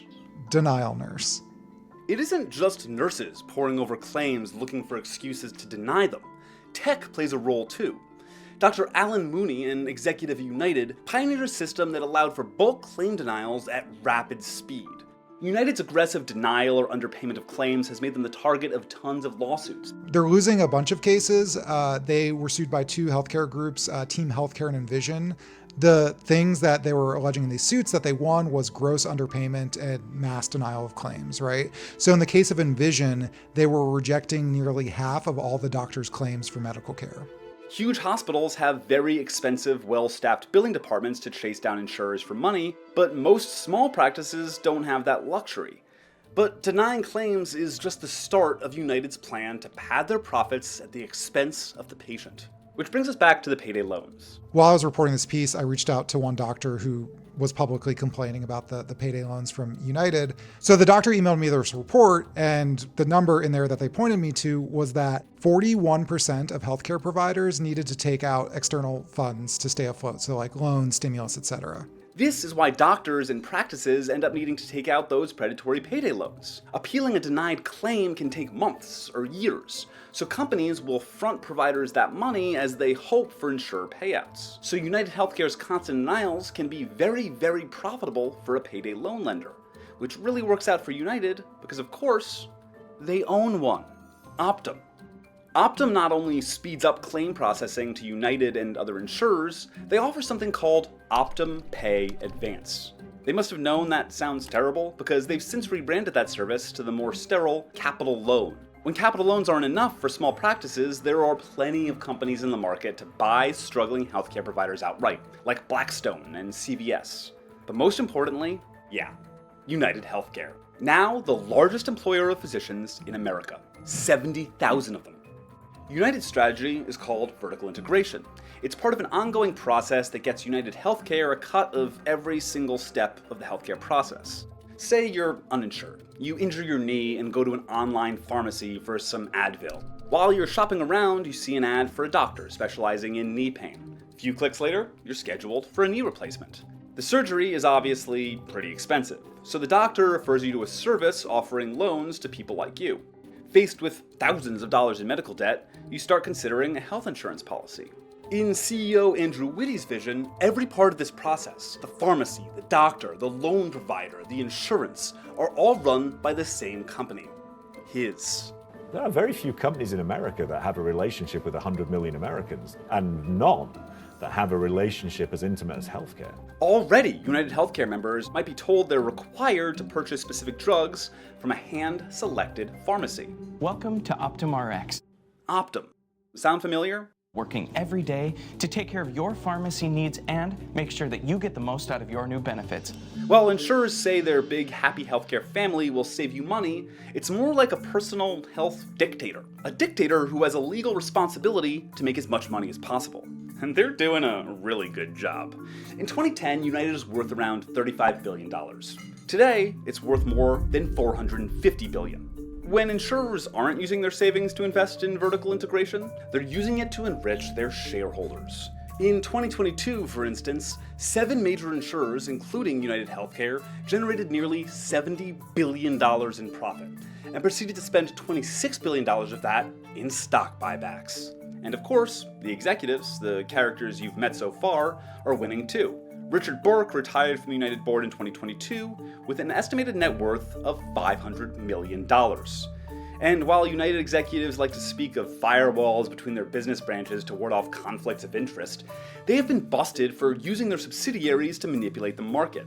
New York's Attorney General charged United Health Group with using a research firm the company itself owns to manipulate reimbursement rates. That firm was called Ingenix, which you might have guessed shut down. Nope, they just rebranded as Optum Insight. Today, Envision alleges that United uses its negotiating power to lower reimbursements for practices or to kick them out of network, putting them in the kind of financial distress that would allow Optum to swoop in and acquire them. The Department of Justice tried to stop United's acquisition of Change, Optum's competitor that facilitates the exchange of claims information between providers and insurers, but in spite of United's history with Ingenix, the judge took CEO Andrew Whitty's word that sharing of competitor info would be against, quote, everything we stand for in the organization. With this merger, United will have access to a trove of data on what other insurers are paying and what they've negotiated with doctors and hospitals. This could allow them to unfairly undermine the competition, further cementing their healthcare monopoly. It's also worth mentioning that before he was the CEO of United Healthcare, Andrew Whitty was the CEO of the drug maker GlaxoSmithKline. While Whitty was in charge, GlaxoSmithKline paid $3 billion for fraud, including but not limited to bribing doctors and, quote, encouraging the prescription of unsuitable antidepressants to children. It's an organization with a great ethos, a belief in doing things with integrity. You know, even cartels have the whole no kids standard of ethics, right? Like, damn, bro, these motherfuckers are ruthless. No expense spared here. Fuck them, all of them. They're all of them irrelevant of their age. They're just walking. They are just walking targets waiting to get shot. A belief in putting the patient at the heart of every decision we make. Like a jewel thief who moonlights selling security cameras, United has found a way to profit even more off of the havoc that they wreak.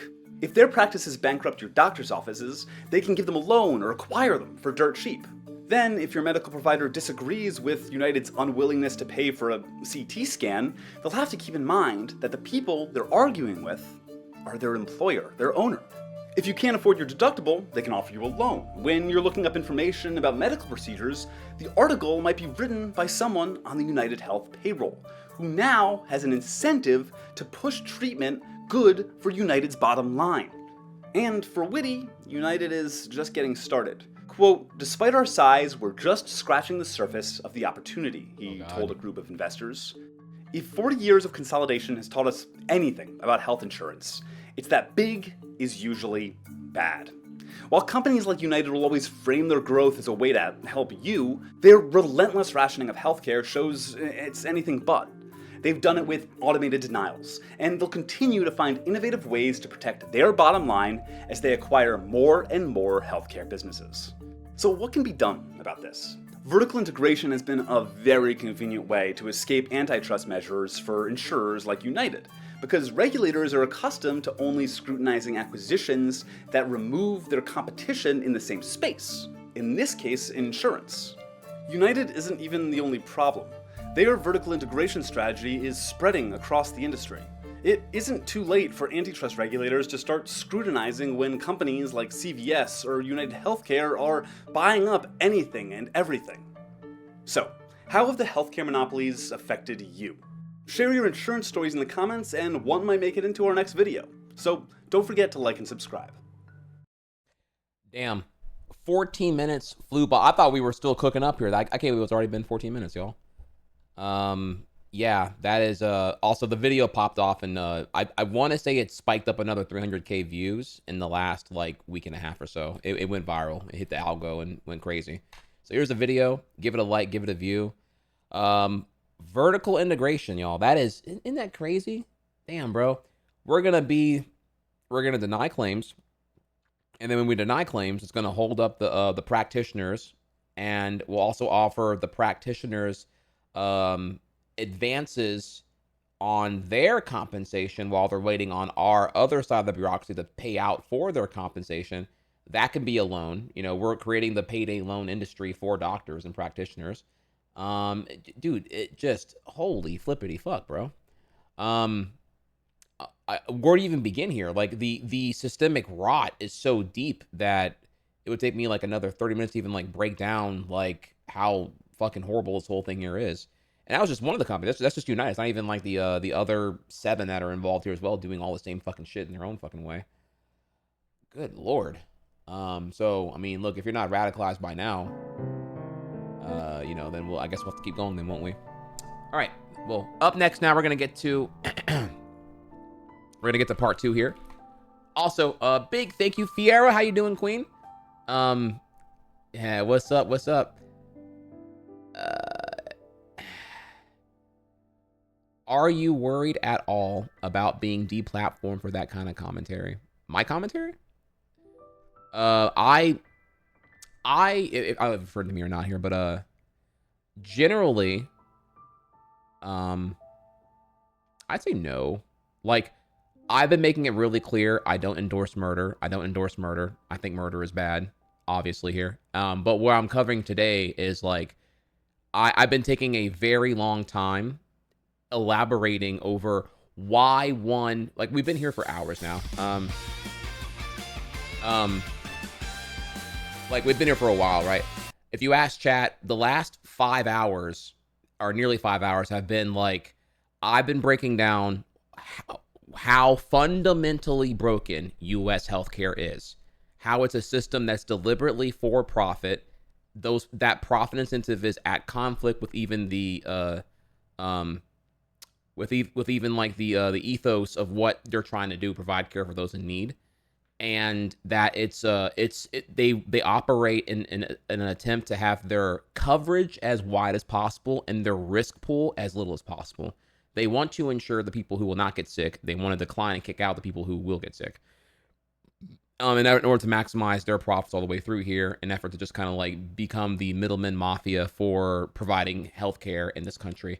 It's fundamentally broken. It got a little bit less broken under Obamacare, but now we're hitting a breaking point because we're now seeing a rare glimpse of U.S. class consciousness, because everyone's like having the shared reaction of like, yeah, fuck that dude, the CEO getting clapped and whatnot. And I'm breaking down here, a lot of this stuff on the systemic end so that we can then get to where the assassinator became radicalized, and we go into him, which we're about to get to right now here. So this is where the next part that gets spicy, and we go in there. But I do want to clarify, chat, I do not endorse assassinations. I don't endorse political violence. I'm not pro-terrorist. All that fun stuff there. If you have a question about any of that, I'm more than happy to answer it here.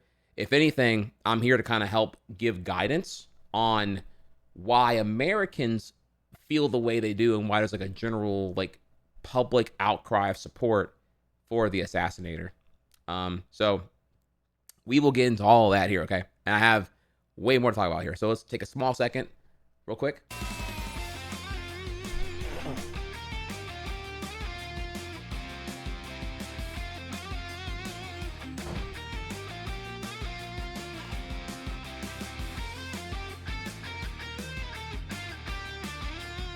And if at any point you feel like I'm supporting assassinations, feel free just to ask, and I'll be happy to elaborate on how you're wrong and I don't and why.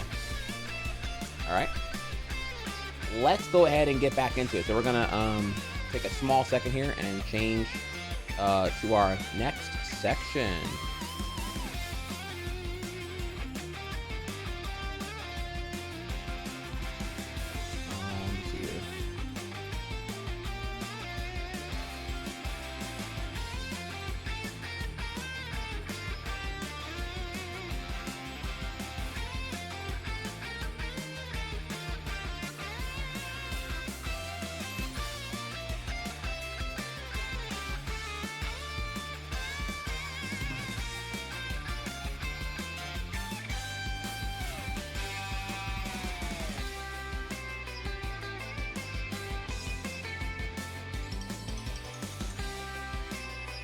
I'm sorry, I pulled up the wrong section here. I need the arrest. Sorry, 1 second.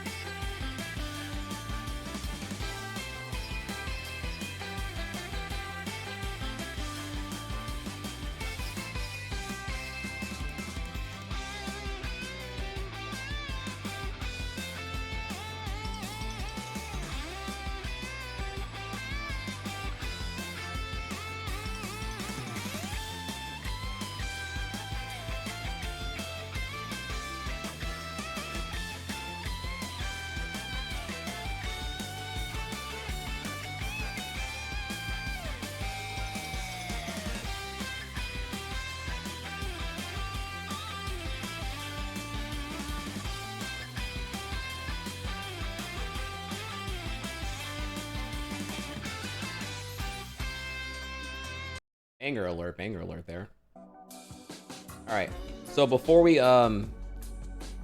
get there, it's now actually a really good time to like get a little bit more nitty gritty I gotta know it's taking me forever to get there, y'all, but it's gonna be a big payoff as the information I'm layering here is in there. So there are 2 New York Times articles. There is the one from yesterday. Suspect in healthcare CEO killing, charge of murder. And then there's one that goes into a deeper dive on who the killer is. Both are really potent with information. Both are New York Times, so it's of course fucking paywall to hell and back here. But thankfully, shout outs to removepaywall.com because fuck the NYT with this bullshit. You can't read anything on this fucking site without paying a fuck ton of money. So I have here for you the both articles cached, and we can kind of hop in here and go. So let's go ahead and do a little bit of some reading here, shall we? So then after we cover this article, we'll then go into the actual arrest, the identity revealed, and then we're going to go into who Luigi Mangione is. So the suspect, Luigi, 26 years old, was charged by New York prosecutors and was arrested and arraigned in Altoona, Pennsylvania on Monday after being spotted at McDonald's. Suspect was charged with murder on Monday in the assassination of the chief executive of United Healthcare in Midtown Manhattan, hours after he was apprehended in Pennsylvania. 26, Luigi, has been charged in Manhattan with second-degree murder. According to online court documents, he's also charged with three gun charges and forgery. And here we have a bunch of, I guess, amendments to the article here. I guess we'll kind of just take them as we go. I don't know if I'm supposed to read these in the correct case, in the correct order here right now.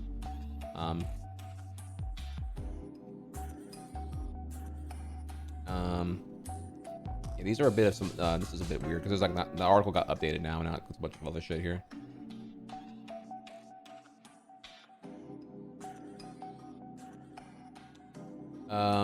Distributing photos of the suspect helped police capture a person of interest. In the end, it was a simple act of distributing photos, not sophisticated facial recognition technology, that led the police to a man they are calling a person of interest in the fatal shooting of healthcare executive in Midtown Manhattan last week. After the shooting of Brian Thompson, the chief executive of United Healthcare last Wednesday, the New York Police Department began releasing a steady drip of images. Photos taken together appeared to show a young man with light skin and dark features. One photo crucially showed his entire face. Even as the police recovered what they called an enormous amount of forensic evidence and video, it was that specific photo that led to the arrest of the man on Monday morning about 300 miles from New York City. According to Joseph Kinney, the police department of detectives, the police department's chief of detectives.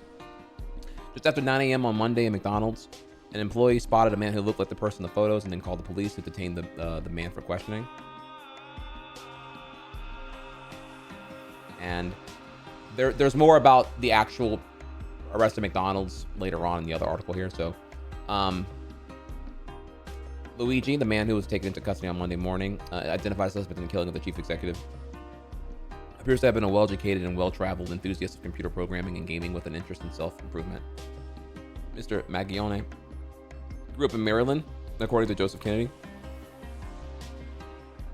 And the man who was arrested appears to have shown an interest in pop science and self-improvement.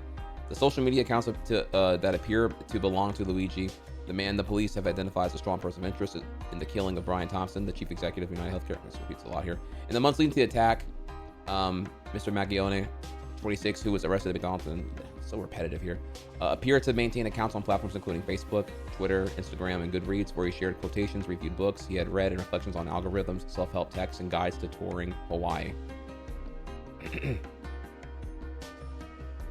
And he's okay. So there's like updates here, which are kind of like going against what I already wanted to like show you later on here in the right order. So bear with me here. The man who was arrested on Monday in connection with the killing. Holy shit, I'm about to fucking just fail here on this one. It's like it's so repetitive here. The detention of Luigi underscores the critical role surveillance cameras played in the case and need to have detectives and analysts who can pore through thousands of hours of footage to find key moments where a suspect makes a mistake. Here it is, a photo of the suspect revealing his face for a brief moment at the hostel where he spent 10 days before the shooting that gave the police the image they needed to track him down. Yeah, rizzing up that waitress, bro, I'll tell you what.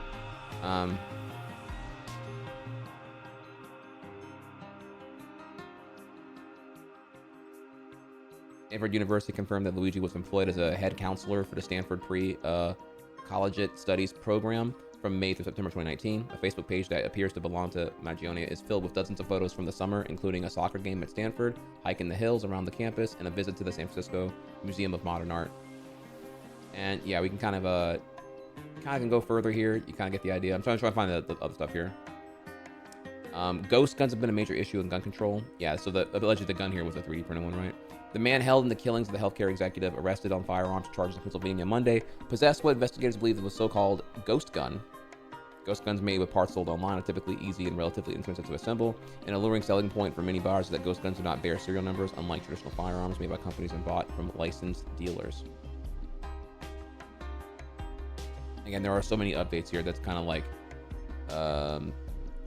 diluting the whole thing through here, and it's also an archived article. So, okay, that was kind of a shit show to read there. I apologize about that. Let's move on to the next one then before we get to like the rest of my prepared stuff here. Hello, boys. Are there any smoking hot androids around here? It's me, Imperfect Cell, and I'm horny.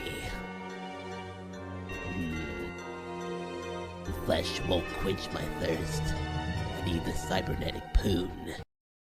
Rare alert. Spirit Juice is back with 18 months. I'm Luigi Mangione. I'm Luigi Mangione. I'm Luigi Mangione. Right. Spirit Juice, thank you for the 18 months. Love you so much. Reminder again, everyone who is a 12-month or longer resub has a 25% chance of getting the rare alert of they call him Imperfect Cell. I call him Horny Cell. So yeah, good job, bro. All right, so the next article here, the last one, where I know these are kind of like a rough read because they're so sporadic. Luigi Mangione was a Ivy League tech graduate from a prominent Maryland family who in recent months had suffered physical and psychological pain. Luigi, the online version of him, was an Ivy League tech enthusiast who flaunted his tanned, chiseled looks in beach photos and party pictures with blue blazered frat buddies. He's a valedictorian of a prestigious Baltimore prep school who earned bachelor's and master's degrees in the University of Pennsylvania and served as a head counselor at a pre-college program at Stanford University. With his credentials and connections, he could have ended up one day as an entrepreneur or the chief executive of one of his family's thriving businesses. Instead, investigators suspect he took a different path. The police now believe that Mangione is the masked gunman who calmly took out a pistol equipped with a suppressor at a Midtown Manhattan street last week and assassinated Brian Thompson. He was arrested at Altoona, Pennsylvania on Monday after an employee at McDonald's recognized him and called the police. Officers said they found him. Also, this article is important to read, by the way, because it actually contains more details about the McDonald's arrest. FYI, that's why we're covering it here now. Officers said that they found him with a fake identification, a weapon similar to the one seen in the video of the killing, and a manifesto decrying the healthcare industry. Later on Monday, Luigi was charged in Manhattan with murder, along with additional counts of forgery and illegal weapons possession. In the hours after his apprehension, his baffling journey from star student to murder suspect began to come into focus. Luigi was in regular contact with friends and family until about 6 months ago, when he suddenly and inexplicably stopped communicating with them. He had been suffering from a painful back injury, friends said, and then went dark, prompting anxious inquiries from relatives to his friends. Had anyone heard from him? In July, one man tagged a social media account that appeared to belong to Luigi and said that he hadn't heard from him in months. You made commitments to me at my wedding, and if you can't honor them, need to know so I can plan accordingly. Yeah, this is a post that I did see, but it was deleted later on here, unfortunately. Those 6 months will most likely become a focus for investigators as they try to gather more evidence about Mr. Luigi's connection to the killing and what he did in the time that no one could find him. Left behind a long series of postings about self-improvement, healthy eating, and technology, and a review of the Unabomber's manifesto. We'll get more on this later on here. Bullet casings at the scene scrawled the words like deny and delay, left the authorities and the public wondering if the shooting was payback for healthcare insurers rejecting claims. In the wake of the attack, social media seethed with resentment against the insurance industry, and the unidentified suspect became, to some, a folk hero. He came from a privileged upbringing, part of an influential real estate family in the Baltimore area. His grandfather, Nick Sr., and grandmother, Mary, purchased the Turf Valley Country Club in Ellicott City, Maryland in the 1970s and developed the golf course community. In the 80s, the family purchased Hayfield Country Club in Hunt Valley, Maryland, and also founded the nursing home company Lorien Health Services, and his father, Louis, became the owner. The family also owns a radio station, WCBM, which airs politically conservative programs and has other real estate holdings. A cousin, Nino, is an elected member of the Maryland House of Delegates. The family's wealth and work with charity made it well known in Baltimore. Luigi was just the last person you would suspect, said Thomas, a lawyer and radio host who knows several members of the family. It is just such a well-respected family and such a prominent family within Baltimore County. Luigi attended high school at a prestigious Gilman School in Baltimore, where he wrestled and played other sports and was the valedictorian of his graduating class of 2016. In a graduation speech, he described his class as coming up with new ideas and challenging the world around it. He thanked parents in attendance for sending him and his classmates to the school, which he described as far from a small financial investment. Tuition is currently 38 racks per year for high schoolers there. Y'all, he had money. People have been saying his family was actually richer than the United Healthcare CEO, by the way. Aaron Cranston, who became friends with Luigi during their time in Gilman, said he recalled him as being particularly smart, perhaps the smartest at the elite private school. Even before college, Luigi had already made a mobile app where users could fly a paper plane through obstacles. Luigi was social, friendly, never particularly political, he recalled, ambitious, and carried his long interest in computer science toward college. He was a big believer in the power of technology to change the world. Freddie Leatherberry, 26, an accountant who lives in Catonsville, graduated from Gilman with Luigi in 2016. He recalled that Luigi playing soccer for the high school team and running track or cross country. Those are both such disciplined sports. Says a lot about who he was as a student. He was very smart, pretty big math guy, pretty well read, and quite well liked, to be honest. I don't have any bad memories of him. He had a very healthy social circle. Ray Saunders, 27, now a software developer who lives in California, recalled being study buddies with Luigi in high school. He remembered him as a hard worker. We were all definitely leaning towards computer science. Good old comp sci. Oh, fuck, I hit the wrong button. Okay, we're back. Sorry, I hit the button by accident.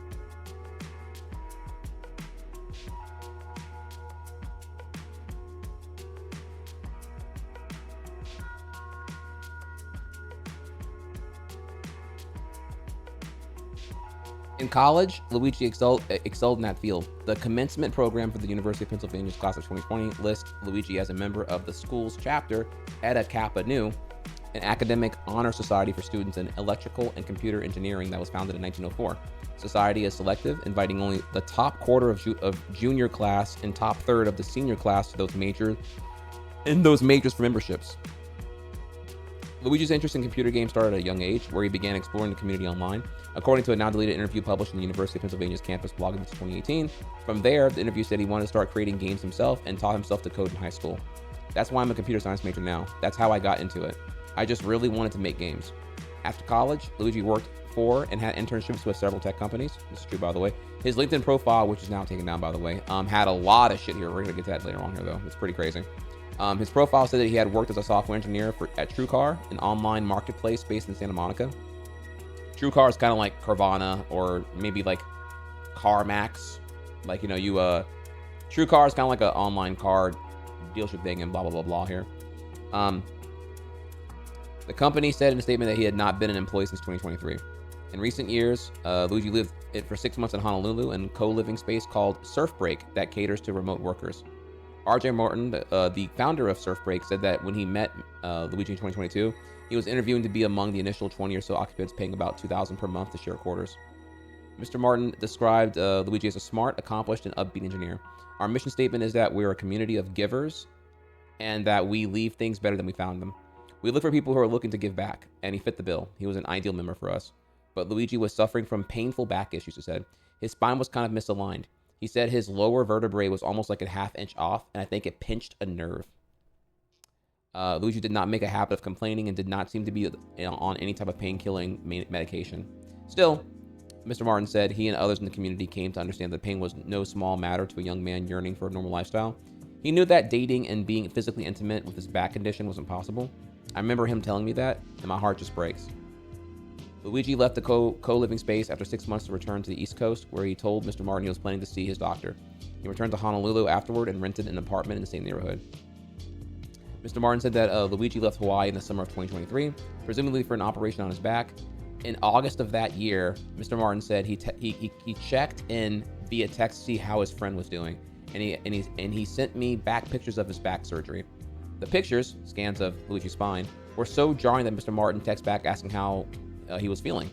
So long story, replies, Will fill you in person back in Hawaii as soon as I can. I have to figure out some spine stuff here first.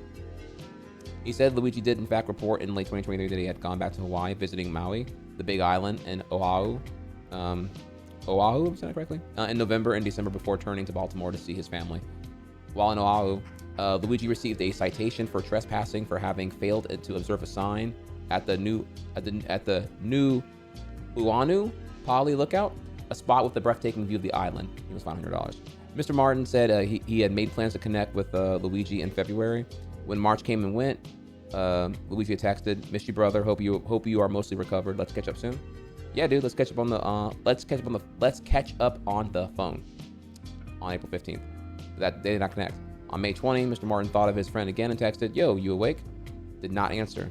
A month later, June 23, texts again, "Where in the world are you?" No response. Though a series of posts, Luigi's trail on the internet hinted that both at pain, both physical and philosophical. In January, Luigi left a review of a book containing the rambling manifesto of Ted Kaczynski, the Unabomber, on Goodreads, a social media site for bookworms. It's easy to quickly and thoughtlessly write this off as a manifesto of a lunatic in order to avoid facing some of the uncomfortable problems that it identifies, Luigi wrote. And we're going to get this later on, by the way, here. But it's simply impossible to ignore how prescient many of his predictions about modern society turned out. One of Luigi's favorite quotes listed on Goodreads was, "It's no measure of health to be well adjusted to a profoundly sick society," which comes from the religious philosopher and teacher of Jiddu Krishnamurti, said I correctly? The Goodreads page also includes self-help books about health and the human body, including Crooked, Outwitting the Back Pain Industry, and Getting to the Road to Recovery. Again, I have all this ready for you later on here. Social media account that appeared to belong to featured an X-ray of the spine. Again, we're going to tell us later on here too as well here. Mr. Cranston, the school friend, said that he was forwarded a message to Steer from the family saying that the family had not heard from him in several months after his surgery. Relatives were hoping friends might know of his whereabouts. Few, if any, did until the arrest on Monday morning. Mr. Saunders, the high school friend, was shocked by the news but was skeptical that his classmate had suffered a psychological break. I would be surprised if it was some kind of mental breakdown. For now, investigators will be looking at any additional clues that might link Luigi to the shooting. One thing they were examining was a handwritten manifesto that he had in his possession when he was arrested, according to the senior law enforcement official. The 262-word handwritten document begins with the writer appearing to take responsibility for the murder, according to a senior law enforcement official who saw the document. It notes that as United Healthcare's market capitalization has grown, American life expectancy has not. To save you a lengthy investigation, I state plainly that I wasn't working with anyone. The note condemns companies that continue to abuse our country for immense profit because the American public has allowed them to get away with it. At Mr. Mangione's arrangement in Pennsylvania, a judge asked him whether he was in contact with the family. Until recently, he replied. And so much more to come there. So, kind of giving you a preface, a lot of info at one time here. Don't worry, we're gonna slow things down a little bit more now because that was kind of like a blitz of information, I'd say. A lot of words, not a lot of pictures, I understand. So let's go ahead and go over to the actual thing here. So now we're gonna go into a bit more here, shall we? So we now, at this point, we know what he looks like. The mugshot didn't come first. This came a little bit later in the evening yesterday here, but this is the person, you know, allegedly. Luigi Mangione. I'm gonna say it again here, you know, haters gonna hate, but he is conventionally very handsome. All the yearning that we saw whenever he was unidentified comes to fruition here, and there's a whole lot to take in there, I would say. My lights turned off here. Hang on a second.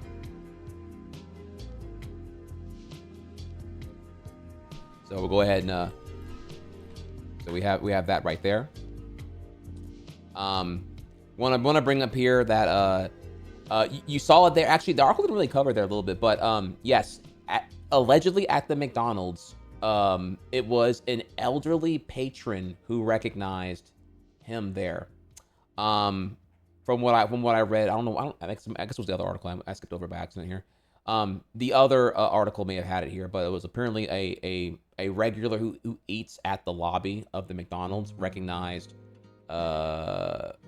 him, and apparently he had been there for longer than they suspected. Actually, he was there for like over 10 minutes. Recognized pretty quickly because he looked like him or whatever. And then when an officer got there to like interrogate him, he was asked, have you been to New York recently? And that's when he got visibly nervous. And what he had on him was an unidentified weapon, no serial number, so it was one of those like 3D printed guns or whatever, a ghost gun. 4 fake IDs, allegedly $10,000, 8,000 in USD, 2,000 in foreign currency. It kind of comes off the evidence of like a flight risk, and a one of those bags that is meant to suffocate cellular signal, which he claimed was like a waterproof bag or whatever here. So this is like what is currently read as. There might be more information since then because I haven't done more like fact checking and vetting today. This is like as of like late last night. Yeah, a Faraday bag. Thank you so much. Yeah. So okay, and again, this is all like allegedly, right? Let's not, I'm not here to get conspiratorial really, but like the evidence, like we have plenty of evidence of like planted bullshit when it comes down to like there's this mechanism that we should talk about here actually called what's it called here? What's it called when you can like I don't know how you word this here. It's like when you contain somebody who you want to be a suspect, but you lack the evidence, so you create fake evidence that can potentially let you detain the person, and then you find the real evidence. There's like a word for this thing here, so AKA here, it's not unforeseen to me, and this is not me being cringe. It is not unforeseen to me that they could plant him with, what is immaculate spec flight risk stuff. Oh, here's $10,000 that the max that you're allowed before you get a red flag and whatnot when you're going through customs. AK in USD, 2K in a foreign currency, along with a Faraday bag. Like that's like, boom, you throw all that crap on there and say, yeah, this is what he had on him. Fucking get out of here. And then you can detain him, and then you can, once he's detained, find the real evidence.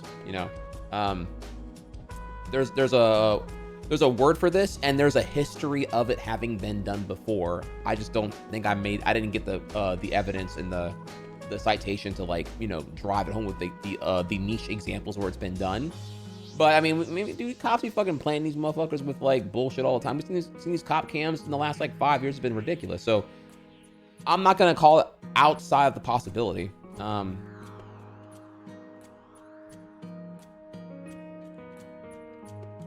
Plus, also, I don't know. It seems incredibly stupid as well. I don't know if it seems incredibly stupid that he would have like all these things on him, unless like we're gonna play some like 4D chess move and be like, oh, he wanted to get caught, I guess, so he can have his trial televised and have his life thrown away, but have his message heard.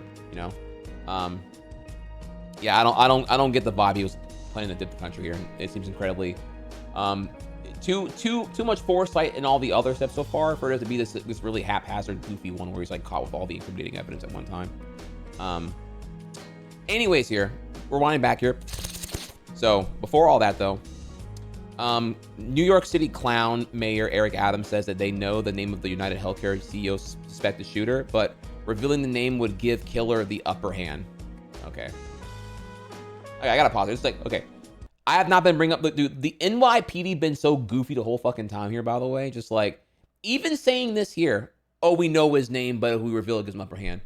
Isn't revealing that you know who he is wouldn't he read that headline and be like, and just like, okay, they're potentially hot on me here. Let me go ahead and tighten up my trail more. Like, you're doing the same thing anyway. Shut up. Oh my God, bro. Police revealed that finding the 26-year-old was a complete surprise and that they did not have his name on a list of suspects prior to today. Literally, the snitch at McDonald's is why is why it happened, and it might have been related to the reward of the 50K, which again, more updates on that too, by the way. Apparently the lady who snitched is not even going to be getting the reward either here. So like, ouch, painful right there here. Should have read the terms and conditions actually. Which again, that's a whole other topic too, by the way. Here, the whole like reward tip for information is it's kind of like a Yu-Gi-Oh card back in a way. Here, you have to kind of like, you have to kind of really, I don't know, like, yeah, you have to. How do I put this here? Here's how I would perceive it, right? If you think you're on the trail of someone there's a current reward for information on, you might need to instead take pictures and be like a vigilante private investigator as opposed to just like calling the cops, because if you call the cops, you might just end up, okay, well, we already, thank you for calling them, but who found him? It was the cops. It wasn't you. You called as an anonymous patron of the 911 system, but like, yeah, you're 50K and you ain't getting that. Get out of here. All right, bye. And that's kind of how it goes here. You have to almost like predatorily exercise leverage of information to ensure the reward is like qualified for you type shit. So I don't know.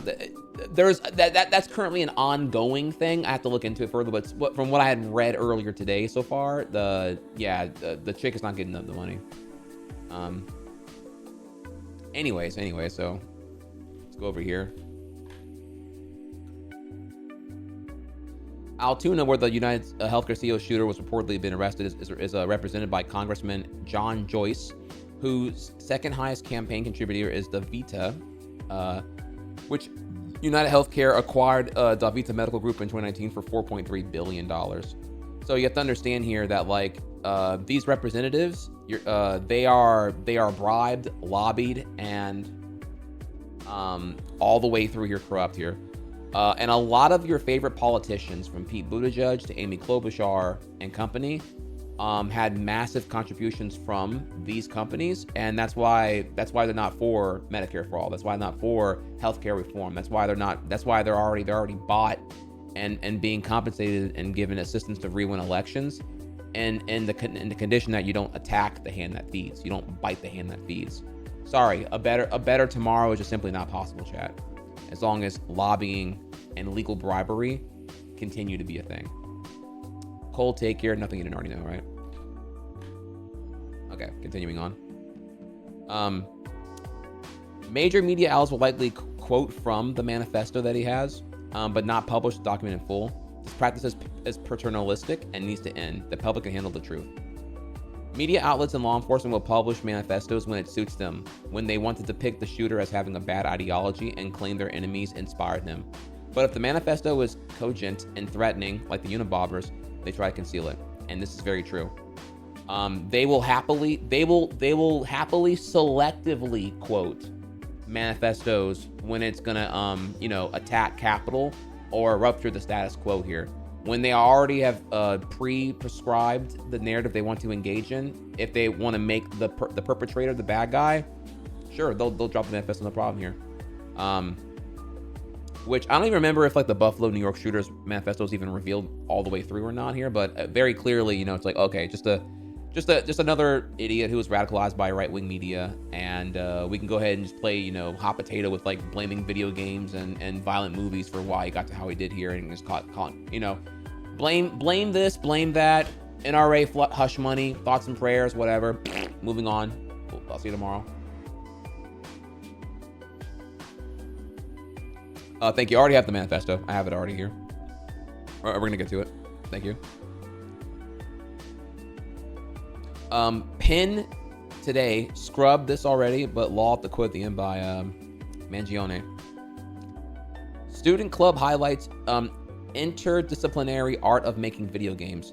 Undergraduate students, again, this is Penn University, Penn Today's their little student paper, where they actually had some hand selected or some articles that were actually bringing up here this pretty cool thing he had going on here. He had a video game dev enthusiast club he started at the thing here.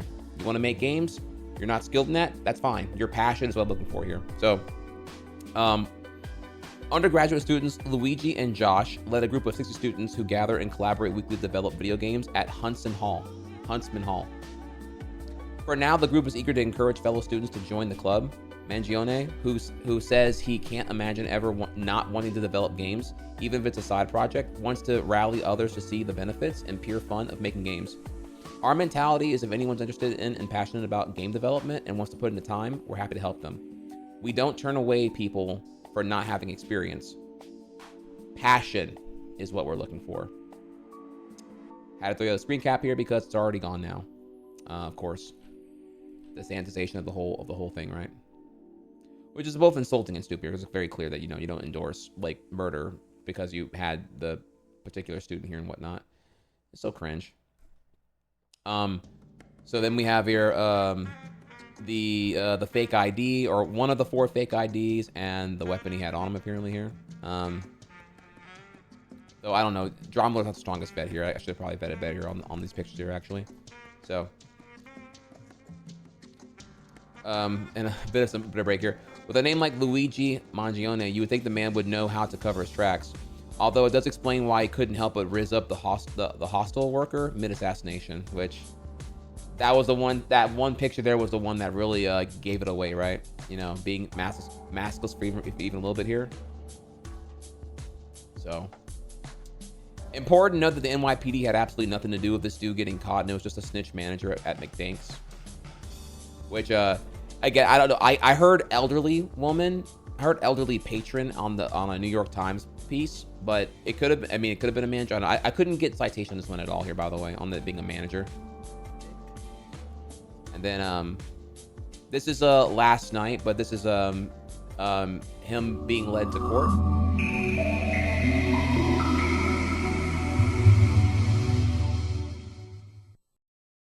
Evil Red Flame is back with 54 months. Thank you, Evil Red Flame. We're in the thick of it right now, bro. What's up? What's up?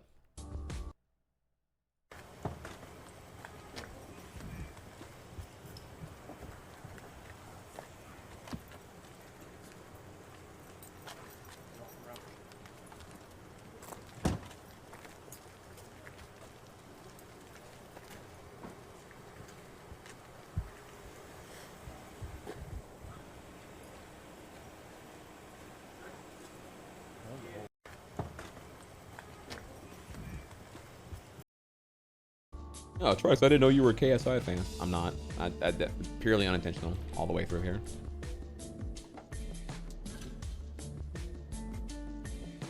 All right, so continuing on here. Got a big thread here from Alex. From court, Luigi had a black 3D printed pistol, metal slide and plastic handle, also 6 9mm full jacket rounds, at least 1 hollow point bullet, and a silencer that was also 3D printed. The Commonwealth alleged that when asking that bail be denied, he also was in possession of 8,000 in USD and 2K in foreign currency. Okay, right. Also, bags that are utilized to block transmissions of cellular data. Again, the fat array bag, right? In a strange moment, Luigi interjected and rejected those accusations. He said that someone must have planted the money because he was not in possession of that much. He also says the bags are waterproof and meant to keep his electronics dry. Again, for what it's worth right now here, I take him at his word on that. Like, I don't think he was a flight risk. I think that was planned to just kind of like get him in there and confine him to indefinitely on the presumption of being a flight risk. But you know, it is what, you know, we ultimately will never really know at this current time. Mangione says he had not had contact with his family recently and has no drug or alcohol issues and has no criminal history. He first gave the judge his childhood home address, but then when pressed, revealed his most recent address in Hawaii. A preliminary hearing has been scheduled for December 23rd. Mangione asked if he could decide later if he would want to retain private counsel or would rely on a public defender. Oh, no, knows his shit here, actually. All right, so the thing here too is, y'all, the private counsel would go crazy. I'm trying to save my speculation for when we get to the end here about the whole thing, but like, if he gets a court trial, right, or when he does, I should say, rather here, and we go into discovery, damn, I mean, he will be serving years for sure. Unfortunately, I say unfortunately, we don't condone murder, but you know, in terms of like, unfortunate that the consequences of his actions are going to be, you know, verbatim what they are. Work with me here, right? And however,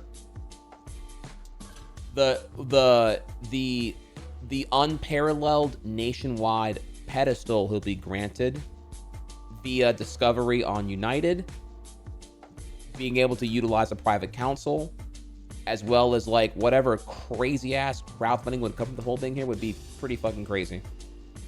Plus also, yeah, jury nullification here. Like, holy moly. Okay, all right, well, let's keep going here then. So that's the arrest. Now we can go into the reaction to the arrest. And then after this, we finally get to the meat and potatoes here, which is like who Luigi is. Okay.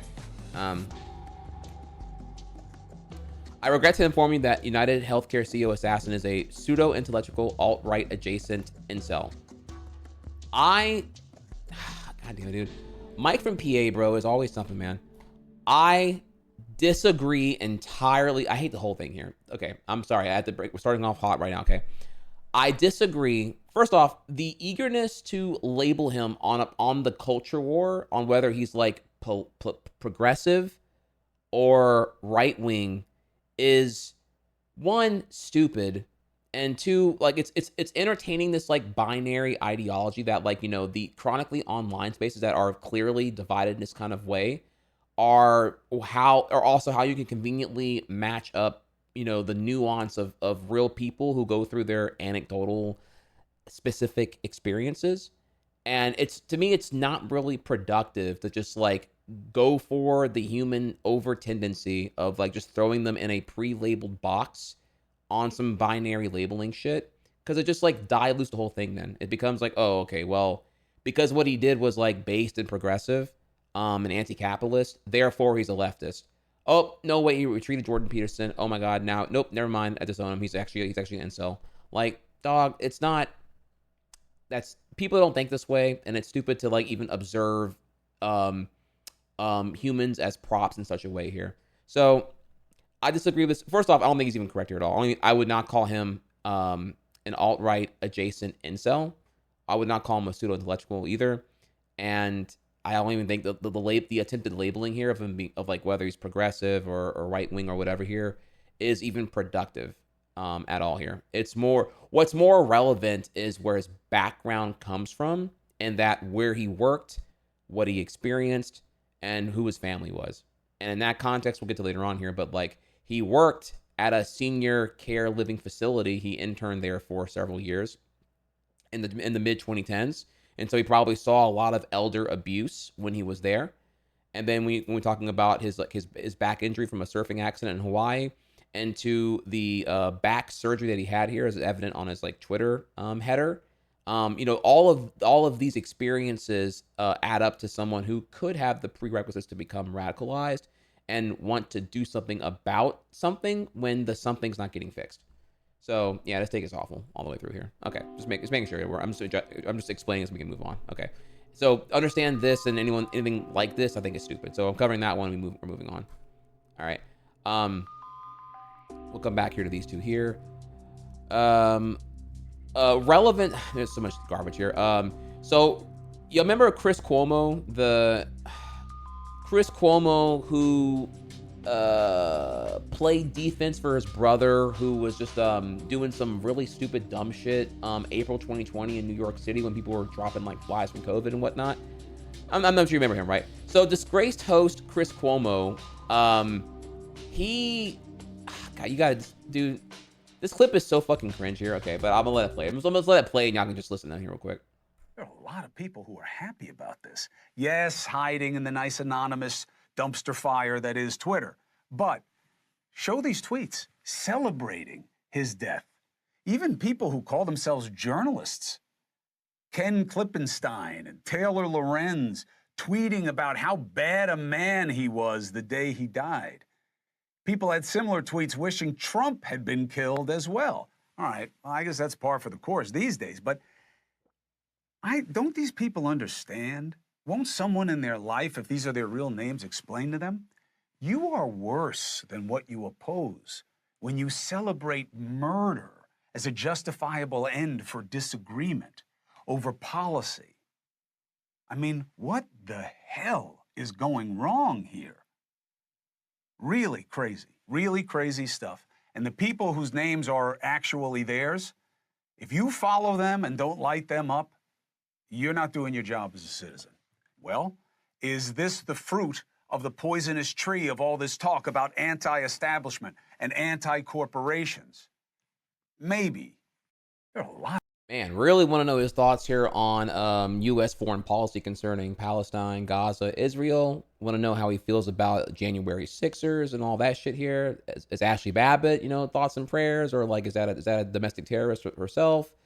We can go on all day here. The pearl clutching at this point from anyone who's a pro-Trump camp is just like so comically like stupid and double-sided here. I don't even know if it's even worth like giving it any more of the attention. You guys know this guy's a clown. You can see the white powder coming off the face currently. All right, so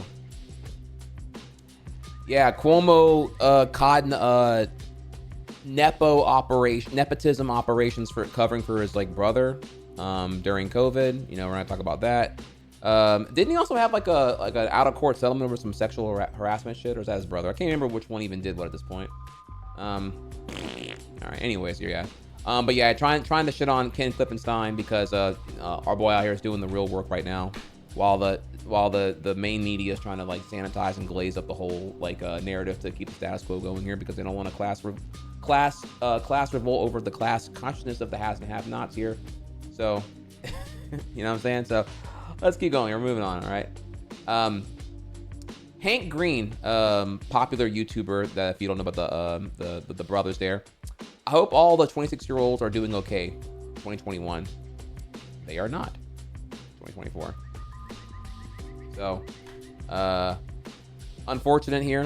There's a lot of people in the 26 club. I hope that trend stops here and we can kind of like get back to maybe getting a healthier time for everyone involved, I suppose. Again, more reaction to the arrest here. So, Gerwinder, who has a Substack and all that here. Luigi, despite the CEO shooter, is a founding member of my Substack and someone I've been friendly with for a while. I hope there's been a mix-up because committing murder just doesn't seem like him at all. And he shares here the one of the things here. Makes sense. The chatbot writing style is easily recognizable now, but within a few months, honestly, they already exist. There will be plugins to humanize text so it actually beats the Turing test. I'm glad you're deleting these replies, but I worry that this game of cat and mouse soon gets out of hand. Definitely worrisome what this will mean for comment sections and online discourse more generally. Luigi was tapped in, y'all, and we're gonna get to a lot more about him in a bit here. And we're also gonna get into more about, I have more on Gerwinder talking more about his interactions with Luigi as well. I have all that here. Hang tight.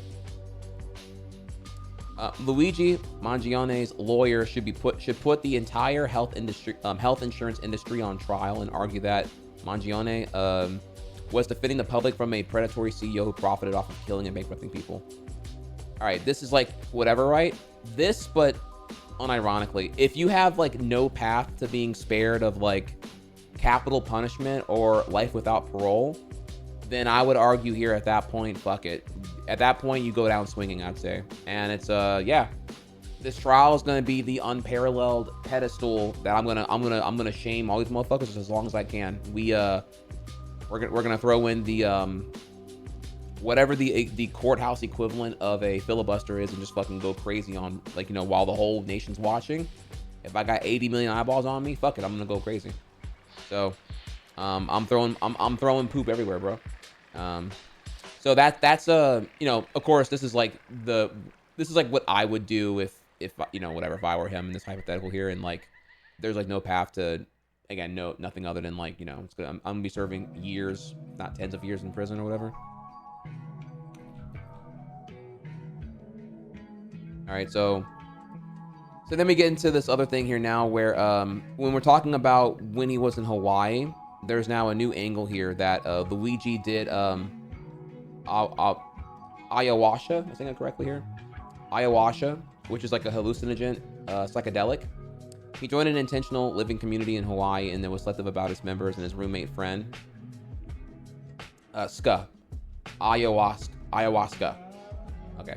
And was doing an interview, and if you know, you know. So again, we're gonna get to a couple of these later on here. We have like a couple of videos to ponder on here. But we actually have quite a few actually here. But I'm gonna kind of get all these other ones here done first here. So we have Ted Cruz giving the absolute most dog shit thing ever here. In the same way that Mike and PA was being cringe. Ted Cruz here. Leftism is a mental disease. Suspected murderer, an Ivy League graduate, subscribed to anti-capitalist and climate change causes according to law enforcement. Dude, this propaganda is so fucking garbage, dude. And the murder has been widely celebrated by leftists online. Tragic and sick. So obviously, it's not just leftists. It's everyone involved. It's literally everyone who's not a billionaire CEO. Get out of here with that. And the false labeling here that anti-capitalist climate change causes are intrinsically like,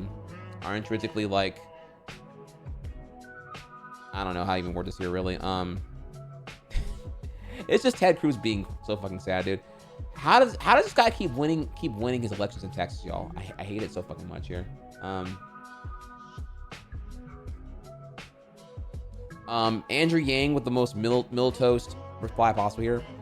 I'm glad they seem to have captured the CEO killer. Violence is wrong and goes well beyond politics or ideology. Again, these takes are so fucking cringe because, like, dog, yeah, no shit, murder is bad. Maybe ask here why one would consider and contemplate murder at this point, and also consider here why the public's reaction is largely indifferent or even excitement over the murder of the CEO of an evil empire, of an unethical and immoral business, because everyone probably has someone who knows someone who was wronged by one of these like corporate goons. I love the reply here of the John F. Kennedy. Those who make peaceful revolution impossible make violent revolution inevitable. And if that's not American history in a nutshell, I don't know what is here. You know, violent revolution over policy, man, sounds like Civil War to me. Sounds like American Revolution to me. Sounds like insert relevant point X to me here. So.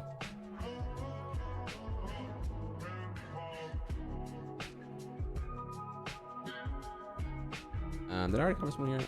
Did I twice here? Yeah, I did already. Moving on. All right. Not sure if it matters what this is our girl Emma Vigilin from the Majority Report. Not sure it matters what the shooter's political ideology is. What's more relevant, actionable, is the fact that his rage was widely understood by Americans, who, by the way, just reelected Trump. Hard to convince voters of the stakes of preserving a system that immerserated them. And that's correct here. It's not important. The ideology is kind of just like a gotham to like consolidate everything into like a pro, against, or for kind of thing here, when like in this case here it's very contextual and very more nuanced over like what experiences drove him to do what he did. And the fact that also important here, it's resonating with a lot of Americans who feel that pain, and while they may not act upon it in the way he did here, can understand why he did what he did. You know, very, very John Q style and whatnot. So, bless Emma for the words here. And also, another day we'll cover here, like, Emma, dude, like, I don't want to get caught twitching, like, the whole, like, online leftist politics shit here, but, like, bro, TYT with Cenk Uygur and Anna Kasparian is crashing out so fucking bad, bro. And dude, Anna's trying to scrap hard with Emma on some bullshit. And it's pretty fucking cringe. You got it. It's the crash out is so bad that I kind of want to show you the cat fight, because it's like, it's not even called cat fight. It's more like just embarrassment on her end, dude. Like, but again, we'll get to that another time here for sure. Good Lord. Luigi Mangione, who was arrested and charged with murder in the shooting death of United Healthcare CEO Brian Thompson, once belonged to a group of Ivy League gamers who played Assassins, a member of the group told ABC. In the game called Among Us, some players...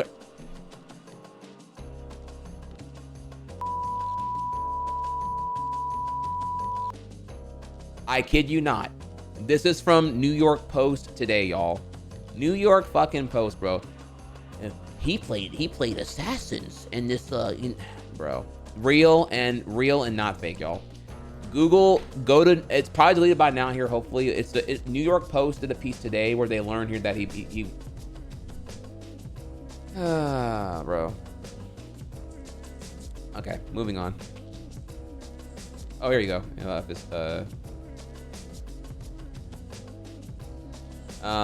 Suspect the United Healthcare CEO slaying played video game killer. Friends recall. Oh my god, bro. So yeah, or maybe I guess it was NBC News. Either way, here you go. Have fun with that one. Might be. I saw it on New York Post. Maybe it was just like a headline from them. And then Nino Mangione has the Republican relative who's in the the Maryland delegate here. Unfortunately, we cannot comment on news reports regarding Luigi. We only know that what we have read read in the media. Our family is shocked and devastated by Luigi's arrest. We offer our prayers to the family of Brian Thompson, and we ask people to pray for all involved. We are devastated by this news. Very dry statement, and not really much to go with there, but you know. I do not care if Luigi Mangione, assuming this is really the guy, shares my personal ideological outlook. His alleged actions were propelled by the material conditions of capitalism and can be used to advance class consciousness and struggle. That is very much what I'm going to get to when I do when I give you all my thoughts finally on all this stuff here. Still covering it, still a lot to get into here, so work with me, all right? But I love the post here for sure. It doesn't matter whether he was conservative, progressive, Republican, or Democrat, because the actions are speaking to the American human experience, and it's 100% the effects of the current system, if you want to just, refer to it vaguely as capitalism, or you want to refer to it as like for-profit healthcare specifically. Whatever you want to call it, whatever it is right now, it doesn't work, or it works as intended, and it's terrible and evil and unethical, and we should definitely get rid of it. I'm seeing a lot of CEO shooter's family was rich. What reason did he have to hate healthcare CEOs? And let me tell you, being rich doesn't mean you are not at the mercy of healthcare insurers. I'm not rich people rich, but I am normal people rich, and I scream over insurance weekly. And let me tell you, apparently that this is like the case here. If you go digging in for some anecdotes here, it doesn't like, you gotta understand here, chat, that like, it only takes one, like, it can be something like you get approved for a $30,000 surgery for whatever reason, right? Back surgery, knee surgery, hip replacement surgery. It goes botched and you need follow-ups, and the follow-ups, which are going to be claims on your insurance, get declined, get delayed, whatever here. And then you're the one just suffering in chronic pain in a way that makes the pre-operation seem like child's play. And it's just perpetual suffering the whole way through. Quality of life plummets here, and the thing is, like, the follow-up could be like double the cost. The follow-up could be 6 digits for free here. You go from like economically stable to bankrupt real quick here in the whole thing. Shit gets mad real quick. You know what I mean? So something to keep in mind here, the whole thing. I encourage you, think less about your situation and think about whatever relative or person you know who's gone through just the limbo of inaction when they want to do something, but they can't. To do something, they may have to like sell their house to even get the front to be able to get it done. You have to lose everything for a chance at a maybe if the claim is approved. You know what I mean? And it's like, I don't know. And I feel like even then, like, the claim getting approved is like I don't know, even then, maybe the claim requires like, some obscene $30,000 copay, right? It's like, you don't want to sell the house, but you may have to sell the house. And even then you're selling the house for the chance to maybe get it done and whatnot. It's just like, it's a hot mess. It's a hot mess. So then we're getting closer now to the fact that, like, it is true. Luigi has a Twitter profile, and it started here. 500 followers, nearly 80 following with this header here. We'll show it in a second here. The account's not deleted. The account's not disabled here. And a rare Elon W, actually, it's still up right now. So we were able to get in there. I had already screenshotted everything I could whenever yesterday, because whenever it got captured, I was like, okay, they're gonna wipe everything here. So I got everything I could hardcore for like several hours. I got like his I got his like Goodreads, I got his like Twitter stuff here. I was going through all of his tweets and everything else here to kind of like, and then seeing what I want to do with the whole thing here and whatnot. But so I want to show you here that he went from like, from 555 here to currently now he's at 320,000 followers. That's not what I want to say here now. So, but yeah, we'll get into more about his profile later on. I just kind of want to show you here where, no, believe it or not, I have Archive Box installed, but I didn't have it configured yet. And I was thinking here that everything was gonna go offline any second. So I have a lot of screen caps, not Archive Box. Forgive me. I was like freaking out for sure. And I didn't have it. I still don't have it set up yet here, so forgive me. But I intend to set it up like when I have time later this like month or whatever. Base Representative Ro Khanna comes in here. Last year, the 7 largest private health insurers collected $1.39 trillion in profit. Wow. It is absurd that big insurance is raking in trillions. Remember, 1 trillion is 1 million, okay? 1 million piles of $1 million is 1 trillion. Obscene. Unfathomable. You can't even, I want you to envision how much money that would be physically. Like, that's like a whole like suburb neighborhood, right? Like a pile of $1 million, and then like, I don't even know here, right? Like it's like a million piles of $1 million, you know? I'm thinking here like, it's like, that is, if one Breaking Bad barrel was 80 million, then we're just talking about like, you know what I mean? Like, crazy. Unfathomable amount of money here. We need Medicare for all right now.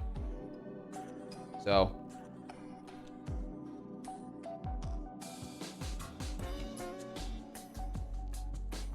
and I wanted to show us some dumb shit here. I am unwilling to give up my good health insurance to have shittier universal health care. There are so many, this is supposed to be the Baltic, by the way, here. There are so many angles to attack this take for being dumb. That's kind of, where do you want to begin, right? Well, you know, this is all fun and games until you get laid off here, right? If obviously your good health insurance is probably tethered to your employment. So the minute that automation kicks in and that your job is obsolete and then you're laid off with a severance package, then you no longer have your good health insurance. Then what do? You know, you're the anti-safety net person, because you anecdotally you got yours and you got mine and fuck everyone else here. Now you're gonna be crying whenever that happens here, right? Like, just the lack of empathy here is like shocking and so overly insular, it's pathetic. But even then, I love the quote here for the whole thing. Do people understand that Medicare for all does not involve swapping out all the doctors? It simply changes who foots the bill. And that is correct the whole way through here. If you like your doctor, well, first off, right now under the current protocol of having an in-network doctor for your insurance care is already a hindrance on whoever you would want. You're not getting who you really want. You're getting who you qualify for because they have to be in-network. Whereas if you go for a single payer healthcare, subsidized government option, doctors don't suddenly go to like a different area or whatever. Now they're all covered under the taxation of the entirety of everyone involved, and you'd be covered. You'd be good. What we have right now is a non-functioning dystopia of suffering and cringe, and anything else is better than where we get right now. Because sure, there would be like a queue of like urgent people and not. It's already a thing right now here, quite honestly. You know, if you need organ transplant or like an organ donor, there's a queue. You know, both for compatibility, but also for supply and demand issues, and maybe even like labor involved to make it happen and everything else here. And so like you already have this now, so it's like not things. The quality does not change. Rather, the capability of treatment would be less staggered by bureaucracy and the predatory middlemen mafia who fuck you over every time. So, anyways, here, but yeah, just kind of wanted to show here that guy's an idiot and Kate is based, and move on from there. All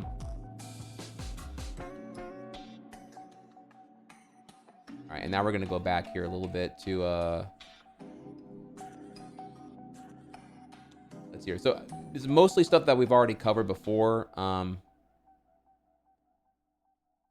Let's look at we have here. I had here. These are two really good TikToks on the content here about Brian Thompson as well as Luigi. This might be the story that unites all of us Americans. It's got something for everybody. Before I go on, I just want to say that this was a real human being with a real family, and we shouldn't be celebrating anybody's offing. That being said, a lot of people are. These comments are quite joyful, one might say. Possibly warranted because United Health is quite an awful company. Here they're denying coverage, also overbilling people, all kinds of shenanigans. But let's talk about the actual crime here. Was this a hit or just some disgruntled person whose coverage was denied? 80-90% of online commenters are saying this is a professional hit job. The New York Times also indicates premeditation. This guy apparently knew exactly where he was going to be and waited for him for a long time, which leads us to possible motivations. Shipwreck dissected this beautifully this morning. Basically, the CEO, Brian Thompson, was under investigation for potentially defrauding investors. He and other executives had insider information that they were under investigation by the DOJ because the company was getting involved in some sort of monopoly scheme.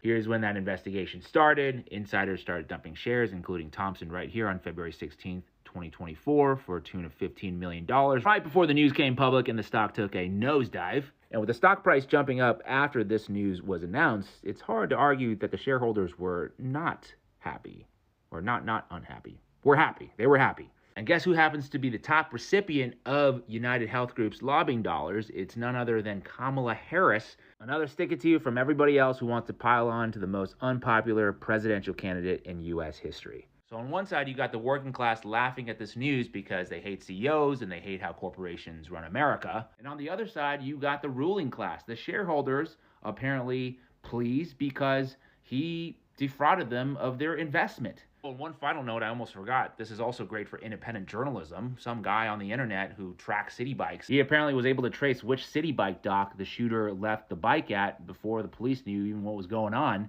and made that information public. Meanwhile, legacy media is regurgitating the exact same talking points. I'm gonna pause there. Later on, it was actually confirmed here that he did not use a city bike, like Citibank. The Citibank brand has like bikes and that you can like rent and use and throughout NYC. And no, the cameras have confirmed here now that he did not use a City Bike branded bike. And so the whole thing about the City Bike data hoarder is not relevant anymore. So I didn't even cover it and I moved on from the whole thing. I had his whole thing ready, but once it was debunked, I kind of like dropped it entirely. Over and over because they're too lazy to do any original reporting. Anyway, I think the theme here has to be anti-corruption, right? If you are a fiduciary, don't defraud your investors. And if you're an insurance company, don't deny coverage to your customers. And we can all just kind of live our lives in peace. I think America is ready for a redemption. Let's all be a part of this change. Yay. All right, so let's hear about the ayahuasca. I keep saying that wrong here. I'm sorry. All right, so we have an interview here from when he was in Hawaii, or from someone who was part of the Hawaii group and whatnot. Looking forward to living in Hawaii and being healthy. He was excited about getting to meet new people, experiencing new culture. And did he, all right, so I know this was back in around 2022, so you're coming out of COVID. I'm curious, RJ, did you know where he was working remotely or why he had suddenly decided to decamp to Honolulu? Was there sort of any break in his life or anything that you ever became aware of? No. It's very natural. Our members all have remote jobs, and Hawaii is one of those places that many people would love to live. So we provide kind of an all-inclusive living experience, so it makes it easy for them to move to the islands.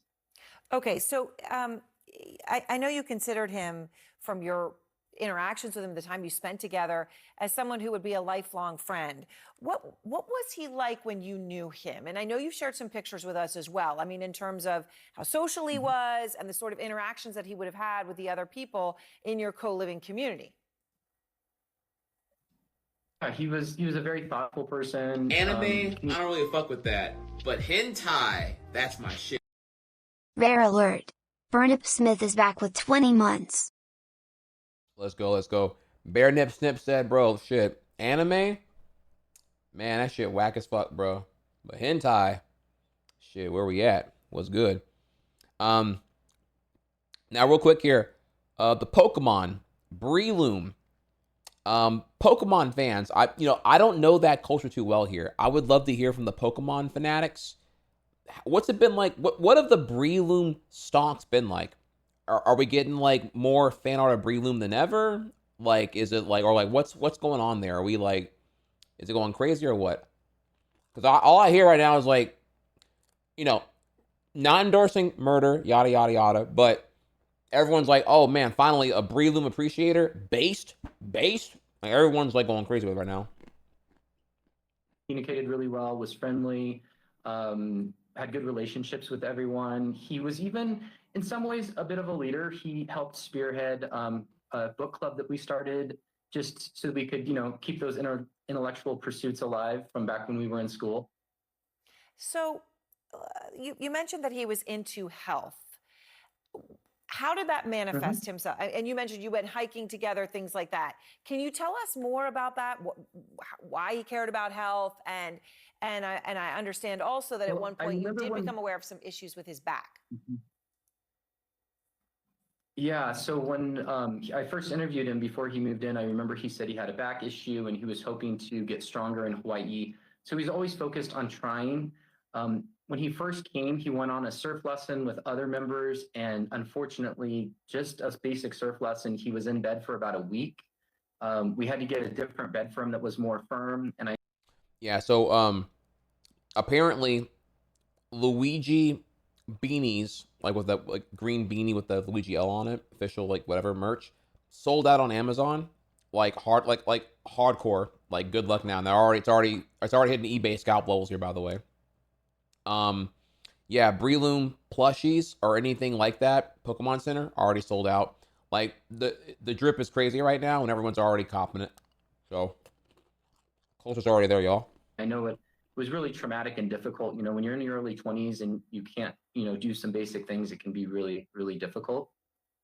Did he have any conversations with you then or even afterwards about that issue? And I mean, his back, how he hurt it? I mean, obviously anything to do with the insurance process of it? The only thing he ever mentioned, he mentioned, oh, I need to go back to see my doctor and then I'm going to have surgery. I encouraged him and brought him to yoga classes. He would do calisthenics on his own. I know he was really focused on being strong and healthy, but it also weighed on him that he knew that there was an impending surgery. So did you, in the context of all the books that you were reading and the book club that he was leading, did you have conversations about any of the issues that, we now even see in the writings that he had on him when he was arrested? I mean, did he talk about, not even maybe as specific as health insurance, but capitalism, anything of that nature? I apologize. I haven't read any of the media that's happened. I heard about it when a reporter called me. So I'm not familiar with what his writings were, but I know we talked about social issues and we talked about how to improve the world. And we talked about, issues that are, say with capitalism or with the healthcare system or with housing or the food systems. It wasn't, anything specific. It wasn't like he had an axe to grind or he was even upset or angry about a particular issue. They were just natural intellectual conversations that you have when you're inquisitive. So you stayed in touch with him. I know you spoke to him earlier this year, although I understand, RJ, that you tried to reach out to him multiple times even since then, but that he had not responded in those cases. Can you tell me about your last conversation with him? Mostly just text messages. So I knew he was going to have a surgery. So earlier this year, I checked in with him. He confirmed that he had surgery and he sent me the x-rays. It looked heinous with just giant screws going into his spine. After that, he called me once. I didn't pick up. We kind of texted a little bit, but we, unfortunately, I feel terrible now. I wish, I would have made more of an effort to communicate with him. Did you ever have any conversation with him where he brought up anything like guns or anything in that area? Never once talked about guns, never once talked about violence. He was absolutely a not violent person, as far as I could tell. Yeah. So RJ, in all when of I say this, that- yeah, sorry, as you're just struggling to get your head around what happened here with someone, you know, that you had considered would be a lifelong friend. And I know you've only had a few hours to even try to comprehend it. But just in these initial hours, do you have any idea why or how someone that you knew in the way you knew him could have done this? Personally, I can make zero sense of it. You know, there's never justification for violence. We live in a democratic system with processes and procedures to address, you know, our issues, and I can make no sense of it. Well, RJ, I appreciate your taking the time to share all this with us. I know you're in shock about what happened, so thank you for taking the time and trying to help everyone understand a little. I mean, it's CNN, y'all. You don't want to. You're gonna give them a You're not gonna give them the whole like the nitty gritty here, right? Because like, I even if he had the juicy answer, yeah, radicalized because of health insurance claims or fucking dystopia, and probably had unbearable back pain because of denied claim or some shit like that. Here, yada yada yada. Yeah, exactly. You don't have final edit, so the minute you say something sussy wussy, there's gonna, you know, you're just giving them ammo to like cut it out of context and reinforce whatever they wanted to do, whatever the hysteria they want to sell to make the views high and whatnot. Sensationalized news loves to do that, so it's like, you know, you have to consider what you're doing there. I mean, unless you're a gangster and you have leverage and you can be like, hey, look, I want, you know, the interview. I agree to it if I get say on final cut of whatever y'all are gonna air, like on God type shit. Submit it to me, I'll approve it. If so, then you can go and roll with it. But most times they'll just kind of deny you if you're like a literal who, and they don't want to deal with all that. Anyways, I think an excellent point here brought up by Spirit Juice. It doesn't take much for someone to become radicalized. I think a lot of people are missing that here. I agree. Anecdote, minor little derail here, but nothing to do at all with all this, but like when I developed insomnia from the stress and my mental decline I was going through because of like COVID and shit. I don't know if y'all recall this here. This happened mid-October of 2021. Yeah, October 2021. Where I had an episode of vertigo, which I had never experienced before, and the vertigo resulted in a 4-day insomnia bout where I was getting, I mean, at most 2 hours of sleep a night. It was terrible. And yeah, you can get radicalized real quick. Chat. I don't even like talking about it too much on the stream because it comes off like really like whatever here, but like just consider for a second here if I can. Hopefully this comes off as like too much or whatever here. The reason I am such a staunch advocate of health, and also you've heard me do some rants on like circadian rhythm, sleep science, sleep tech. You know, you ask me my pillow, I can tell you my pillows, right? You know, y'all know how I am. I'm kind of geeky here about it. Pillow tech, I got that. The sleep mask, I don't know if that's here or not. Is it this? Is it that? I don't know where it's at. It's one of these things here, but like, you know, all this shit here. What pillow I use, the mask I have, everything here, you know, when it comes to sleep, I wear the smartwatch. I use a sleep tracker. I take sleep super serious now, because my life fell apart there hardcore. Like no cap. If you have insomniac tendencies, I am so sorry. I genuinely understand that it's like insufferable. My quality of life plummeted from like whatever is conventional, right? Like you can have a normal day and have bad things happen in your day, right? But we're talking about like the fabric of perception collapsing before you. Like the passage of time is like nails on a chalkboard, and just the burden of existence makes you question if it's even worth anymore.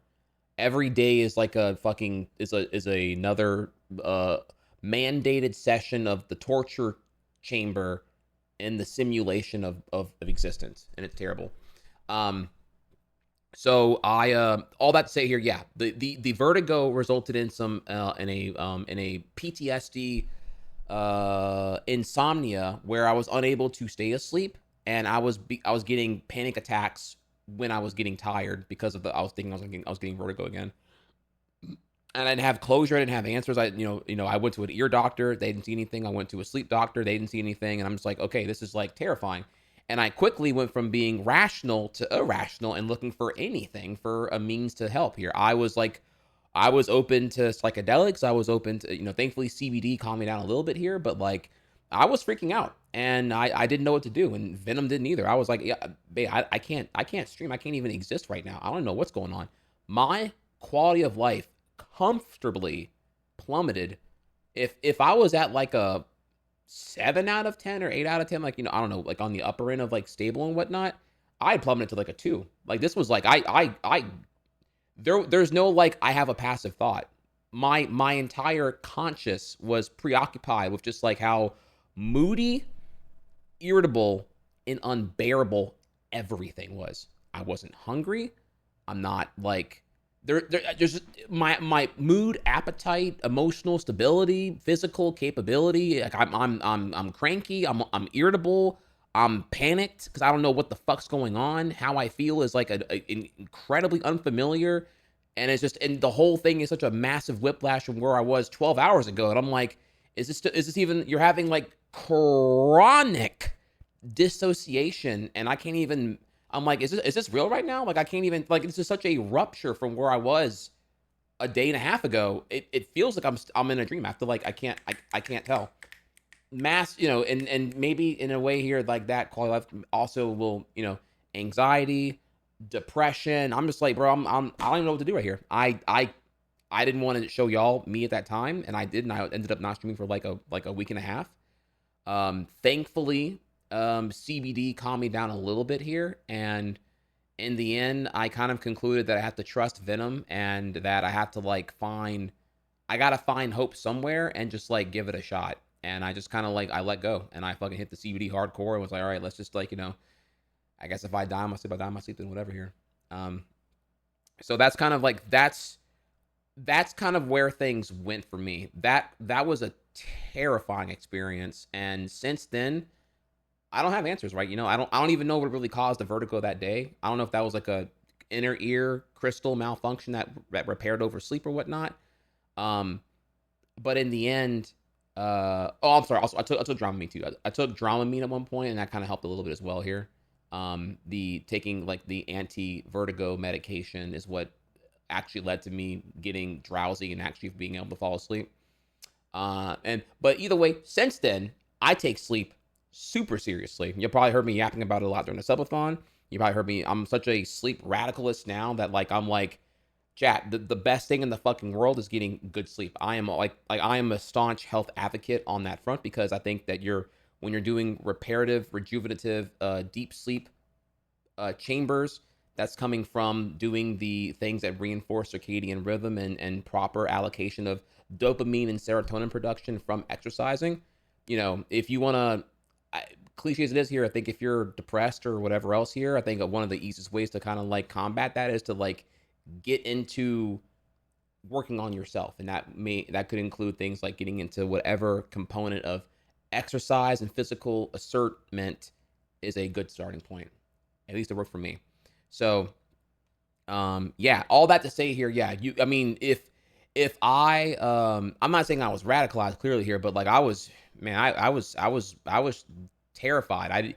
I say it was 4 days, but you gotta think here, it was 4 days where every day I thought it was like every day of those 4 days thought was the last day. And the whole time it was a perpetual foreign experience that was causing depression, dissociation, anxiety, and crippling amounts of like everything. I don't even know, like sleep deprivation, bad thoughts, scary thoughts. I didn't want to be in my own head. I didn't like what I was thinking. I'll be totally real here. And that's a scary thought. I wanted to be around other people because I didn't like what I was thinking when I was to myself. A little bit scary. We're talking about like genuine depression type shit here. Like I'm like wanting to go talk to a neighbor and just, help them garden or some shit because I don't want to be alone type shit. So you know, again, not trying to trauma them. I apologize here. It's more like the radicalization. I think you're right. The stability of the fabric of the quality of your life can be ruptured pretty quickly. And for those who have had the privilege of never experiencing that, I envy you. But for those who are like me who have, we all know here how much to value just the capability of like mental and emotional stability in a very troubling and hard time right now when it comes to things like COVID or even hope for a better tomorrow type shit. So, all right, well, whew, all right, let's keep going here because we're still lock and loaded here. Try hard and chat. We're not done yet. So, okay. Now we're gonna take a second here. We're gonna go over to our next part now. Give me a second here. What is our next part, you ask here? Well, this is it's a big one here. This is now where we get to a whole lot of this. All right. All right, so now we're going into officially these other parts here. We kind of went around the order here, but now it's part 1 was before capture, and then I guess part 1.5 was the arrest, which we just covered here.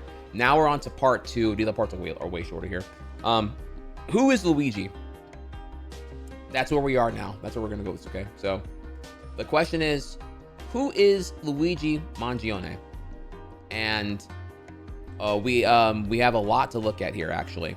Whole lot of tabs here. So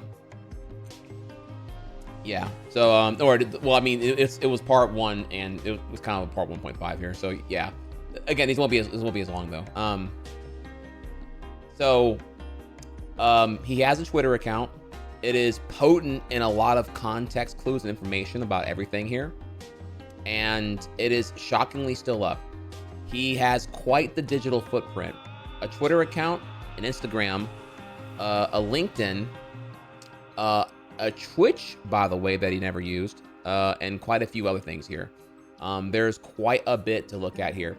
He initially had 555 followers. When I found his account, he had 6,500. And here we are now about a day and some change later, and it's 350K follows. Yeah.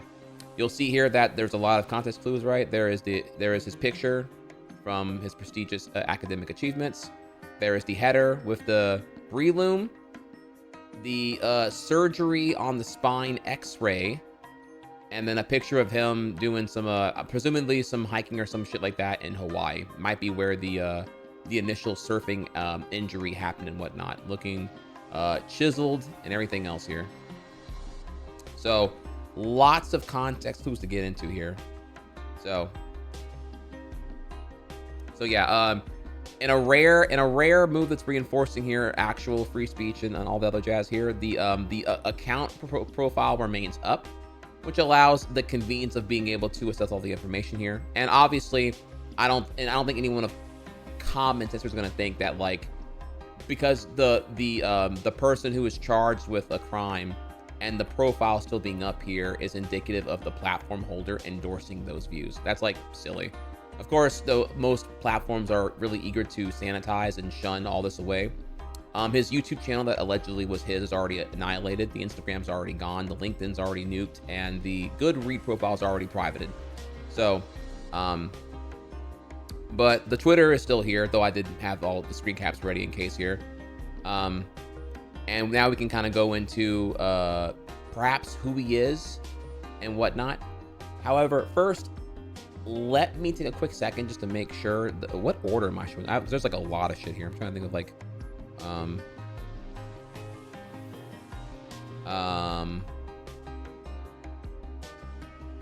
yeah, there is a. Look real quick here in a second.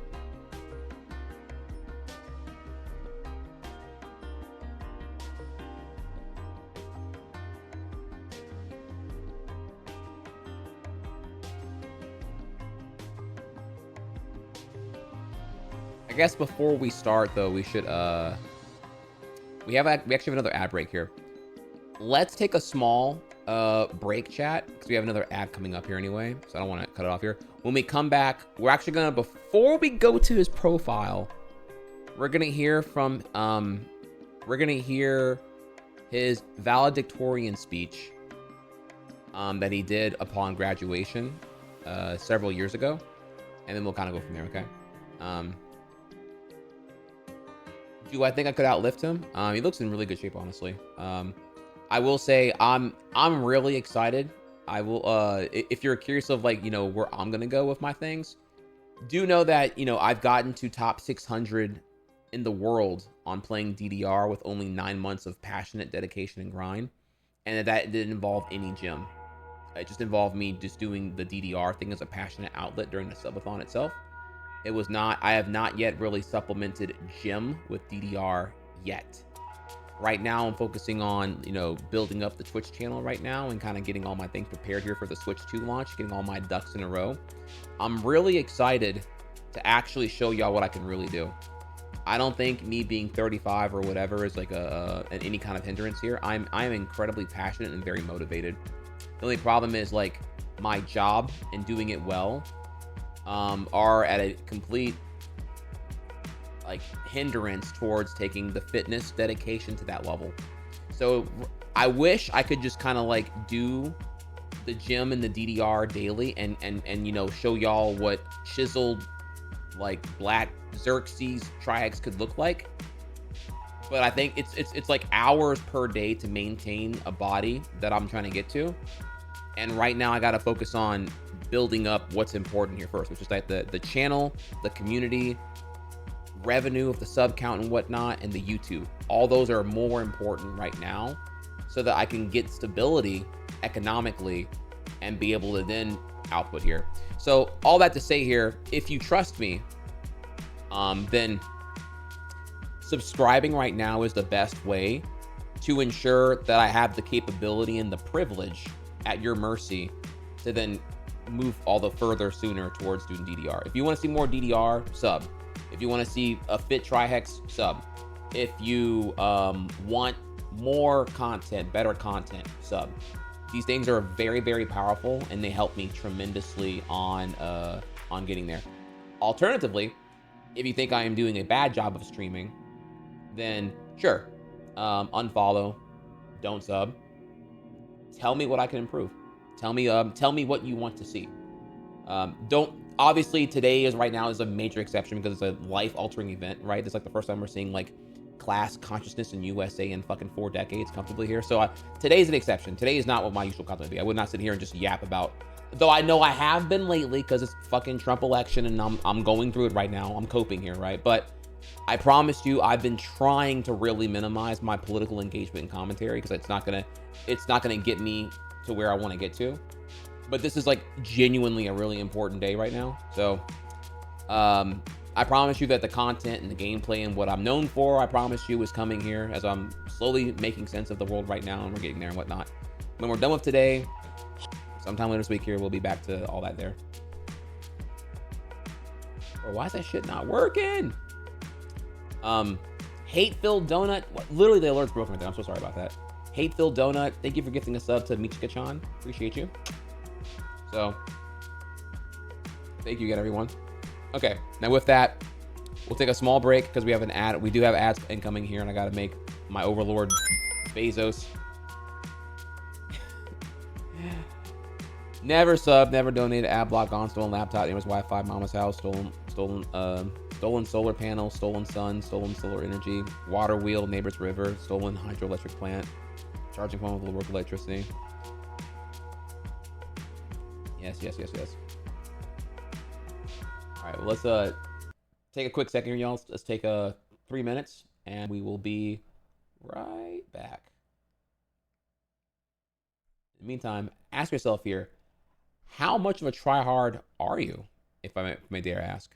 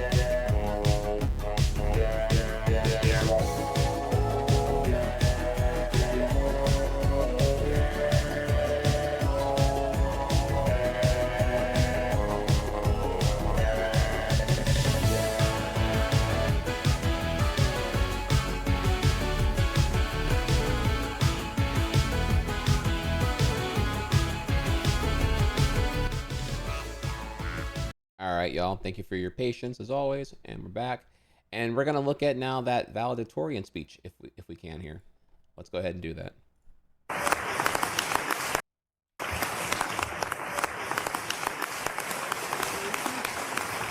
Well set. Congratulations. Thank you.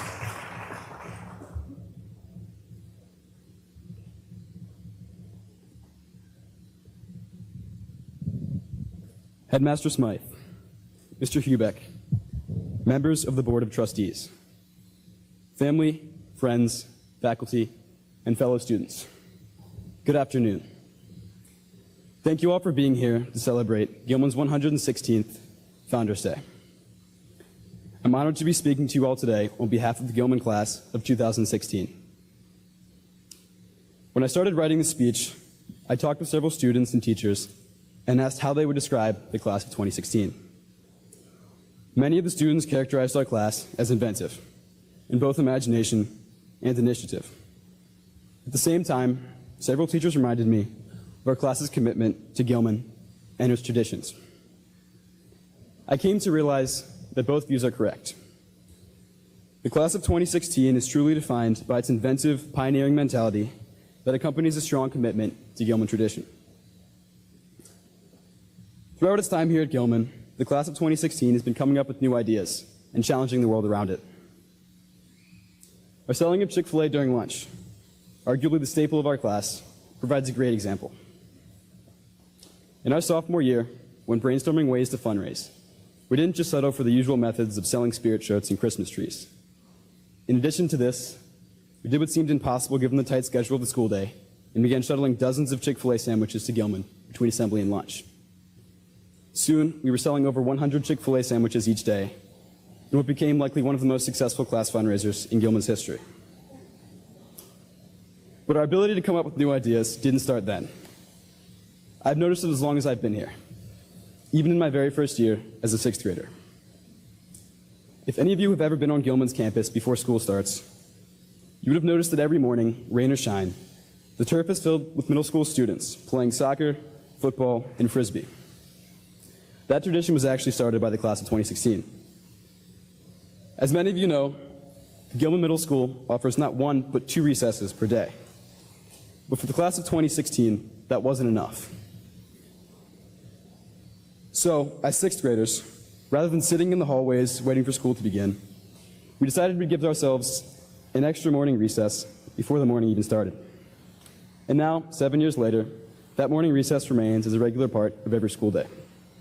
Of course, this isn't anything revolutionary, but it shows that even early on, the class of 2016 was challenging the world around it. Having great ideas, however, isn't enough to innovate. The class of 2016's inventiveness also stems from its incredible courage to explore the unknown and try new things. Just look at a few highlights from our senior year. This April, 5 seniors performed in Gilman's spring musical, The Addams Family, all of whom had no prior musical experience. 3 seniors, Jeremy Booth, Gus Meny, and Jake Goodwin, lended lead roles, while Tommy Morey and Chris Wolf helped put on the show that I doubt any of us will forget. How about this winter, when Kevin Wang delivered his senior speech? As Kevin moved to America and joined our class in 9th grade, English isn't his first language. But that didn't stop him from delivering a both hilarious and thought-provoking speech about his transition to the United States. How about Ray Saunders leading Gilman's first-year cybersecurity team? Even competing against hundreds of veteran teams, the Gilman squad managed to advance to the state and then regional championships. All of these endeavors took a huge amount of courage. They demonstrate that the class of 2016 truly has the fearlessness to explore new things and the obvious ability to excel. But as inventive as the class of 2016 is, our class was able to explore the new while also preserving the old. Just look back at the most significant and magical night of our senior year, the 100th annual Gilman-McDonough football game. After hundreds of hours of preparation, our seniors led the Gilman team to victory. Competing in the second oldest football rivalry in the state of Maryland, however, they represented not just this year's team, but Gilman as an institution and all the alumni that preceded them. So the class of 2016 not only explored new frontiers, but also maintained Gilman's most important traditions. I think this combination of preservation and exploration is what Gilman is all about. Gilman maintains its classic core values by cultivating mind, body, and spirit in its students, but also champions an environment of acceptance and diversity, while excelling in its technological endeavors. This fusion is such a strong part of Gilman, it's even evident in its physical geography. Just look to the construction outside Gilman, or outside. Gilman is actively rebuilding itself, but its brand new fields sit next to classic buildings like Cary Hall. Further, these new constructions, for example, Sotier Stadium, bear with them Gilman's rich history in their names. So it's no surprise that the class of 2016 picked up this ability to explore both new and old. And it's no surprise they were able to achieve all they did this year, these last few years as well. But it wasn't just Gilman as an institution that shaped our experience here. The people in our lives, especially our parents and teachers, had such huge roles as well. The parents here today, first off, sending us to Gilman was far from a small financial investment. I'd like to personally thank each of you for sending your sons here, as I can't imagine the class of 2016 without any one of these men on stage. Further, thank you for all the time and love you've put into our lives. You've instilled values in us, fed and clothed us, and simply been there for us every step of the way. I'd also like to thank every Gilman teacher and faculty member here today throughout all 3 divisions of the school. While the events and accomplishments I've mentioned in the speech were meant to highlight the imagination and courage of the class of 2016, these occurrences also drew heavily from your efforts. Our imagination draws from your inspiration, and our courage largely depends on your encouragement in the classroom, on the fields, and on the stage. So parents and faculty, thank you for all you have done for us. Today is as much an achievement for you as it is for us. As I conclude my speech, I have to remember that a valedictory, by definition, is a farewell. We seniors have been hiding from it all year, and I've even been avoiding it in my speech. But now it's time to face the truth. Our time as Gilman students has come to an end. It seems like just yesterday that we were freshmen, having tie wars and playing computer games in CT20, but now we're moving on. Just like we've done these past few years, we'll be exploring the unknown, whether that be attending colleges across the country, traveling the world during gap years, or fulfilling military service in foreign countries. As we embrace the new, however, we won't forget the old. Our friendships, values, and memories from Gilman will always stay with us. So, to the class of 2016, a kind of class that only comes around once every 50 years. It's been an incredible journey, and I simply can't imagine the last few years with any other group of guys. Thank you.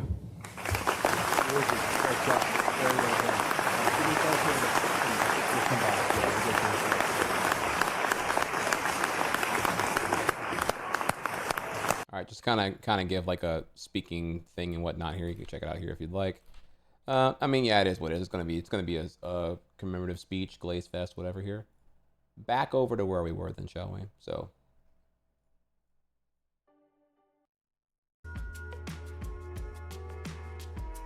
All right, so back over finally now, Luigi Mangione. Let's get to it then, shall we? So we begin first. Well, first, know his profile is currently live, and you can go over there and check it out yourself if you'd like to. So we'll begin first with I found what I grabbed here were replies he had done or posts he had retweeted that I thought were really telling of who he is and whatnot. So Tim Urban, who's a writer of a book that we'll get to later on here. We're gonna get to like what books Luigi read as well here. He was an avid reader. What's something you've changed your mind about? When I first became agnostic, I was almost anti-religion. Thought religious people were wasting precious time trapped in a delusion. But now, I see no problem with it if they aren't pushing their beliefs and it helps them cope with death, etc. I'm kind of jealous, actually. I'm not gonna lie, this is a shockingly, really candid reply that I can understand too.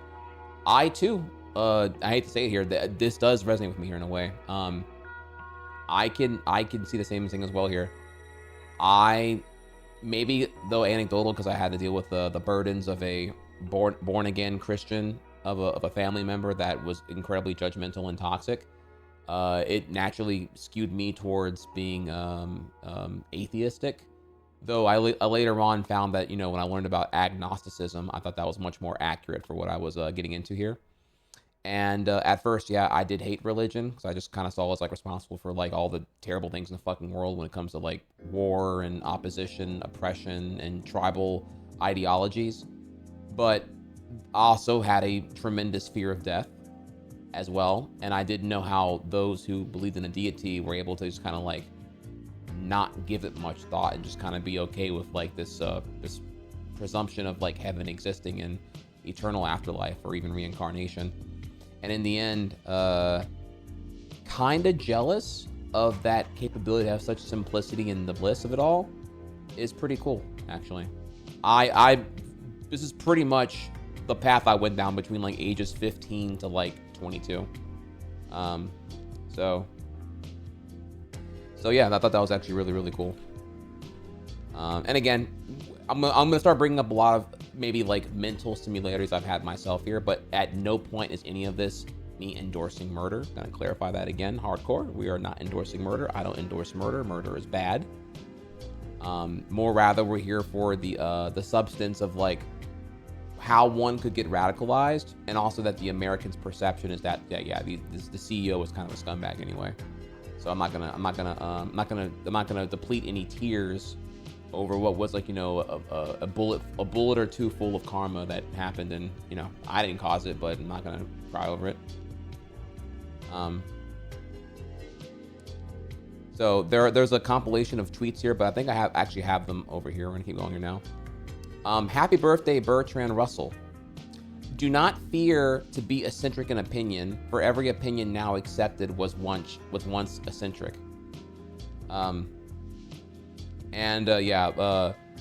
Bertrand Russell, Luigi read a whole lot of shit here, and there's a lot of academia and reading that we're kind of gonna have to skim a little bit here. I had to do so myself here for prep, but we'll go here. Perhaps the essence of the liberal outlook can be summed up in a new decalogue, not intended to replace the old one, but only to supplement it. The 10 Commandments that, as a teacher, I should wish to promulgate might be set forth as follows. Do not feel absolutely certain of anything. Do not think it is worthwhile to produce belief by concealing evidence, for that evidence is sure to come to light. Never try to discourage thinking, for you are sure to succeed. If you meet with opposition, even if it's from your family, endeavor to overcome it with argument and not by authority. For a victory dependent upon authority is unreal and illusionary. It's not illusionary, it's illusory. Have no respect for the authority of others, for there are always contrary authorities to be found. Do not use powers to suppress opinions you think pernicious, for if you do, the opinions will suppress you. Do not fear to be eccentric in opinion, for every opinion now accepted was once eccentric. Find more pleasure in intelligent dissent than passive agreement, for if you value intelligence as you should, the former implies a deeper agreement than the latter. Be scrupulously truthful even if the truth is inconvenient, for it is more inconvenient when you try to conceal it. Do not feel envious in the happiness of those who live in a fool's paradise, for only a fool will think that is happiness. We got a lot here, y'all. Let's keep going here. And then, this is kind of a big one here. Rape or homicide, which is worse? 26% of respondents believed rape was less serious than homicide. Most believe rape and homicide were equally serious, while 13% believed rape was more serious. Am I mispronouncing homicide here? Okay, I'm sorry, I kind of missed that. Okay. And then Luigi responds here. Utilitarian ethics versus virtue ethics. Utilitarian, the action is good if the consequences are good. So, AKA, if I do a bad thing, like murder a CEO, but the result of that is that United Healthcare gets their shit together and stops being an evil corporation, then therefore the action was good because the consequence of the action was good, even if the action in isolation can be seen as bad. Virtue, the action is good if it's what a virtuous person would do. Poll results indicate respondents' moral frameworks. Homicide, worse consequences. Rape, worse virtues. So this is a pretty telling tweet here because it kind of gives away like a possibly kind of gives away maybe where he was operating from here, and that like, you know, the action is good if the consequences are good, versus like, you know, the action in isolation being the virtue here. So can look at that further if you want to. All right. Ken Klippenstein has the resume that was out here earlier. So we have that right here. When Luigi, the accused killer of United Health CEO Brian Thompson, graduated from University of Pennsylvania in 2020, he entered the job market as a strong candidate for a computer science position. His credentials were bolstered not only by his elite education, but also his experience as a head counselor and teaching assistant for Stanford University's pre-collegiate artificial intelligence program for gifted students. Oh, and gamers might be interested to know he interned as a UI programmer for Civ 6 strategy game. That's all according to a resume he authored, an unreleased document that I've obtained per the resume. He also supervised over 40 participants, managing all aspects of residential life such as health and discipline, while tutoring them in AI. Oh, he was like a fitness inspo as well here.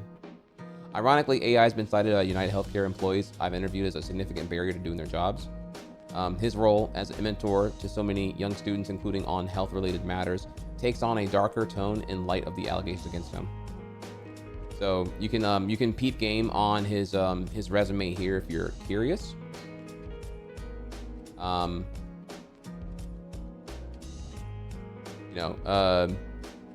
Something of note here probably is the fact that like when it comes to the aesthetic, typeface, margin adherence, cover letter, all the flair that I've seen now with like the infographics and all that here, pretty bare bone. Man, just in here to show you what's up and get the fuck out of here, bro. So I don't know how I feel about the resume grind these days here, but you know.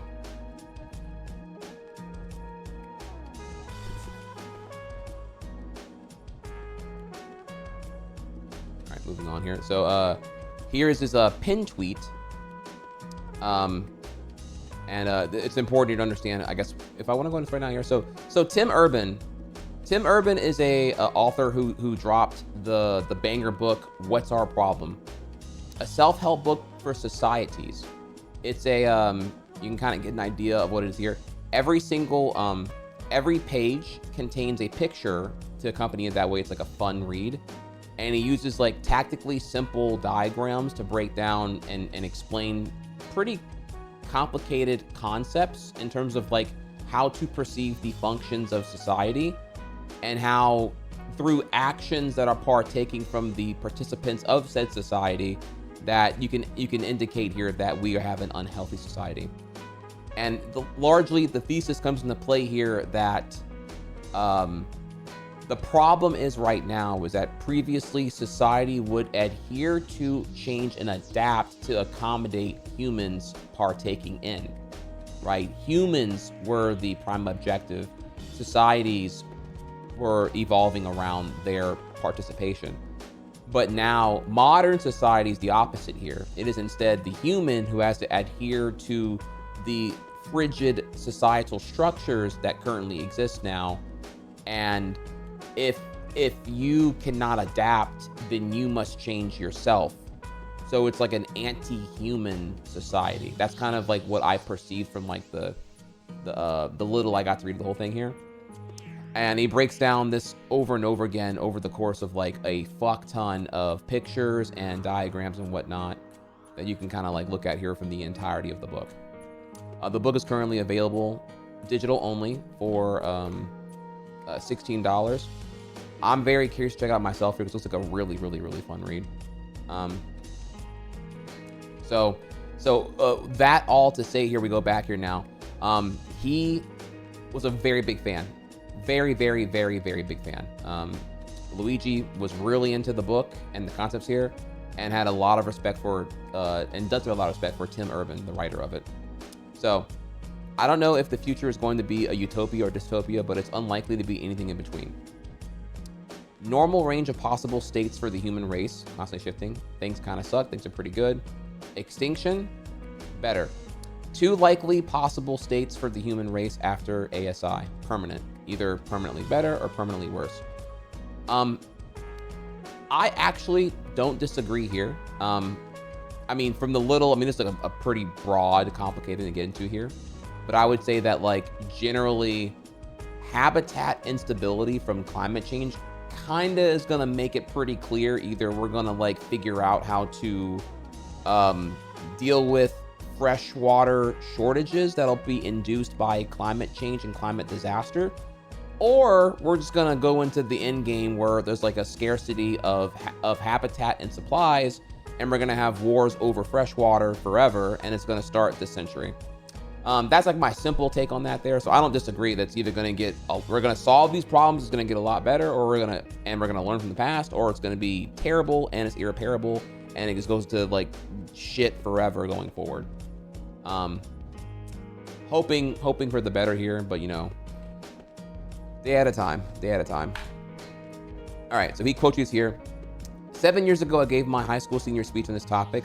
Today, I will be talking to you about the future, about topics ranging from conscious artificial intelligence to human immortality. Likely, you'll dismiss all of this pretty quickly as interesting, but just science fiction.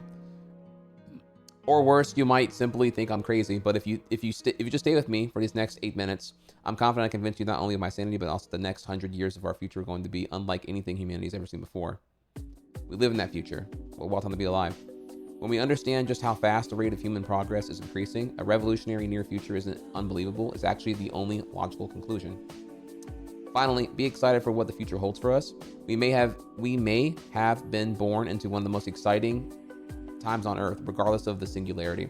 We might not recognize it in our day-to-day lives, but the world is changing fast. So, yeah, we're gonna go ahead and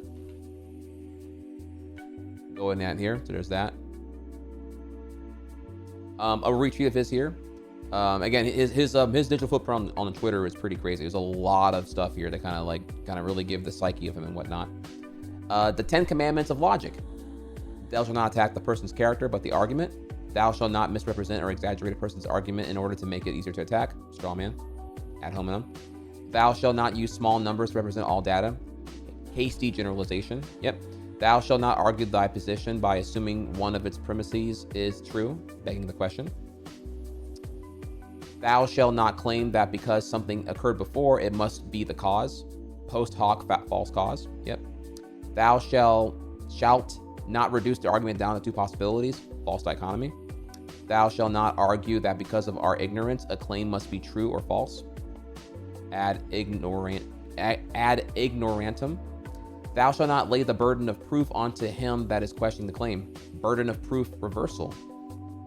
Thou shalt not assume this follows that when there is no logical connection. Non sequitur. Thou shalt not argue that because a premises is popular, therefore it must be true. Bandwagon fallacy. Yeah, very banger here. This is how you call it, by the way, all the bad faith shit here. The most common one that I see is let me think here about it real quick here. I saw it earlier. Probably non sequitur. Man, people love to throw connections at shit that are not such and operate under the assumption that because something was mentioned, that therefore it has to be the causal link on things here. So.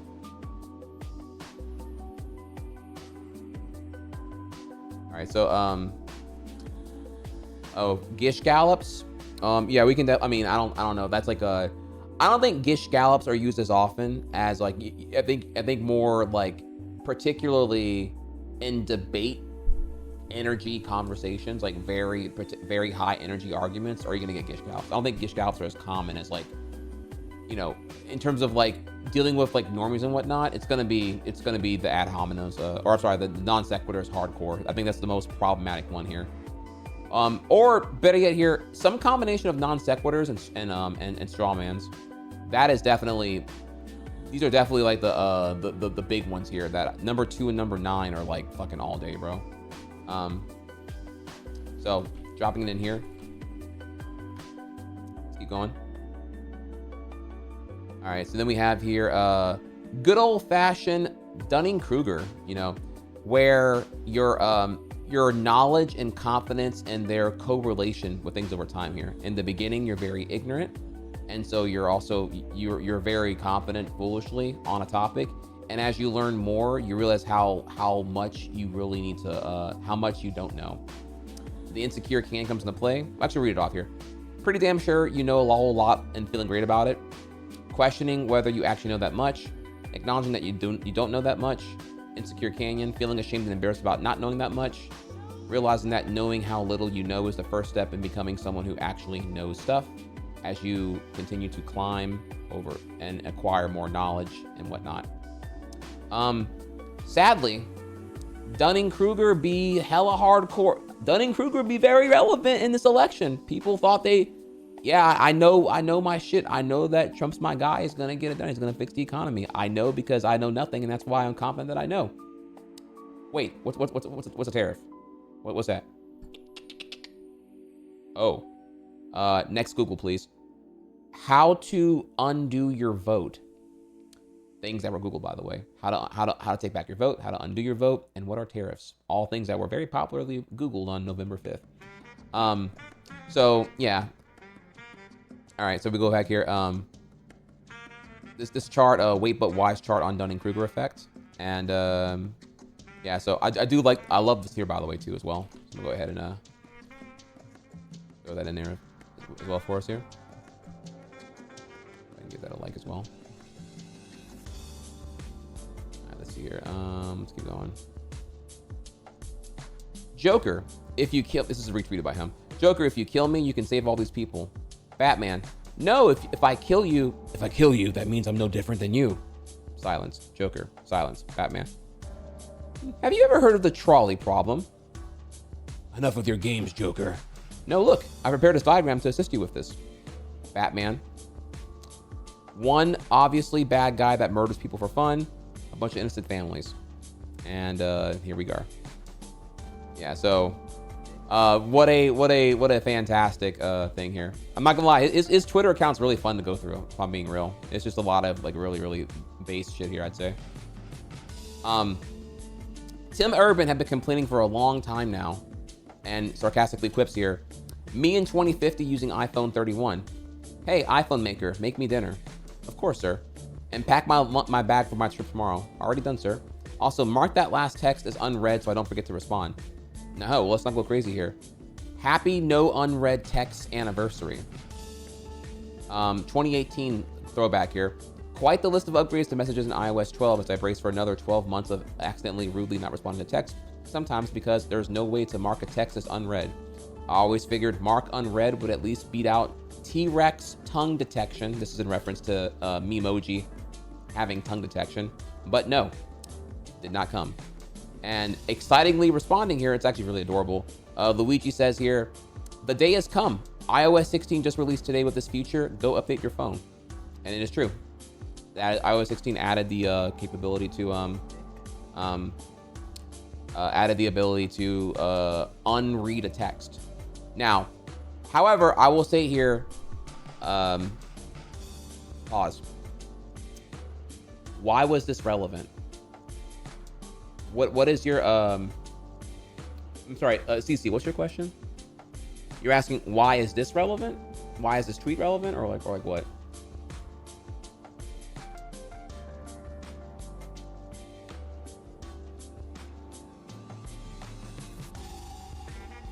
Why is this tweet relevant to the situation?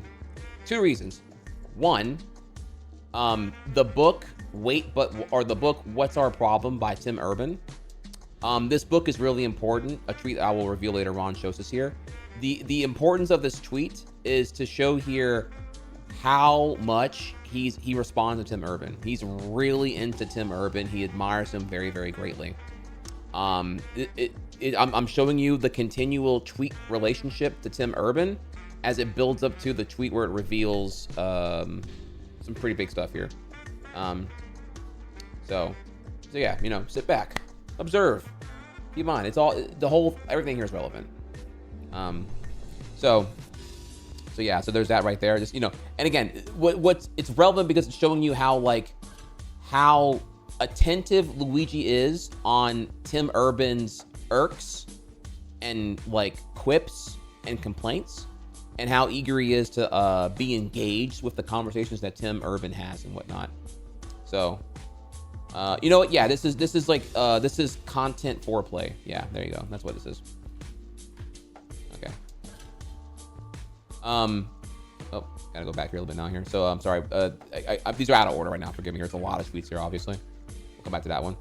A retweet from him. 11 powerful food rules from the book Food Rules and Eater's Manual. Don't eat anything that your great grandmother wouldn't recognize as food. Avoid foods that have some form of sugar listed as the top 3 ingredients. Avoid food products that contain more than 5 ingredients. Avoid food products that make health claims. Avoid food products that have terms like light, low fat, non-fat in them. Avoid foods you see on TV. Eat only foods that will eventually rot. If it came from a plant, eat it. If it was made in a plant, don't. Bars. It's not food if it's called by the same name in every language. Cheetos. Eat mostly plants, especially leaves. Eat when you are hungry, not when you are bored. Listen, all right, this is like completely, this is not really relevant to anything here. This is more just like, I'm showing you like, he has a clean head here when it comes to the health game. Like, this is all the shit that I've been saying here. The fantastic, the terrific 12, the terrible 12, all that shit here. Like, it's some good stuff, y'all. Fire stuff all the way around here. I walk the walk, I talk the talk, and I love when I'm validated and I see someone else besides just me yapping the same shit here. So, gonna throw that in there real quick. They might call me Luigi. They might call me that. If you start your day with social media, the news or email, realize you're starting your day at the mercy of others. Bars. Retweeted by him. Bars. Listen, I recognize right now I've been struggling this year, actually. That's why I changed my protocol now, and I'm going harder now, y'all. As of yesterday, I started doing this now, where the phone goes in airplane mode. I'm sorry, or you know, whatever, right? My phone's on do not disturb / sleep mode whenever I'm sleeping. But when I wake up, airplane mode until I go outside. I have to get outside first to even turn airplane mode off. That's my new rule now. And I tried it today and I like it a lot. It prevents the worst case scenario where I end up like hopping on some kind of social media or some kind of like attention fetching tabloid news, whatever the fuck it's gonna be, right? Some notification's gonna give me to click an app and I'm gonna be in there for a little bit. When really I want my day to be about what I want to do. I want to get here and I want to be here for y'all, with y'all, hardcore, more than getting caught consuming other shit and getting overprepared and whatnot. So 100% for sure here. No. Yeah, this is not saying this is gonna work for y'all here. I work from home and I don't have anything like urgent, you know, for the most part here. I'm trying to find. I would have to airplane mode if I had like better discipline, but I'm in a really awkward situation where my job is chronically online, but being online is what distracts me from doing my job well. It's really fucking weird. Like, I could just do the gameplay thing more if I was less aware of my surroundings. But because doing the game thing more means being online, I'm all the more acutely exposed to more and more of the online news that I then find myself more motivated to like commentate on and whatnot. So it's tough, you know, it's tough the whole way through here. So I'm working on it right now. I'm trying to find a system that works for me. You know, I'm not just work from home. I'm like work from home on crack and steroids here. So I'm doing my best here right now, I would say. But yeah, I actually was inspired here to there are focus apps that make it so it becomes. I need some stronger stuff here because I do the app time limits, but it's like not enough. It's really what it is. It's like it's almost like the notifications need to be annihilated. Like I try the like I need something way more strict here. That's why I'm saying like airplane mode. Like I want to like not even be able to like, you know what I mean? Like airplane is a really like extreme measure, but it's like I need these notifications to either not exist, or I need them to be, they can exist, but I can't interact with them. Like that's kind of, and it's really just to get me outside. It's to go outside, and either do the morning 1 mile jog or the morning dog walk, but just get the fuck out of the door. Like the worst case scenario, my worst mornings by far are when I wake up and I'm on that goddamn phone before I've done my morning jog. That is the worst case scenario. I be spitting on productivity. I be getting shit done. These alerts right now, for the most part, all this shit here, that's because I was building a routine and whatnot. You can kill notice too.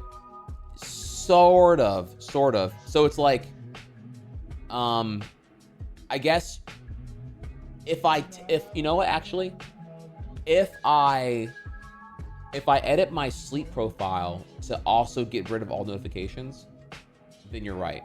Then I can do that. I didn't consider that actually. So I'm thinking here, well, when I wake up from my sleep alarm on the sleep profile, that's when I see all the notifications. But you're right. If I disable every notification under sleep profile, I won't get any, which is kind of what I want. I want to wake up with a clean palette and have like nothing to distract me from like getting outside. So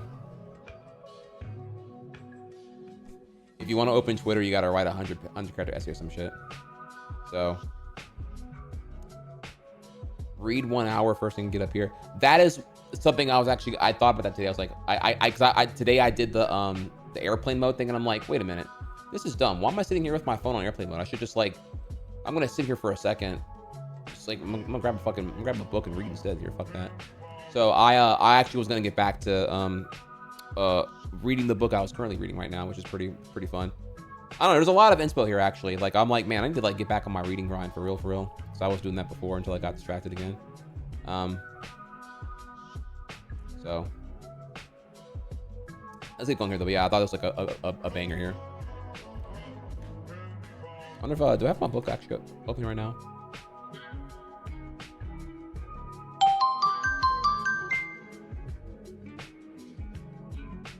That link is not working.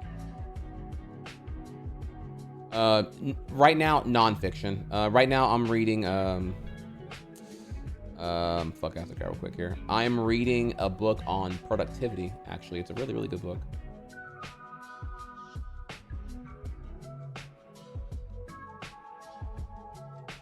I know productivity is a really, really vague thing here, but I've discussed it before here. It is. Right, yeah.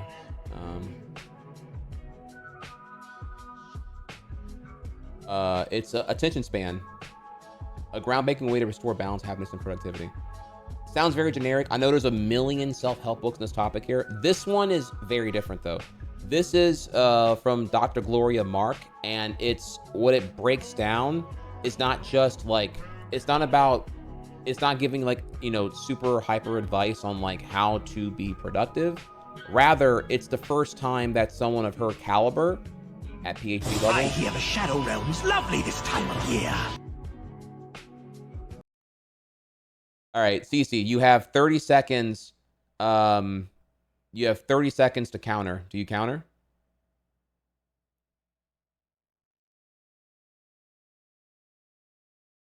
You're running out of time. 20 seconds left.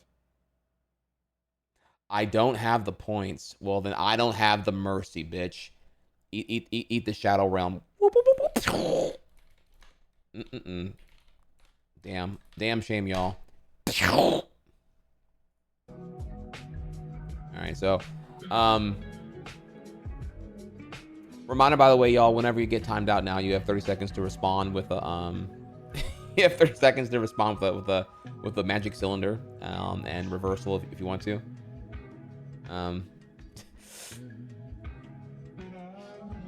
Yeah, check the points now. It's we have new alerts, so we have a new meta now. Of course, you know, if you're just getting clapped, you know, now you can clap back if you want, if you can afford it. If you ain't a broke boy and can afford these Pokemon cookies and whatnot. So, anyways, no, the book.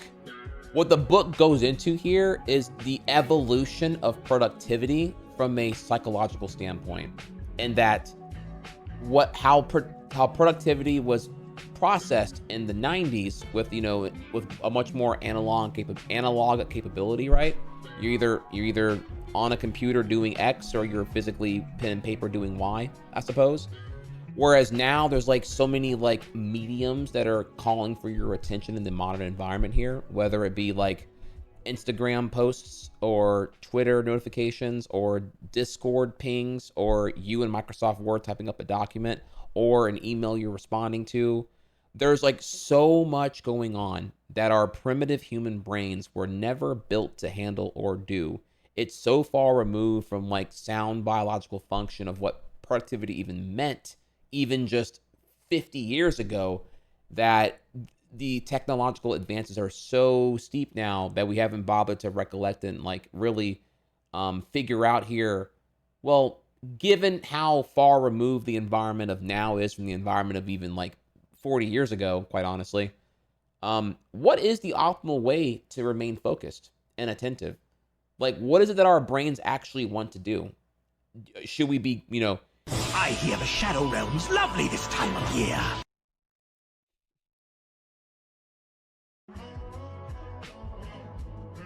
Damn. I wanna get some channel points here, CC.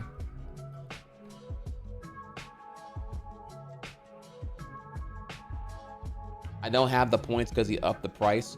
That's cap. What do you mean? You cry. I made it the same now because of you. What you talking about? 14K is the same. You can counter back. You can clap back. You broke. I had it cheaper. You were like, you're so bro.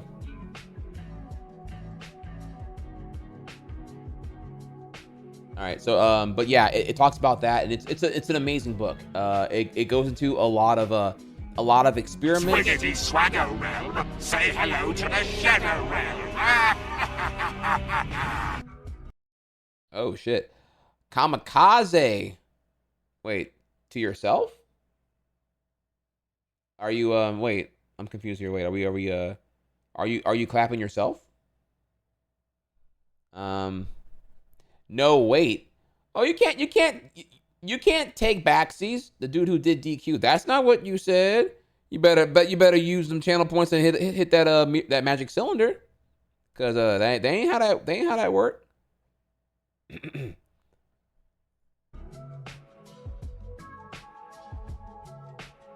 That's his name, sir. Wait, what?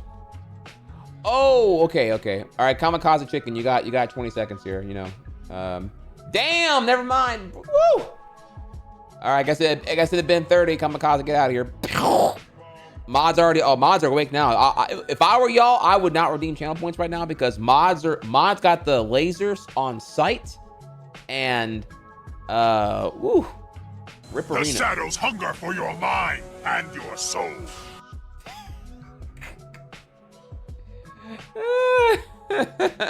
Bruh.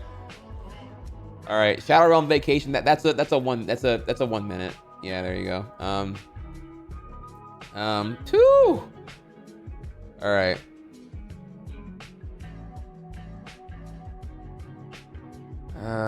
Bro. Yeah, in the future, CC, not the best idea to expose here that your credit card is out of zero available balance here. God damn, dude. Okay. Anyways, here, yeah. So that's the book there. If you wanna like look into the book further, you can. But yeah, I'm gonna start reading it again tomorrow, which is a better medicine than this haphazard ass fucking airplane mode should have been trying out today here. But you know, I still think it's a better call than being caught up in social media. Obviously, it's tough being productive, and you know, you gotta unplug here for sure. Anyways, thanks for listening. Let's keep going here. So,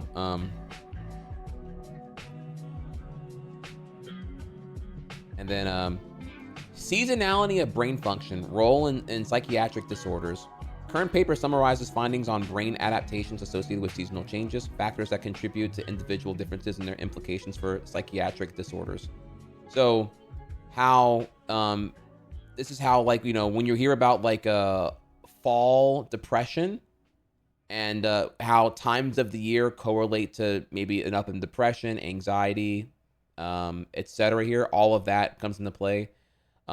Summertime sadness and whatnot. There's some stuff here. This is all getting retweeted by him. I found this all pretty interesting as well here. This is important, and he also is a huge fan of Andrew Huberman, who I admit I don't know much about. All I know about Huberman is that apparently he's kind of what's the word here?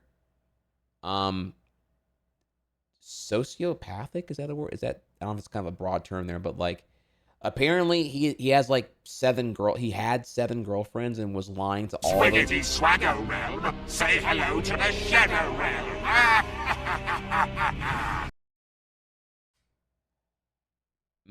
Chat, is that alert annoying? I don't know. Are y'all getting tired of that alert? I don't know. You have to let me know here.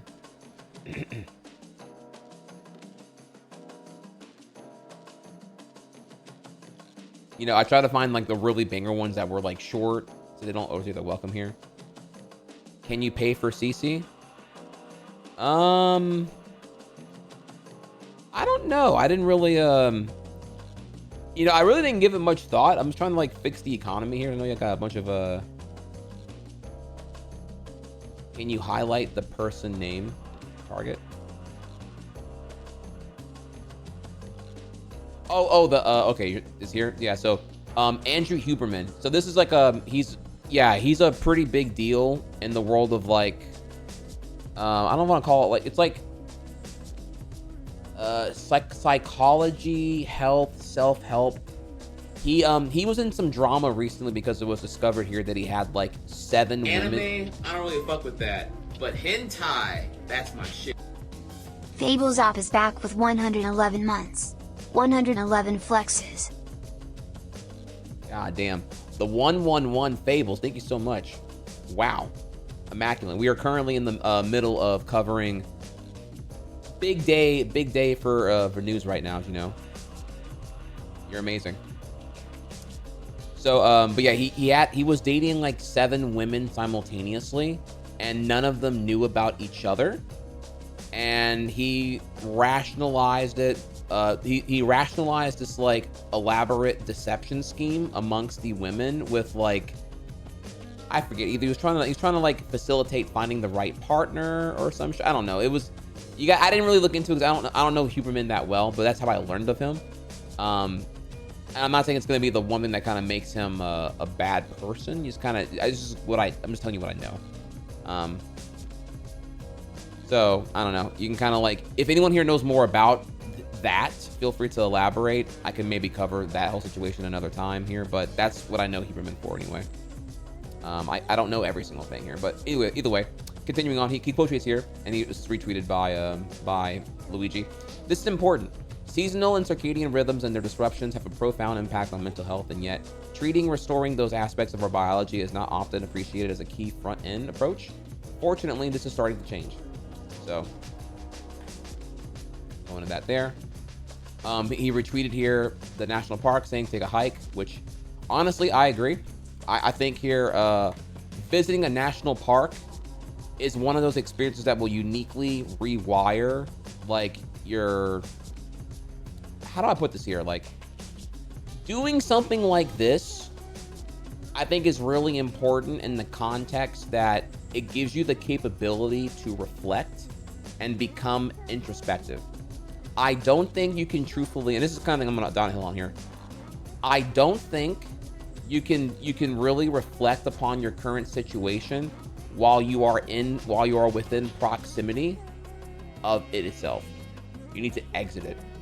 You need to, like, you can't ask yourself how you're doing, living where you live, working where you work, while you are continually within the burst range of those environments. That's why I think the function of vacations is really important in getting away. You have to like be away and isolated from those temptations and whatever else is here to actually be able to reflect here. What am I doing this for? And what do I want? And what do I want with what I'm doing this for? Type shit. I think a national park's a really easy way a really cost-effective, easy way to like get out there and get isolated, you know, get the antithesis to technology saturation. Yeah, go on a hike, bro. I actually love this tweet here. I love this Twitter account. I'll be real here. I think mentally, minus the radicalization and murder part, mentally everything here I'm pretty much spitting on. Take a hike, dude, for sure. A retweet again from him. Quotes on habits and human behavior. As I was researching and writing Atomic Habits, I discovered many quotes on habits and human behavior. In this thread, I'm going to share some of my favorites. So, generally, the thread here is it's a bit of a doozy. It's pretty long here, but I'll elaborate for us all because I already read all of it. Essentially, the idea here, chat, is that when there's a certain point in your life where you are developing habits, like you're maybe inquisitive, ambitious, and your personality and your tendencies are not like rigid yet. The person here claims it's when you're like about 30. Up until you're 30, you are discovering who you are and you are developing habits. 31 and beyond is when your habits are at play.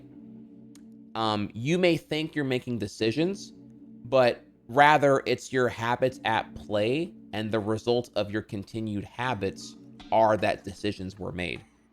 But it's really your habits that are driving your decisions, not your decisions that are driving your habits. That makes sense?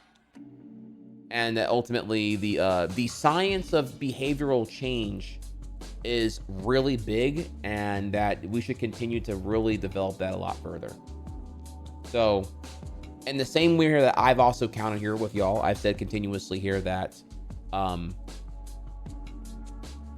good habits and bad habits, there is no, these are just assessments you give to what are ultimately your habits. A bad habit is a habit that you are really good at, but you wish you weren't. That is what a bad habit is. You would like to overwrite your bad habits with good habits, but notice how you can just, how quickly the power of perception can change the whole thing here. A bad habit is just a habit that you're good at. You feel me? So yeah, that's kind of what the summarization is there. So, and again, the important thing there is to have have introspection and be able to determine here, well, what are your habits, right? People, the other thing here that this particular person talks about here is that, like in Atomic Habits, is you think you know and you're choosing what habits you partake in, but the average person is not reflective enough to be able to actually outline what habits you have. You know, you're a creature of habit and you do a lot of shit on the daily. There are thousands of decisions made daily in your existence. How many of them can you recall offhand right now that you can consider here part of your habit repertoire? And the answer probably is nowhere near the amount that you actually commit and do. It is so painfully autonomous that you'd have to like really have a dissociation existentialism situation happen to be able to even recap them all. So Atomic Habits is what the book is from James Clear, and I'll go ahead and drop that for us here. I don't know if I haven't read it personally, but this is another one that I'm like, okay, I'm a peep game here. Again, I will admit here, chat, I am cringe. I definitely want to do better on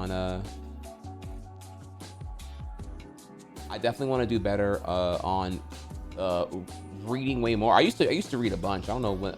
I think I was actually reading a fuck ton in 2014, right before I went to full-time streaming, and then I kind of became a content creator and kind of like just lost a lot of my free time and self-discovery, self-improvement shit, and I really want to get back on that actually. So, anyways, here there's that. Let's keep going.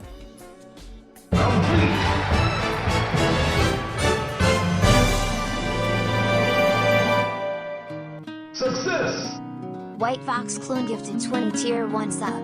Their cock is 4,167 inches long. FYI, all single ladies tilde. Sub points goal of 640 started. Don't you wanna see cool alerts at 25, 50, 75 and 100%?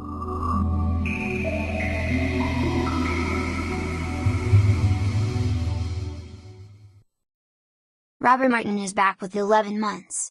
Almost me birthday. Y'all. White Fox Clone, thank you for the 20 gifted. Robert Martin, thank you for the 11 months. Y'all, we are almost at a hype train right now. We are so very close.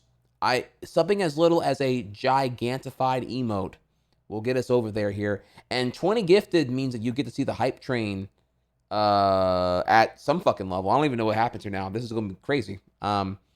If we get there. Now, not saying that we have to, obviously. I'm appreciative and thank you so much here.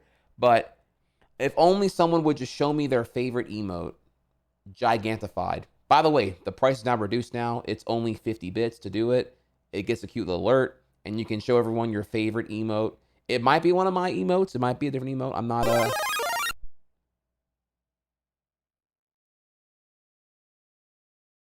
Well, there we are now. So there's a oh my god, so many. Oh my god, bro. I think Oh, wait, this is dumb. Okay, wait. No, fuck. Really? Okay, so I made it cheaper because I love you all, but apparently it has to be it's got to be 100 bits or something. I don't know. Fuck. Damn, that is okay. That's a scam. So many, but I love the gigantified emotes. Thank you, Rob, Easy LMP, Hateful Donut, Spirit Juice, Sir Devens. It's really good actually. Yeah, sorry. Stop holding back.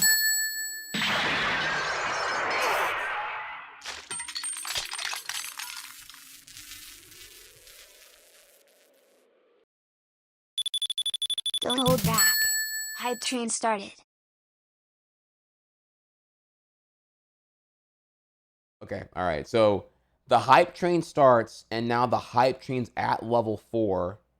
So that means that, oh my god. Now's your time! Oh my god, dude.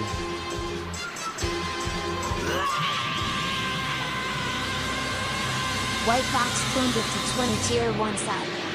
Their cock is 4,187 inches long. FYI, all single ladies tilde. And on? Gifted a tier 1 sub. Can you figure out who did it, you reefer?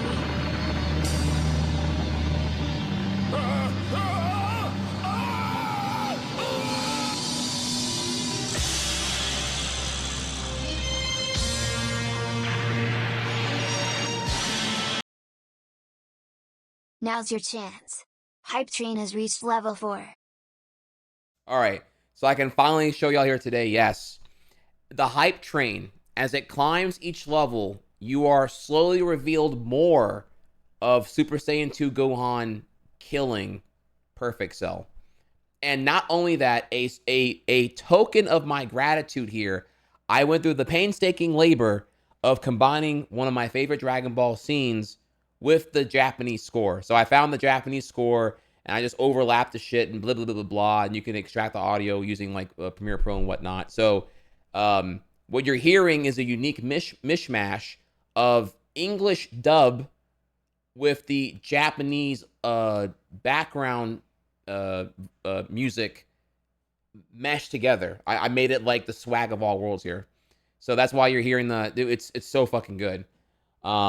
I went super sweaty with it. I thought the hype train by the way, again, tier 2 and tier 3 have like 16 fucking alerts total here that go. Oh my god.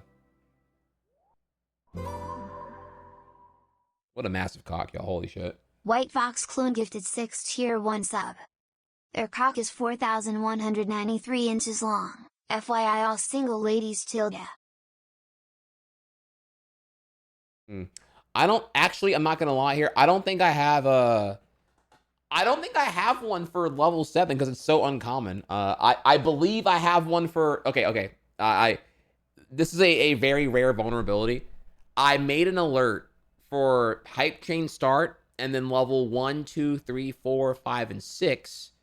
Level 7 doesn't exist. The next one is actually when the hype train hits an all-time PB, which respectfully, White Fox, you kind of like smashed it to the nether realm here during the Sonic Heroes portion of the subathon back in December.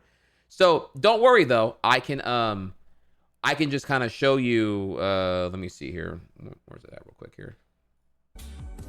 No, you're just too fucking base. Plus also the reason you're seeing less of it is because you know, the hype train started at level 4 because you popped the 20 pack right away, which is crazy. Thank you again for the other 20 pack. Thank you again for the 40 pack here. You're crazy.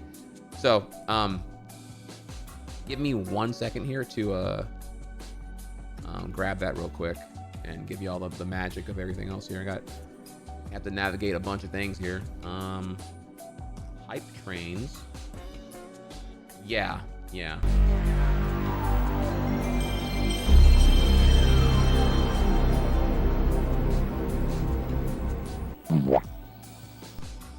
Welcome back, Trash Anime. Use Twitch Prime. Hype.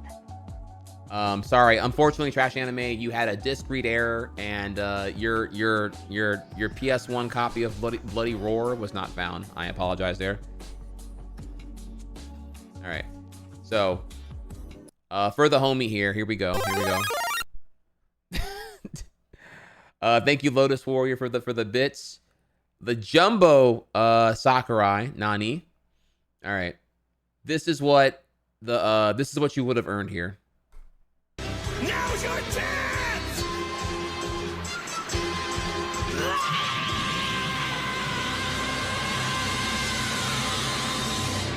Again, it can be long because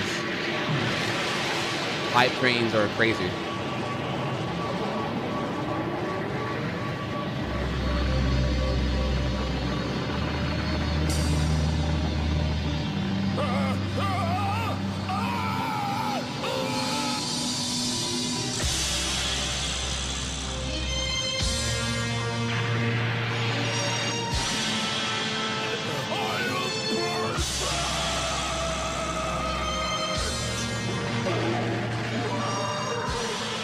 Perfectly eradicated, bitch.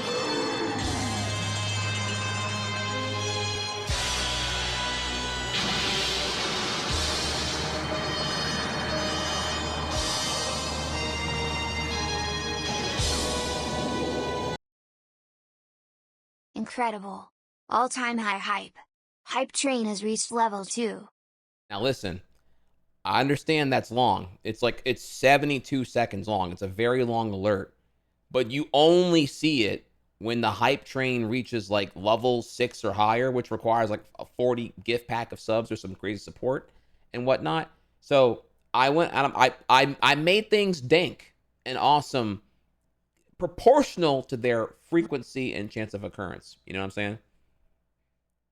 Oh my fucking god, bro, dude, bro.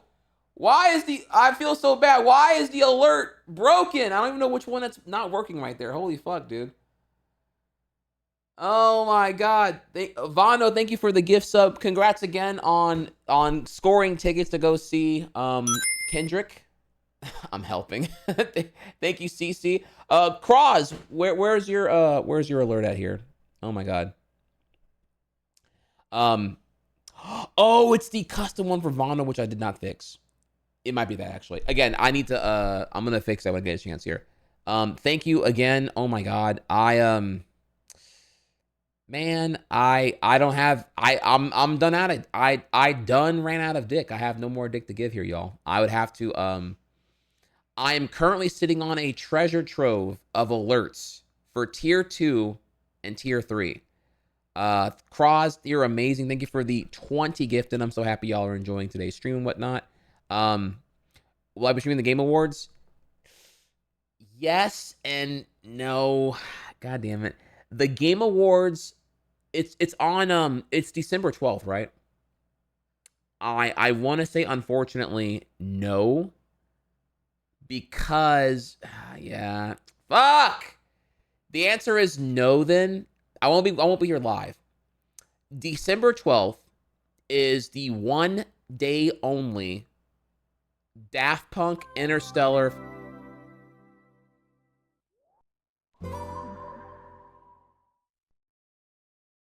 Craw W's gifted 20 tier 1 sub. That's really late. Their cock is 376 inches long. FYI all single ladies tilde. White Fox Clone gifted a tier 1 sub. Try doting this tubes _ Jerry. Oh yeah, so you see there now that it when you gift a sub to someone specifically, White Fox Clone gifted a tier 1 sub. Try doting this Rob _Easy _LMP. You know, I the commentary will tell you here, yeah, try dodging this, and they can't because they're getting targeted. So that's kind of the whole, like, you know, you get to do the dodge with the tiers, you know, easy dodge. Not really, I got it. So, okay. So, yeah, back to what I was saying here. Sadly, Interstellar 5555 is in theaters one night only. My favorite album of all time, I said before here, 2001 Daft Punk's Discovery, and they're doing Interstellar 555, the full thing, upscaled with whatever, AI or whatever the fuck here, right? But like, it's back in theaters one night only, December 12th. You think I can't go do that? First off, the Game Awards is already like pay to win commercial ad bullshit anyway here, hardly worth, this is like once in 20 years here. Daft Punk fans know, like, y'all need to get your ass to it, like, on the real, niggas, get to a theater December 12th, because when will this be happening again? Please tell me. You know what I mean? Like, you gotta go. You gotta go. So,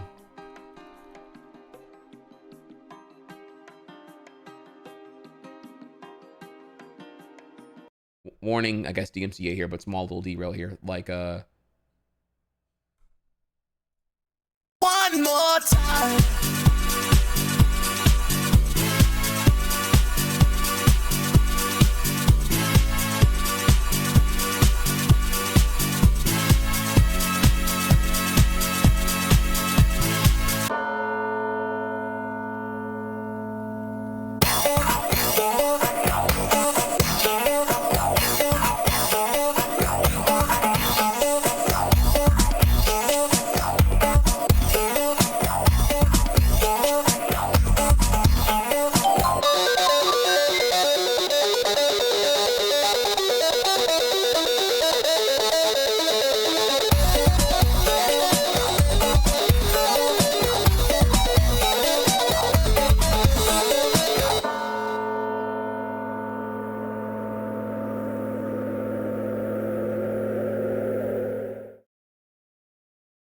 one night only. I show you that just to reaffirm here that, like, y'all, yeah, it's unfortunate that I'm being pitted between Daft Punk, my favorite album ever, and like the Game Awards, but I'm sorry, y'all. I choose me. I choose. You know where I will be, fucking the evening of December 12th. What's the website? Oh, you can just go to like if you go to like, you can go to daftpunk.com and search there for and go to like the movie and then go to the screens and all that. But you also can you can go to like Fandango or whatever. Like Fandango you can just search there for Interstellar and it'll pop up if you just put in like your zip code or whatever. Like but yeah, that's what I'm gonna be doing. And I mean, if you're into Daft Punk, cool. If not, now I'll cover it the next day. I'll be here the 13th, and we'll look at, you know, we'll watch it or whatever, you know, which that'll be a thing here. It won't be live, but I mean, I can fast forward through all the dumb shit at least. So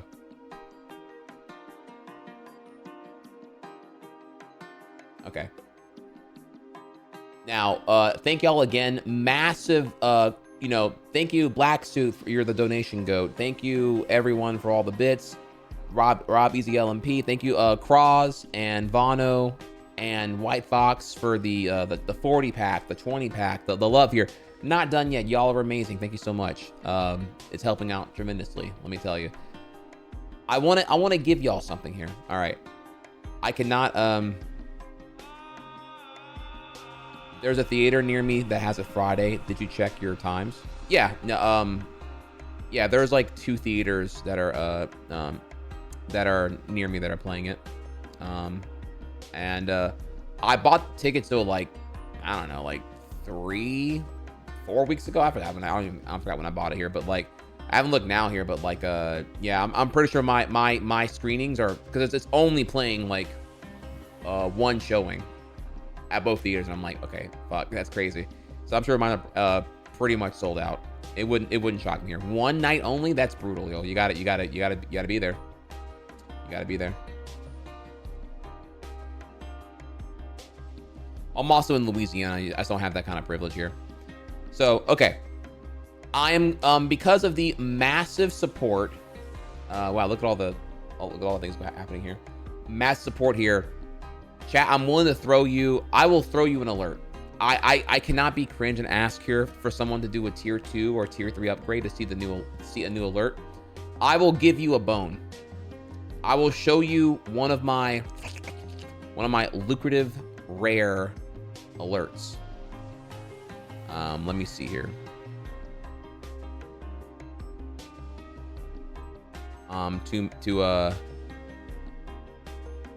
Now I'll admit, I'm throwing you a bone, but it's gonna be the weakest bone. I have, again, 16 to 17 different alerts for tier 2 and tier 3 because they're long, and I can only rationalize them being long by the fact that they're tier 2 and tier 3. They don't happen frequently, right? Or else the stream would be annoying to look at and whatnot. So I'm gonna give you my weakest one. All right. I present to you right now my default tier 2 alert. You ready? Try hard in chat.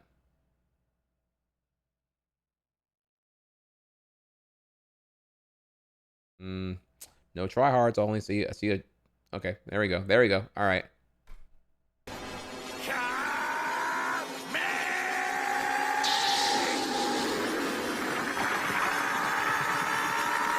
It's hopeless. There's no way you can stop my 999.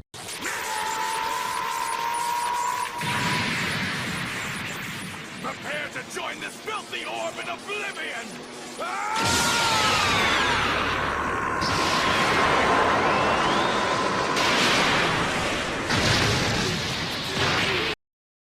Trihex is now a tier 2 X-Men.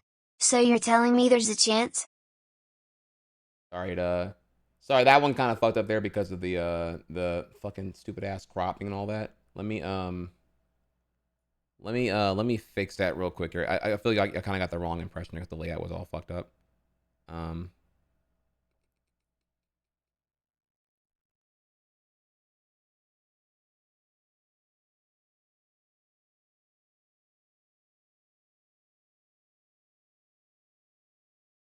White Fox Clone gifted a tier 3 sub. Try doting this Mitchell. You know, honestly, there's not an alert for when a tier 3 is gifted. It's when somebody tier 3s themselves. But don't worry though. With that, we'll one-on-one. I'll show you the fixed alert now if I can.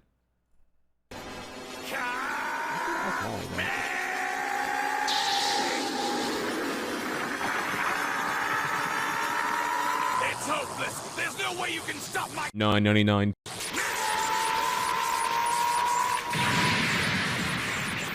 Prepare to join this filthy orb in oblivion.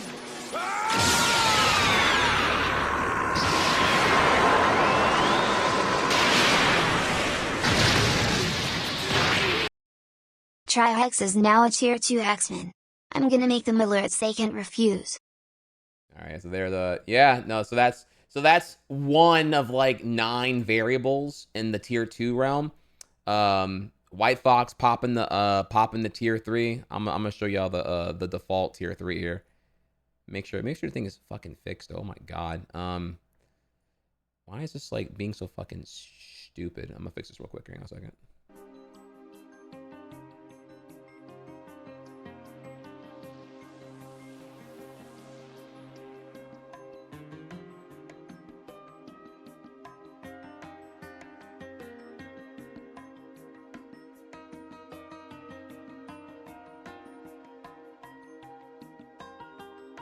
All right, okay. And with that, Yeah, thank you, White Fox, for gifting a tier 3 to Mitchell R. Amazing of you. And with that, chat, you get to finally see what tier 3 looks like on default. Ready?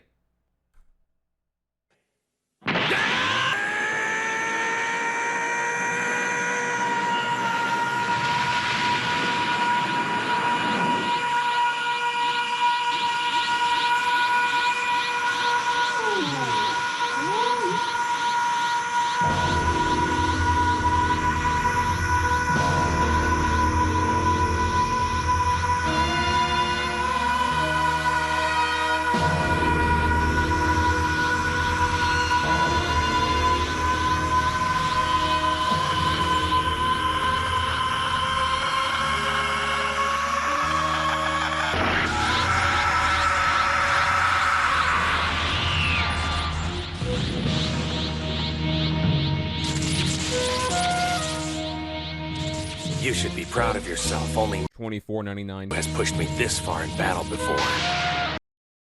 Trihex is now a maxed out tier 3 hexman. What did one ocean say to the other ocean? Nothing, it just waved. Alerts I'm proud of now, chat. When a tier 3 happens, truly we can all gather here and just sit in awe at the privilege of witnessing true swagger here, you know? So, and yeah, they're all dank like that. I came in here with the heat. Not all of them are Dragon Ball. I just showed you the two. The Dragon Ball one just kind of translated really well to being a default theme, but they all have variables. I can't show you the menu because it spoils what they are here, but like, yeah, there's like for tier 2, there is 1, 2, 3, 4, 5, 6, 7. There are 7 different alerts. 5 of them are common, 2 are rare. Anime, I don't really fuck with that. But hentai, that's my shit. White Fox clone is now a maxed out tier 3 hexman. So, okay, the reason why you don't see one of the tier 3s there is because you picked the alternative in the menu. When you pick the hentai, that's my shit, you chose that alert over the default, and the default would be one of the tier 3s I had here. So you almost did it, but that's like the, you know, whatever, right? So with that though, I'll, you know, sure, I'll just like, I'm gonna toss you a bone here, and because it's our boy here, right? First off, I wish to say with fucking, I don't know why it's like not working right now. I need to really I don't know why it's like displaying it all incorrect and whatnot. I'm gonna try to hopefully fix this here.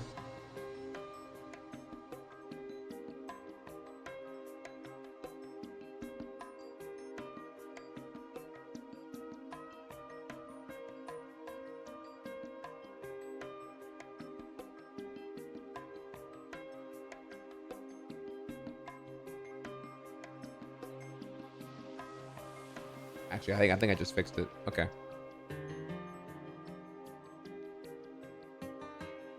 I think I did it, chat. Okay. Okay, great. All right. So, and I'm sorry, we're sitting here glazing up over resubs for a second here, but White Fox is just such a beast right now. All right. I will give y'all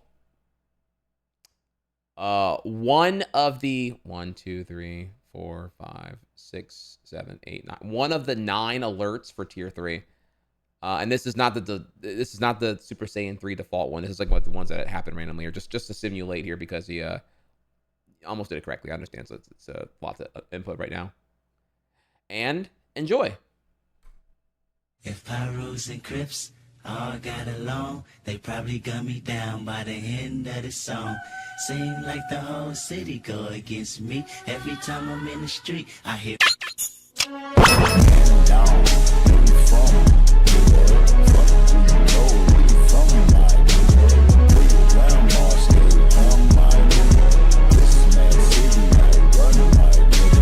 brace yourself, I take you on a trip down memory lane. This is not a rapper, I'm slinging crack or more cocaine. This is cul-de-sac and plenty cognac and major pain. Not the drill sergeant, but the stress that weighing on your brain. It was BL Boogie, yeah, yeah, YG Lucky. Ride down Rosecrans, it got ugly. Waving your hand out the window, check yourself. Warriors and Conans, hope euphoria can slow dance with society. The driver's seat, the first first one to get killed. Seen a light-skinned nigga with his brains blown out. At the same purpose, there was saying gout. Now this is not a tape recorder saying that he did it, but ever since that day, I was looking at him different. That was Trihex is now a Tier 3 hexman. Born too late to explore the Earth. Born too early to explore space. Born just in time to spam memes. So yeah, don't worry. Yeah, so tier 3s, they're long. Tier 2s, they're not as long. Tier 2s are around 40 seconds long. Tier 3s are upwards of like 70 seconds long. And yes, it is long, but tier 3 is so infrequent, I can get away with that. Haters gonna hate here. And it's finally me being able to listen. I've had to deal with the burden, the guilt, the shame, if you will, here, of the fact that like I've been so appreciative of the tier 2s and tier 3s I have, and I've had nothing of value to give them for so fucking long that I was excited and privileged to finally give them an alert worthy of my my admiration and humility, sort of appreciation of their contribution. So yeah, I gotta give them, dude, 25 ain't nothing, bro, for sure. And I've been feeling bad about that, but Twitch gives me nothing to be able to give them real value. So I'm finally happy that, I get in here. When you resub on tier 3, bro, look, gas. You got 9 alerts that are gonna happen here. If you're tier 2, you got 7 alerts that are gonna happen here. They're all fire. Have fun. It will take you a long time to get bored of all of them because they're all fucking straight gas all the way through. Though the volume is really, I should probably fix the volume. That volume was like fucking stupid loud. Holy shit. Made that a little too much. Okay. No, I saw where it went in the headphone meter and I was like, okay, it's like way too fucking loud. Indeed, it was thank you so much, White Fox. All right, well, back over to where we were then, because good lord, I feel like we're never gonna get this done. I'm going right now.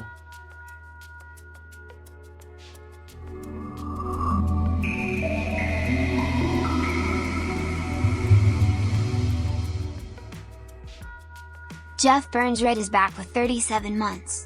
My dude. Oh, but now the alert's really huge now. I don't know if that's like a good thing or not. All right, let's get back to it then. So let's go over to where we were. Still got a ways to go here. There may have to be a part 2 tomorrow, just because like I feel like we're all that happens here is I just stay up late and we kind of go from there. Oh my god, bro. Calm down. No way, dude. No way, bro. Put that on that beat, go. Monster on the beat, ho, Debo, any rap nigga, get a free throw. Man down, call like Everlambs, tell him free throw. Nail a nigga to the cross, he walk around like Tizo. What's up with these jabroni ass niggas trying to see Compton? The industry can hate me, fuck them all in their mama. How many options you really got? I mean, there's too many options. I'm finna pass on this body, I'm John Stockton.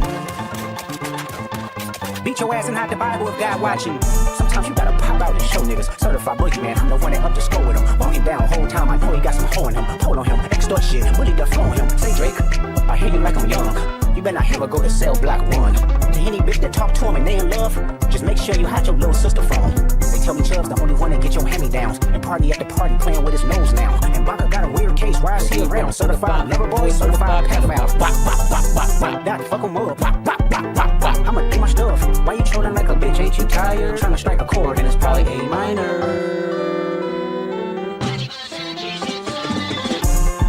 They not like us. They not like us. They not like us. They not like us. They not like us. They not like us. Neo Mechasonic is now a maxed out tier 3 hexman. Come on, rare. It's perfect, y'all. It is my favorite track from Mario Kart of all time, with an immaculate mashup with Not Like Us. How can you not love it, y'all? How can you not love it? An alert coming near you at tier 3. 75 seconds of unapologetic swagger. Wow. I hope that was worth plenty more where that came from here. Thank you again. Neo Mechasonic here with the tier 3 upgrade. No obligation to keep that, by the way. That is, I get that it's I am also open, by the way, to whatever other things of value I can provide for tier 2 or tier 3. Jeff Burns Red, thank you so much for the resub as well. Thank you, everyone. Thank you so much. I am so sorry to have derailed so hard here. But you gotta understand, y'all. I mean, it's a tier 3 ain't nothing, man. I get you loud and clear. And what you're seeing right now is a sample of what I'm working on here. You know, I'm really hoping to provide more to make the engagement here litty. You know, let me also not trying to sell here, but more reminding y'all. There's also you know, I did also give y'all shitpost tools beyond your wildest imagination. If you look below the stream right now, there is a there's a new panel. It's a temporary one. It's a menu of alerts that play at that amount of bits that are spent. So if you look down there, you can see everything, and you can ship post however you want here. If you ever feel like I'm being cringe and you want to tell me to go fuck off here, you can hit me with that Rush Hour 1 clip and tell me that no one likes me. If you want to, you know, I try to give the clips that are the, you know, if you think I'm spitting right now and I'm kind of an expert, like Norman Osborn from Spider-Man 1, you can do that. You can do that clip now. So.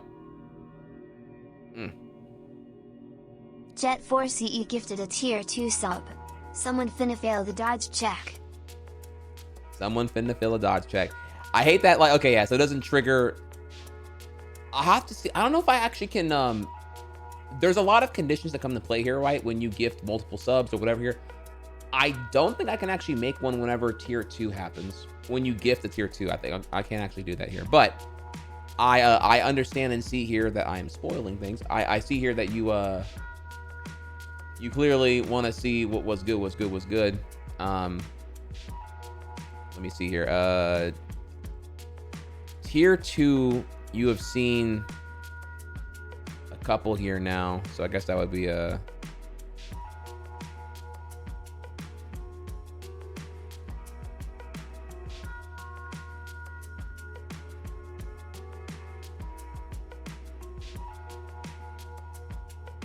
Here you go. Another one in the arsenal here.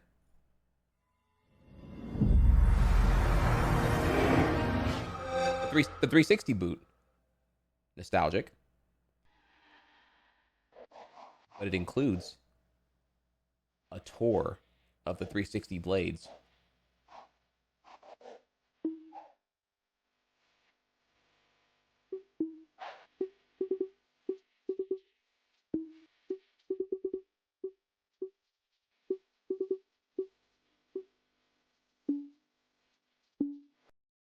Trihex is now a tier 2 X-Men. So you're telling me there's a chance? So there you go. So for the real ones who know here, 360 with the blades menu is you know, you had to be there for that one. That was back when UI was respected and no longer treating your console hub as like another billboard for more garbage to be sold to you here. So shout outs to the Blade UI. That's an alert, passionate, deep down from within me here. You get to you know, relive the magic and never forget what they took away from us here. So another dank one brought to you by me. All right, let's keep going then. So we were thank y'all again. Y'all are amazing. Y'all are amazing. Thank you, Jet4Cell. That was the last console UI I ever saw. Yeah, before I went PC too. Yeah, you know, I agree with that one. So, human progress over time, and it's true. You know, we spend a lot of our time gathering and hunting in proportionality to where we are now with how crazy society has gone with human progress, and it's going to get pretty nutty over the next century. And some change here. Another retweet by Mario. Being smart makes you more prone to confirmation bias. In retrospect, it shouldn't have been this surprising. Confirmation bias is what happens when the little lawyer in your head takes control of your thinking process. And smart people have a very smart little lawyer in there. Right? So, you know, even if you know what confirmation bias is, you know, obviously, if you are aware of it and you perceive yourself as intelligent, you never think that you're the one susceptible to confirmation bias. But that's why it's important to have the student mindset and not get caught in the perception wars of coming off smarter than you really are, because then you're just like lying to yourself at that point, and it's pretty cringe. So another banger there. Gotta stay humble, totally. And here comes a tweet. So my book, What's Our Problem, is now available. The book introduces a new framework for thinking about our chaotic political environment with 303 drawings, the toolbox for understanding our societies, our group dynamics, and our own minds. Get it here. To which I covered earlier here. You can look into what the book is over here, over at waitbutwhy.com. And I'm pretty interested in reading it myself, quite honestly. And with that, we go back here, and pretty telling. Luigi says that, I believe this book will go down in history as the most important philosophical text of the early 21st century. I even retweeted it because of how contextualizing this was here for like what we're going to get here with the whole utilitarian ideology here. So in the end, the book spells out generally that society is not doing well. And it's not doing well because it's asking of people to change who they are, to succumb and confine to being compatible and meshing with the incompatible harshness of modern society, right? If you are neurodivergent, well, get the fuck over it and be able to adapt and operate in this demanding modern workforce that's calling for neurotypicalness, neuroticity. I guess that's a word here. Anyways, et cetera, et cetera. There's a whole lot going on there. And in the end here, this book will not go down. So yeah. So it's clear that he was inspired by the book whenever he sees here how decayed and immoral society is. And that in the end, good, if the consequence of the action is good, then the action itself is by extension also good.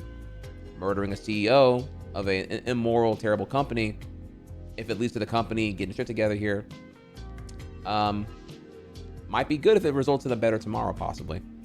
Again, that's what his governing ideology here is, not necessarily what I endorse. Clearly clarifying here, hardcore right now. But you could see here where there's like there is an incentive in the corporate media apparatus and an incentive from the elite class to do whatever they can to enable a status quo. They all are lucrative, profitable beneficiaries of the current system that is operating on the torment and exploitation of the vulnerable and the sick and the poor. Greed is a disease, and I too hate the fucking system, clearly here. So the system, we can all agree, is immoral, unethical, and rotted from the inside out here.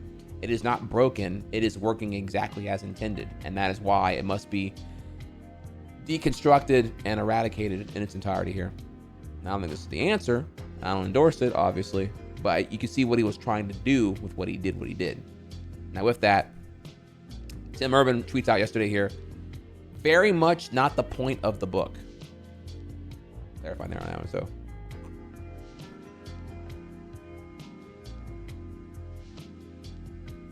The ruling class don't want people to sympathize with him and unite for more change. They don't want it to give momentum. Exactly, yeah, they don't. I have to be pretty blunt here. You can kind of understand what I'm getting at. I have to preface hardcore a million times that I don't endorse murder, because it's really easy for haters and idiots to like misunderstand that I'm like endorsing murdering, and I don't. So I have to be really blunt here. I don't endorse murder, hello, over and over again, so that anyone who's like stupid or an idiot understands here what the stream is about and what it's not about. You know what I mean? You find out who your haters are whenever they start fucking clip jumping you out of context and being like, hey, look what you ate. So, you know, I gotta be here. I gotta just repeat it over and over again, as y'all have to bear with me a little bit on that one. You know what I'm saying? All right. So, but again, really important tweet here. And we're gonna move on now. His link tree, if you care to go over here and look at it, I believe his link tree is no longer working now. I don't know. A lot of the shit that I have here is like cached from yesterday, but it included his Twitch account, Instagram, LinkedIn, and quite a few other things here. He had a Twitch that he had not yet used yet, but it was something I learned existed from his link tree when it was operable. And then as far as his we have his experience here on his LinkedIn, which had here when he was working at TrueCar. So Luigi has to be the first assassin to ever have known binary search. And we look here on data engineer. Design built Spark job to generate used vehicle sort scores via national weighting. Resulted in significant 5% increase in NFE, net funnel engagement, and SRP, search results page, per A/B test results. Rebuilt data pipeline to populate used vehicle loans. Resulted in 300% increase in vehicles with lease loan payments to TrueCar.com. Data engineer 2. Led major upgraded migration of largest, most complex data pipeline at TrueCar to CDP, Cloudera Data Platform Cluster. Effort involved Java version upgrade, overhaul of dependencies, and smooth migration of multiple tables jobs with disruption to consumers. Develop common job script to be used across data engineering organization. Streamlined process allowed engineers across teams to easily run kill pipelines, resulting in quicker, less error-prone code releases. Data engineer 3. Java Spark, MapReduce, Hadoop, HBase, Phoenix, SQL. You get the idea, right? Spearheaded the transition and integration of lease loan payments to new API, expanded pricing data sources, and improved call frequency and conditions, resulting in 34% increase in new vehicle payment populated and more up-to-date payments to TrueCar.com. Designed and developed a pipeline for ingesting data job metrics into Druid, including the frequency and segmentation for efficient storage of metrics. Additionally, built Druid dashboards for metrics visualization, granting the data engineering team the newfound ability to quickly and easily monitor performance impacts within pipelines and historical performance trends, a significant boost to performance tracking and bug fixing. So, yeah, he was Mr. Backend here at TrueCar.com. So, pretty nutty here. Another one that he retweeted from. Oh, by the way, every third-party tweet here is something that he retweeted. Okay, retweeted from Luigi, Tim Urban. As many forms of bigotry have waned in America over recent decades, another form has blossomed. Share of Democrats and Republicans who don't want their child to marry someone of opposite party. In 1960, 4% of Democrats didn't want their children to marry someone of a Republican party. Same thing in 1960, 4% of Republicans didn't want their children to marry a Democrat. Fast forward, 60 years later, 45% of Democrats don't want their children to marry a Republican. 35% of Republicans don't want their children to marry a Democrat. Pretty self-explanatory. You can imagine a million reasons why. If you know, you know. Yada yada yada here, but here we are now. So,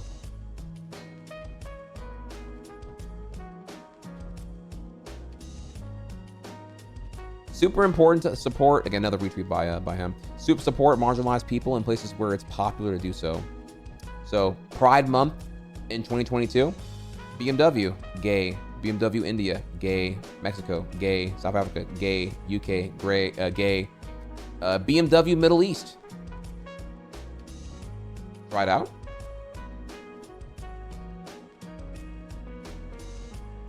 Very telling here, but again, we already know now here. We've seen where we've already seen here, and we've covered before here how like Pride Month is another bastardization, just like Juneteenth now, and like everything else here. All these holidays are just like virtues. They just get like extracted for consumerism. The minute that like gays are a recognized consumer that can be pandered to for making more money, everyone's gay as fuck in June. And then the minute that, all right, gays, get back in the closet. It's July 1st. Get the crack that bell. Get your horny ass back in the closet. All that sin. What's wrong with you? Back in there. Moving on here.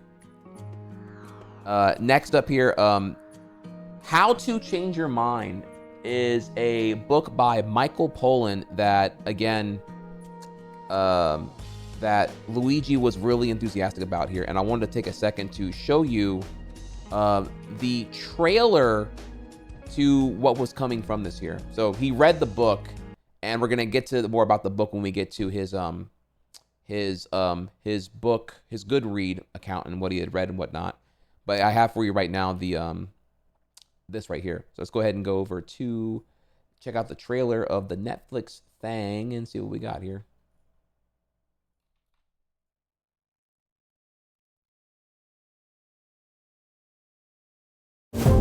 We've all heard really scary things about psychedelics. They scrambled your chromosomes. They caused you to hop off of buildings. It was all terrifying. So I took a look at the true effects of these substances. I was very surprised at what I found.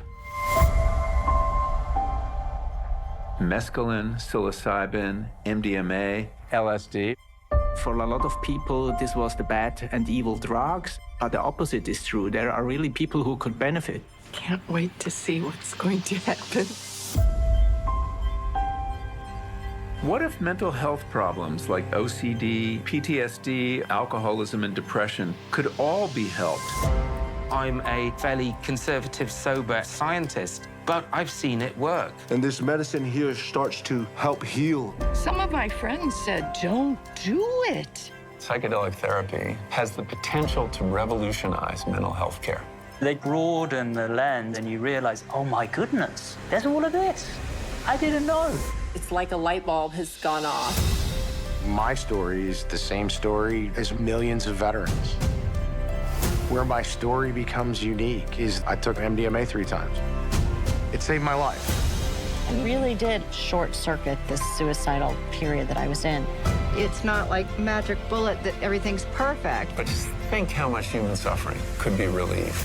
This is the tool for understanding the mind. María Sabina fue una mujer que, ahora sí, le abrió puerta a todo el mundo. This tension continues to grow. If the drug war ends, what's the peace look like? We're all striving to have good health and happiness. This medicine helped me stand on my own 2 feet. True science probes the very frontiers of human knowledge. And that's where psychedelic research is right now.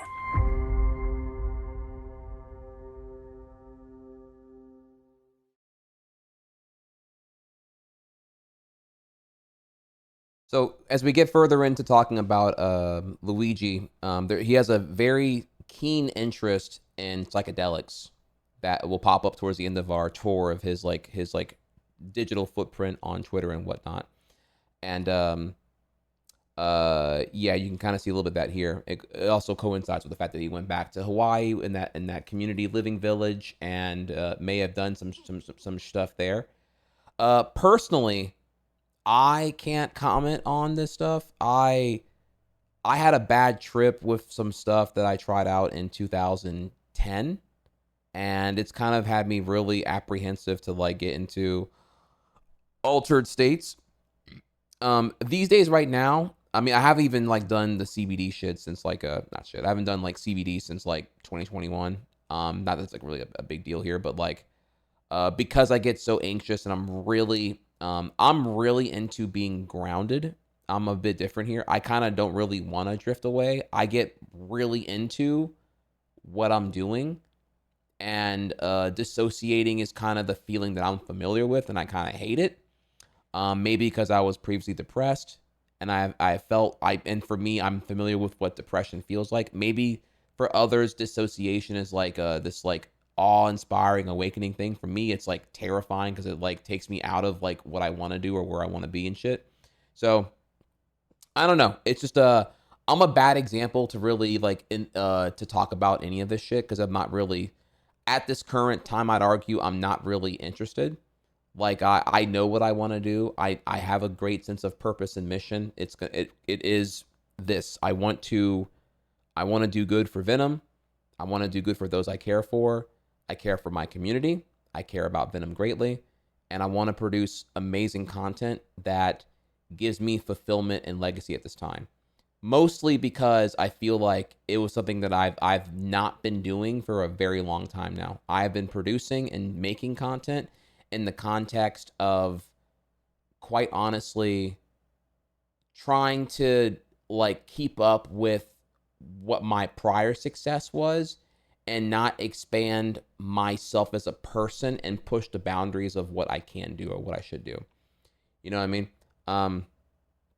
So you haven't really seen me cook yet, and it's okay though. Like right now, right? Like all the content I've been making is like disposable. Like even this right now, this all here is just like, this is not really to be watched. This is more of an experience, I would say. Like y'all here with me right now, and we're all going through like the experience of recapping and engaging in the assassination of the United Health CEO and learning who Luigi is and all that here. This is like nothing someone's gonna watch like in a year from now, right? It's just I'm just part of the news cycle, and it just kind of is disposable fodder as far as an archival video would go. But the experience of it being live here with us all right now is like something that is of value when you're all here and you're enjoying it with me as I'm enjoying it with y'all here, clearly, right? But where's the content that I could make? What content can I produce that is actually like evergreen? It is as good the day I release it as a year after it's being done.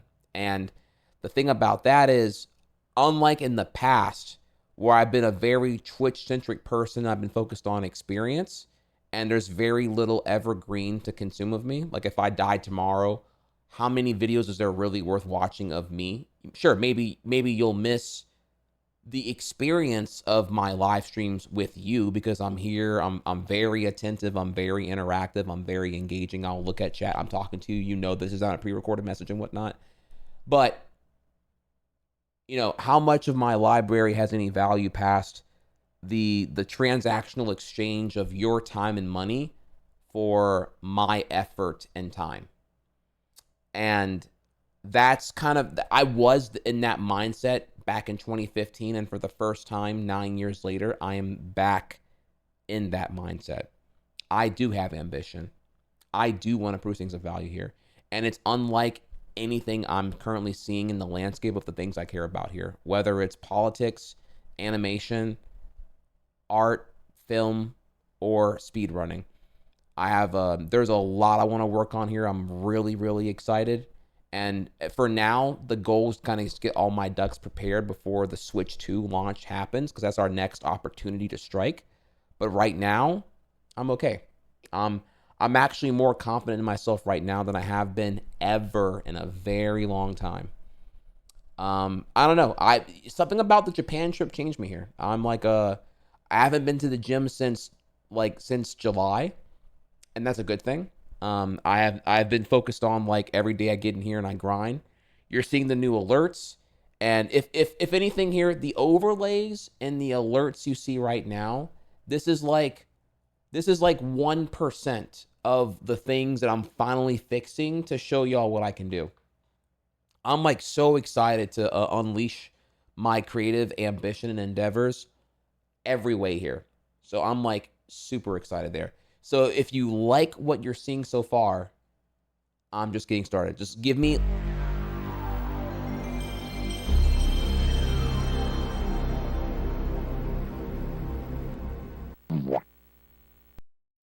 Welcome back, Musashi Dreams. Use Twitch Prime. Here for the ride. By the way, the PS2 one only plays whenever whenever like someone does a $5.99 new subscription month one. That's what the PS2 one, because the PS2 one's so awesome. It's a really, really rare one because it has to be like you gotta pop that bussy and give me that V card. You gotta be a month one to get the PS2 boot.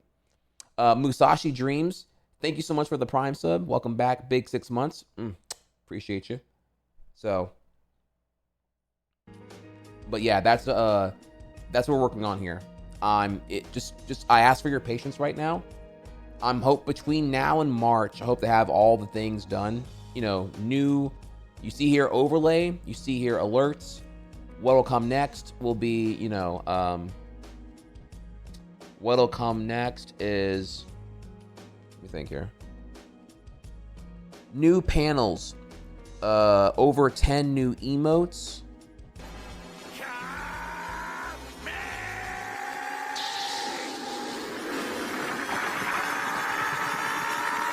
It's hopeless. There's no way you can stop my... $9.99.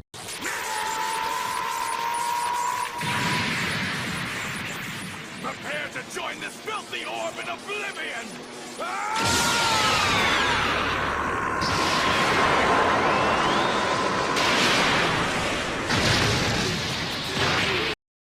Legendary Wolf is now a tier 2 X-Men. Popping my new redeemed cherry. There's no way you can stop my 9.99.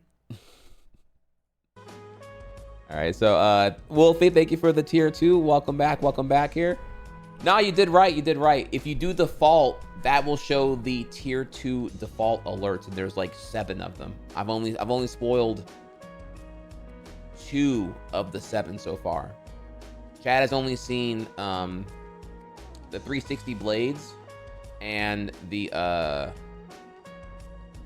other one here. And the best part is I can always add more. I'm not limited. I just made those so far. As I get more ideas, I will add more. But right now there's a potent library for tier 2 and tier 3. So I'm always down to have more ideas thrown at me here for whatever else y'all would want to see. I have built the infrastructure of more swag to come here. You know what I'm saying? Anyways, here, yeah, I'm very excited, y'all. So keep tabs. I will let y'all know the minute that I have more to announce here and whatnot. But right now, for now, we have fun, and we're gonna get caught on commentary. Then we're gonna get back to gameplay. There's a lot of gameplay to be had here, both with like what's supposed to be this eventual resuming of Mario Maker, the ambitious changes coming to Yoshi's Island, like get this controller thing fixed up here, as well as like all the new recent demos that have come to light from the Most Wanted PC Gamer show that we covered here earlier last week. So super exciting stuff there. All right, so we shared that trailer, the how to change your mind, and you can go over here. This is a bit more about that. If you care to know more about that, the world of psychedelics, if you're curious. I mean, this is kind of what he was getting on here. Again, What's Our Problem is the book that he thinks is a really, really important book to look into, and me included as well here. Here's a link over at Apple's book thing if you want to look into it. Here is the Wait But Why Gumroad, where there are other things you can look into as well. Your Life in Weeks is a pretty potent one here. You can buy the PDF for $2 here, but it's a pretty crazy thing here. The life of a typical American, with the average life expectancy of Americans being, somewhere around, I believe now it's around 73 years. And what it gives you here is pretty wild, in that the answer to the whole thing is that if you're a typical American, you'll live to be around your early 70s on average. And in the end, you have approximately somewhere around 4,300 weeks of life.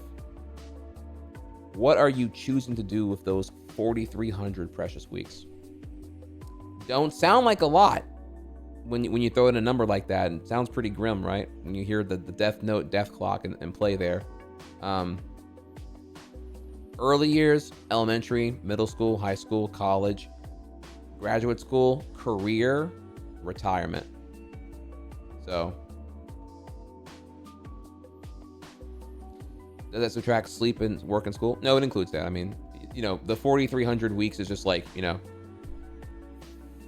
52 weeks a year. That will include, 1/3 of every day being dedicated to sleep because you're human and whatnot. And in the end, what are you going to do? What are you going to do?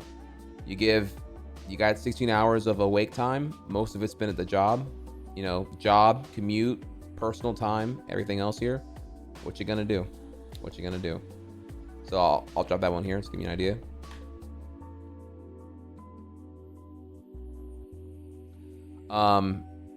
Now I will admit, it's already, okay, we should stop here actually. So we're gonna stop here for today because it's already past 9 o'clock here, and I would like to get live a lot earlier now. So I'm sad to say here, we should probably cut the ties here today. Yeah, it's already, damn, I didn't think it was already that late here. Holy fuck here. All right, so yeah, we've been live now for it's been 8 hours. I'm gonna tap out here, y'all.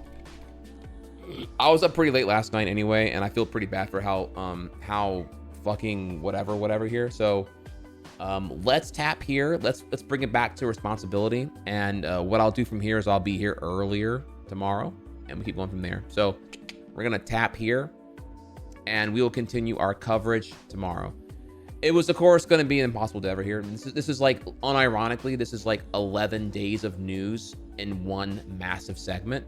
So there's still more to cover, as I have not yet delivered on my take here. But yeah, tomorrow we'll continue here. We're on part 2. Who is Luigi?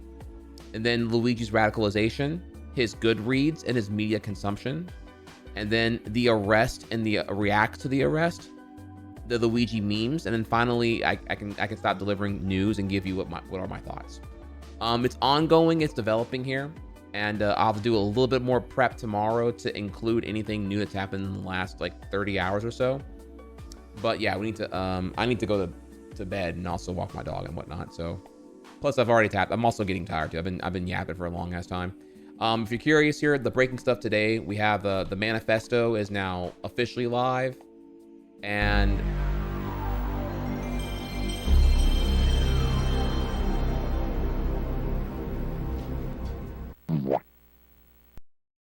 Welcome back, Lord Balsakis. Use Twitch Prime.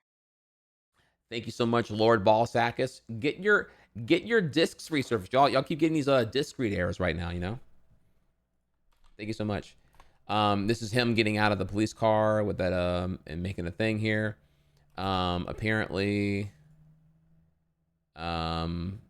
Jesus Christ here.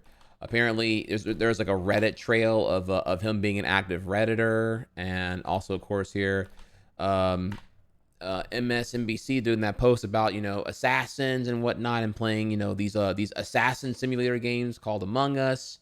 Well, you know, you have that right there here. So you can look. These are all the breaking things I would add for today and whatnot. But we'll come back here and look at that tomorrow.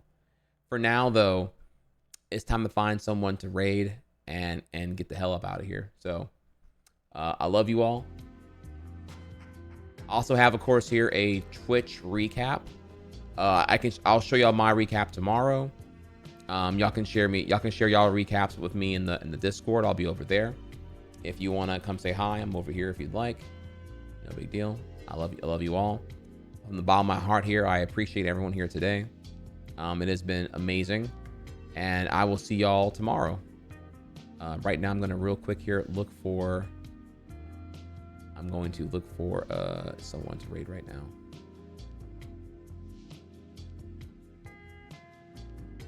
Yeah, you can hear my voice here too. I'm kind of like, I am fucking like, bro, I ain't got no more talking in me, heard me? And don't worry, just because I'm covering, we're talking about Luigi. Of course, I have thoughts on a bunch of other topics here. I'm kind of like, we're really behind on commentary, so I kind of just gotta like slowly get there and migrate back to commentary stasis and be able to you know, talk about other shit.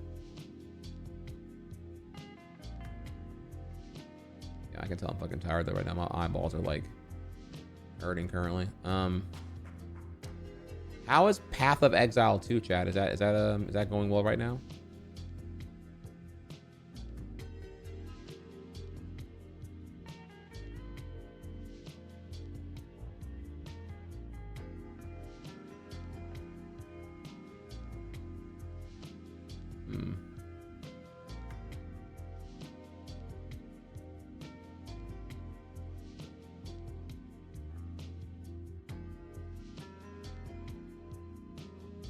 Well, pick one.